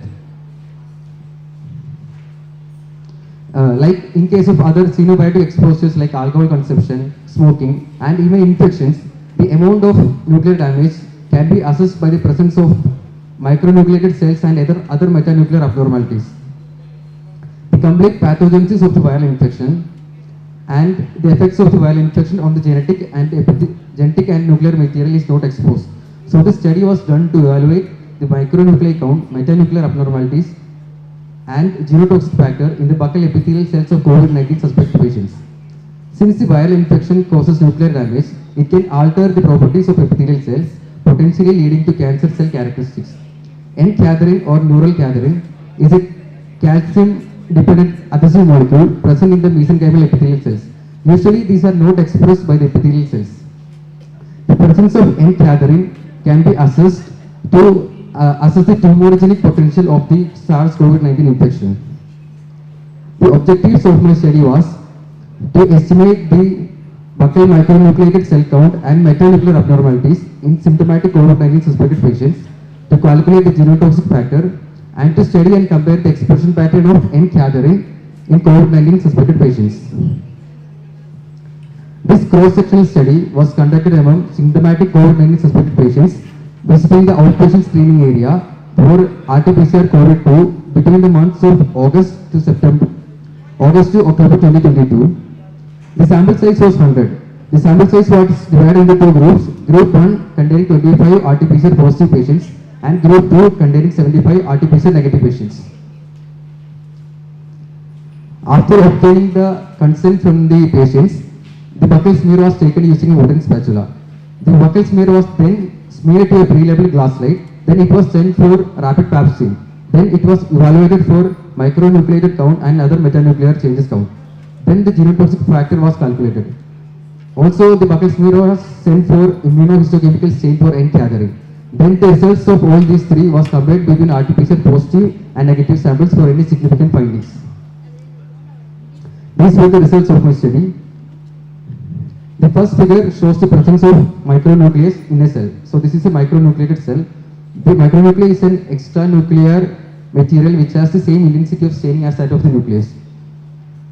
The other three pictures shows the metanuclear abnormalities. The first one is the pycnotic nucleus. Pycnotic nucleus refers to the small condensed nucleus due to nuclear damage. The second figure indicates cheirorexic nucleus. Cheirorexic refers to the process of fragmentation of the nucleus.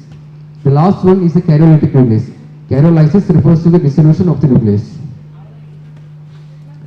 As you can see, this is the micronucleated cell count for COVID positive patients, and this is the micronucleated cell count for COVID negative patients.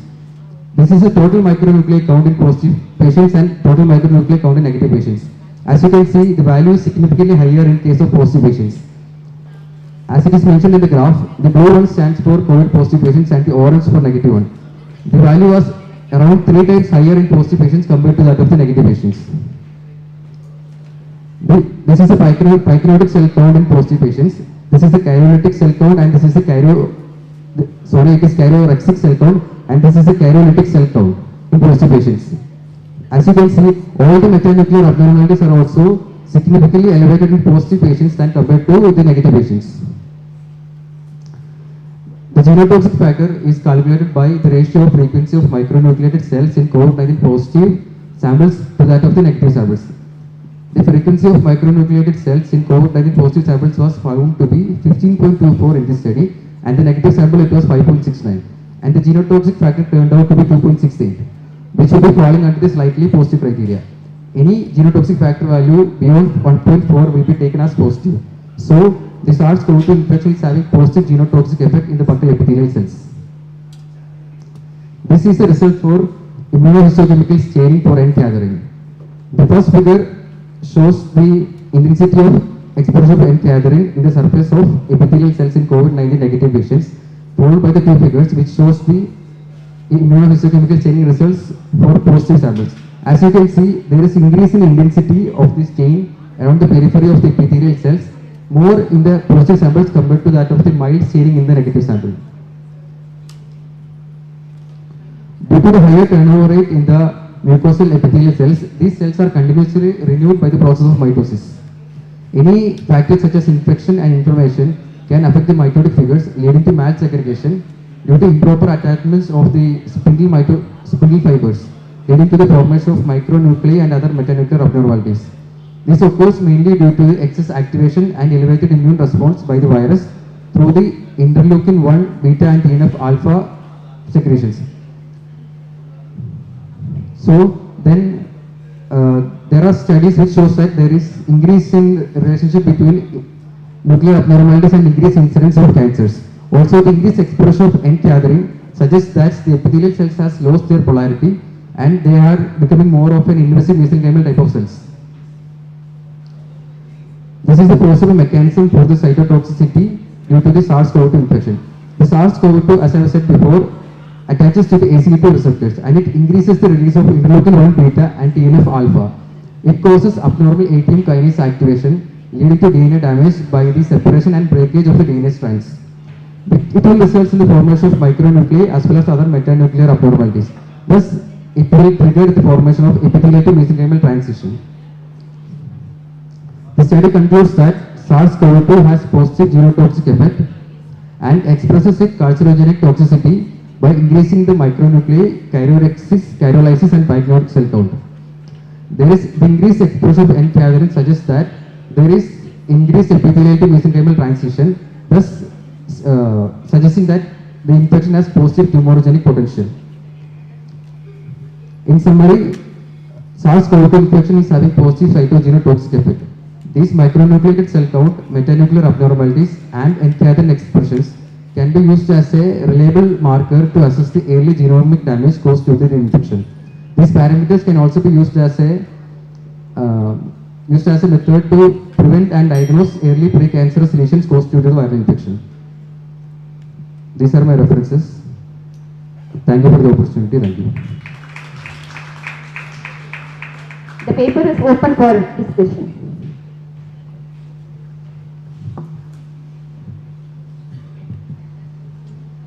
See, what was your contribution in the study? Ma'am, actually this is an ICM or SCS project. So I did this study with the help of my guide. This was concerning which department and all, because it belongs to cytogenetics. Yes, ma'am. So during the study, which year you were? Ma'am, I was in second year. Second year, okay. So cytogenetics comes under which department? Ma'am, the buccal smears as well as the staining was done under histology and it was under anatomy department.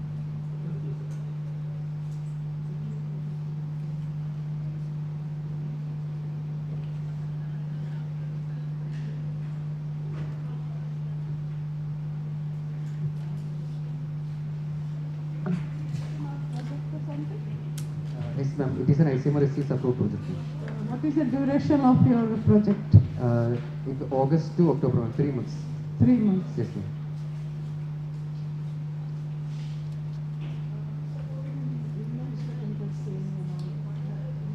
Yes, ma'am. My guide is there, ma'am.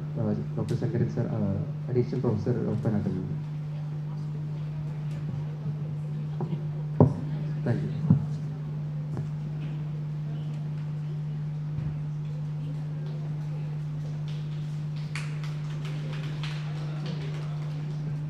Our next presenter is Dr. Danush Aditya, student, ESIC Medical College and Hospital, Chennai, on title, How Common is Appendages of Testis and Epididymis and Their Positions, a Cadaveric Study in South Indian Population.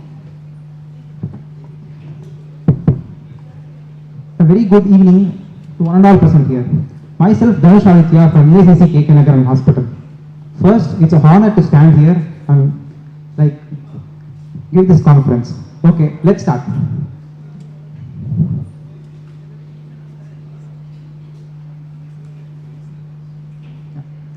Now, let's start about the introduction topic. This is about the gross feature. Okay, first, what do you know about testis?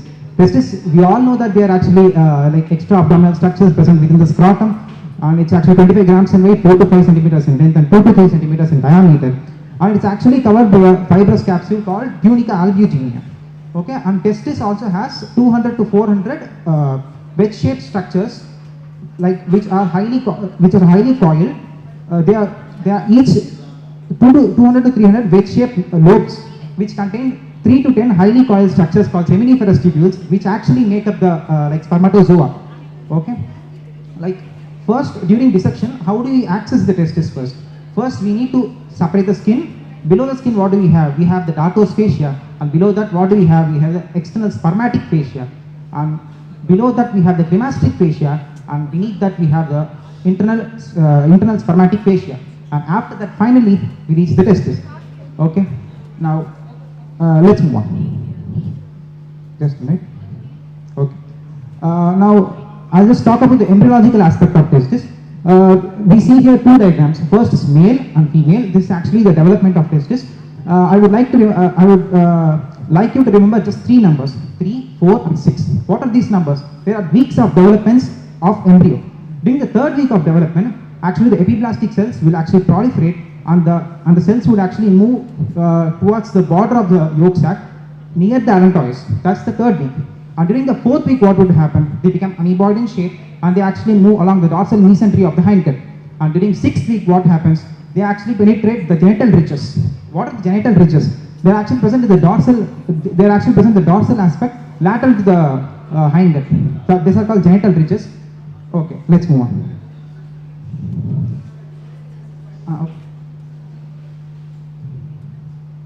Okay, our study. The aim of our study is to identify the testicular and epididymal appendages, to know the incidence in South Indian population, to study the morphology, morphometry, and in depth the shape of the appendages of testis and epididymis, to study the possible causes for various clinical conditions like testicular torsion, undescendant testis, torsion of appendix of testis and epididymis, cystic swelling of testicular appendages, epididymal appendage, and acute scrotum. Materials. The materials which are used here are 10 testes from adult embalmed cadavers, vernier caliper, digital, that's DSLR camera, and Macintosh. So the observation, actually we took 10 samples. Out of the 10 samples, 7 had appendages, and out of that 7, 4 were from right testis and 3 were from left testis. Okay. Now let's move on.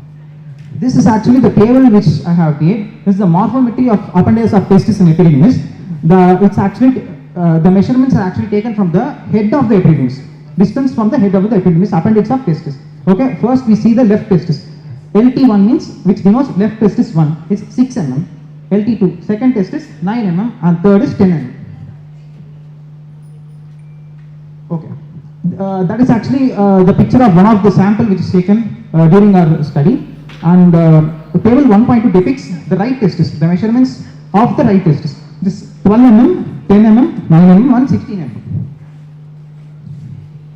And we also see the morphology of appendages of testis and epididymis. Here I want to say the appendix of epididymis are a rarer sight when compared to the appendix of testis. So they were actually present in the right testis. Only I said that we took 4 right testes. Out of that 4 right testes, only 2 right testes had these. That's like 2 mm and 3 mm. Then we move on to the morphology of appendages of testis and epididymis.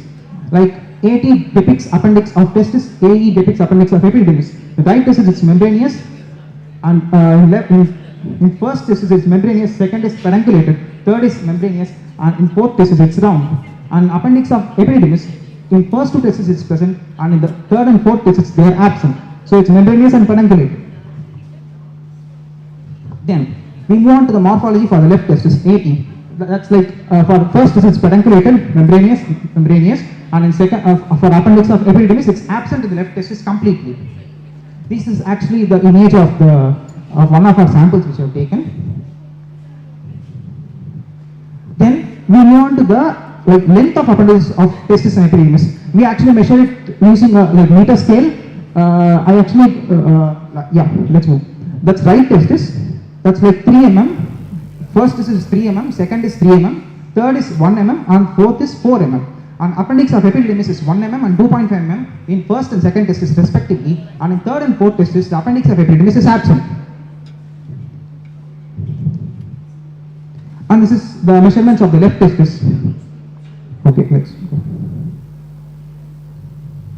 Okay, the incidence of testicular and epididymal appendages in our present study. Out of the total sampling size, 70% had appendages, out of which 57.14% were from the right testis and 42.85% were from the left testis. Out of the 57.14%, 28.57% had epididymal appendages. Okay, let's move on to the discussion part. Imran Mushtaq et al. Published retrospective review of pediatric patients with acute scrotum on January 2003, where he conducted the study on 204 boys, with 110 having torsion of testicular appendages and 40 having only testicular torsion, which shows 53.9% are presented with testicular appendage torsion and 19.6% having only testicular torsion. This shows that majority of pediatric age groups having acute scrotum present with testicular appendage torsion. Okay, what do we conclude using this study? The present study shows 70% of testis with appendages of testis and epididymis. So that this study is actually on par with the study which we have conducted, showing greater incidence of torsion of testicular appendages compared to the torsion of testis. Let's move, okay. Let's move on to the second discussion. In a study conducted by Balakrishna et al., tossed appendix of testis, retrospective analysis of clinical profiles of 13 surgically diagnosed cases, he actually depicted the normal average length of appendix of testis is like 1 to 7 mm in length, and it's oval and pedunculated. And the testicular appendage is most common cause of acute painful hemiscrotum in a child. So our study is actually on par with this study. So we showed that the average length of appendix of testis in epididymis is like 1 to 5 mm, which is almost on par with the study conducted by Mr. Balakrishna. And yeah, let's move on. In this study, almost 30% had no appendages. The epididymal appendages were a rare sight compared to the incidence of testicular appendages. Okay, let's conclude.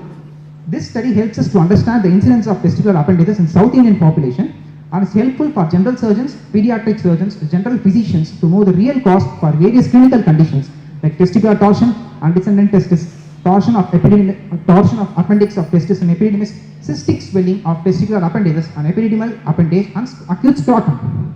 Okay, this is actually the reference which I have taken. Thank you so much.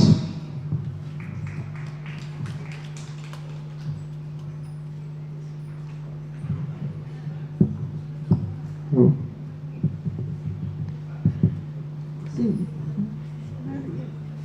which year you belong to? First year, ma'am. First year, okay. So this, you have not shown the photos of the specimen of left testis. Actually, I'm having all these photos, ma'am, but in this study, like I include only some of them. I'm having. So these measurements and all, who has taken? Yes, ma'am. Measurements and all, no, of the specimens, who has taken them? I have taken it, ma'am. So how do you determine the side of a testis? Like using that Side of the sinuses, testis. ma'am. Yeah. Using the sinuses, ma'am. The sinuses should actually face like laterally, ma'am, so that you can decide whether it's right or left. The sinus means there's a space between the epididymis and the testis. So based on that, you will determine the side of the testis. Yeah. So where it should face? It should face like laterally and.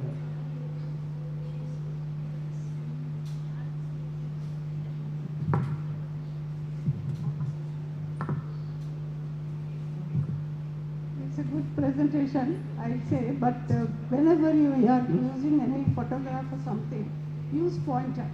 Okay, I have seen nobody has used pointer here. You are showing with your finger. So in future, use your pointer. Okay? Any question from audience, please?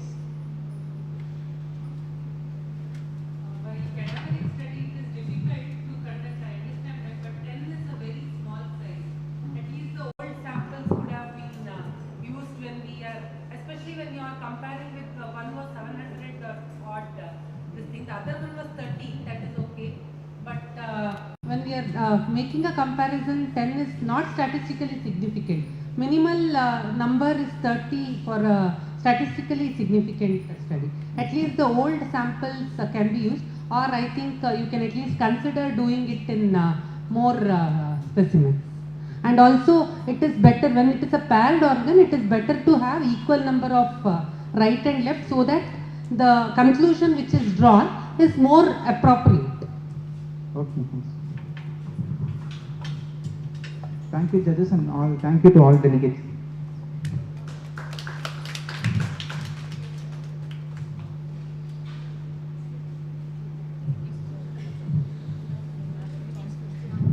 With this, we came to the end of this session.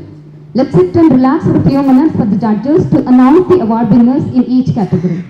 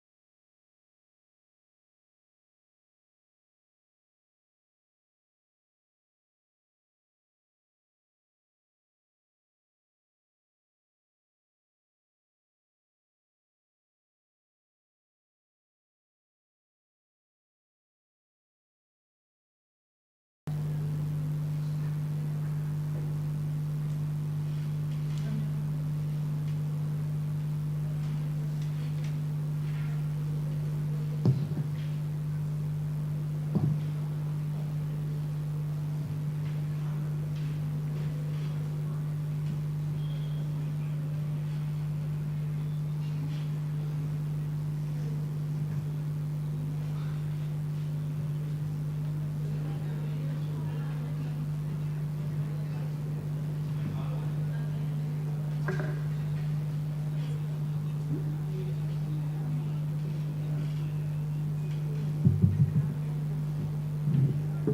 evening all.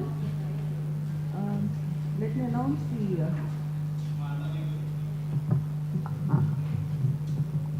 Good evening all. Let me announce the prize winner under Dr. M. Cooper Award, faculty category. It goes to Dr. Prabhavati Gajendran for the topic corroborative evidence of gross anatomy and sonoanatomy of supraclavicular brachial plexus, a cadaveric study.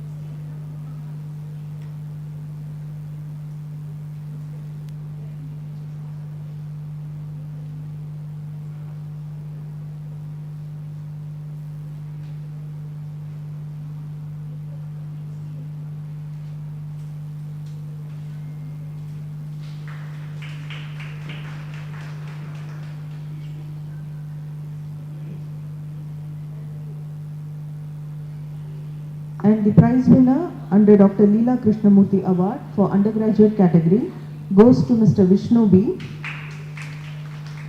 For the topic a study to assess the cytogenetic toxicity and the expression pattern of N-cadherin in buccal epithelial cells of COVID-19 patients.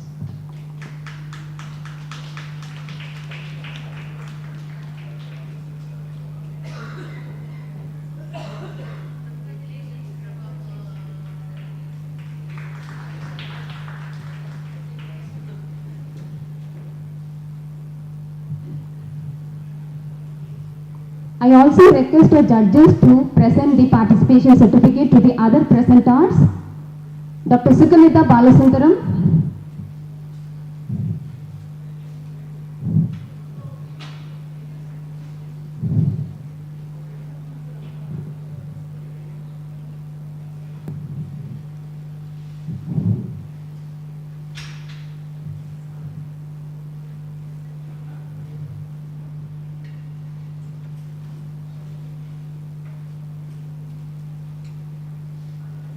Dr. Senthil Kumar.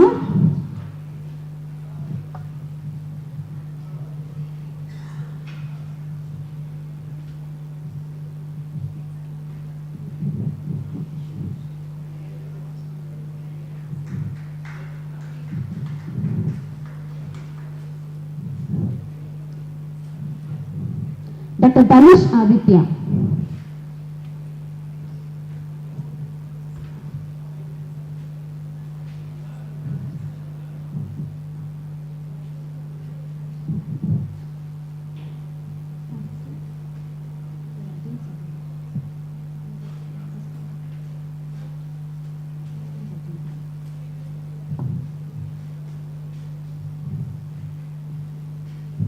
Judges, please stay on the stage. Now I request Dr. Sumati, Professor and HOD, Balaji Dental College, to present a small memento to our judge, Dr. Melanie Rajendran.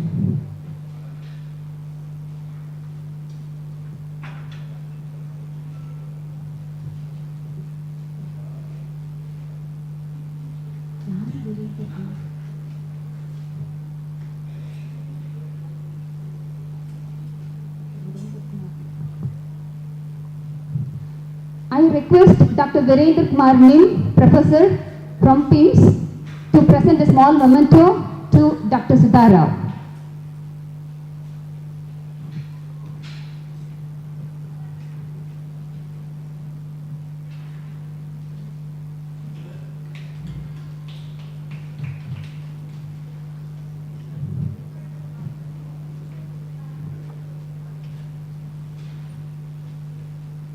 Also, I request Dr. Prakash, Treasurer, Association of Anatomists, Tamilnadu, to present a small memento to Dr. Vijisha Palguni.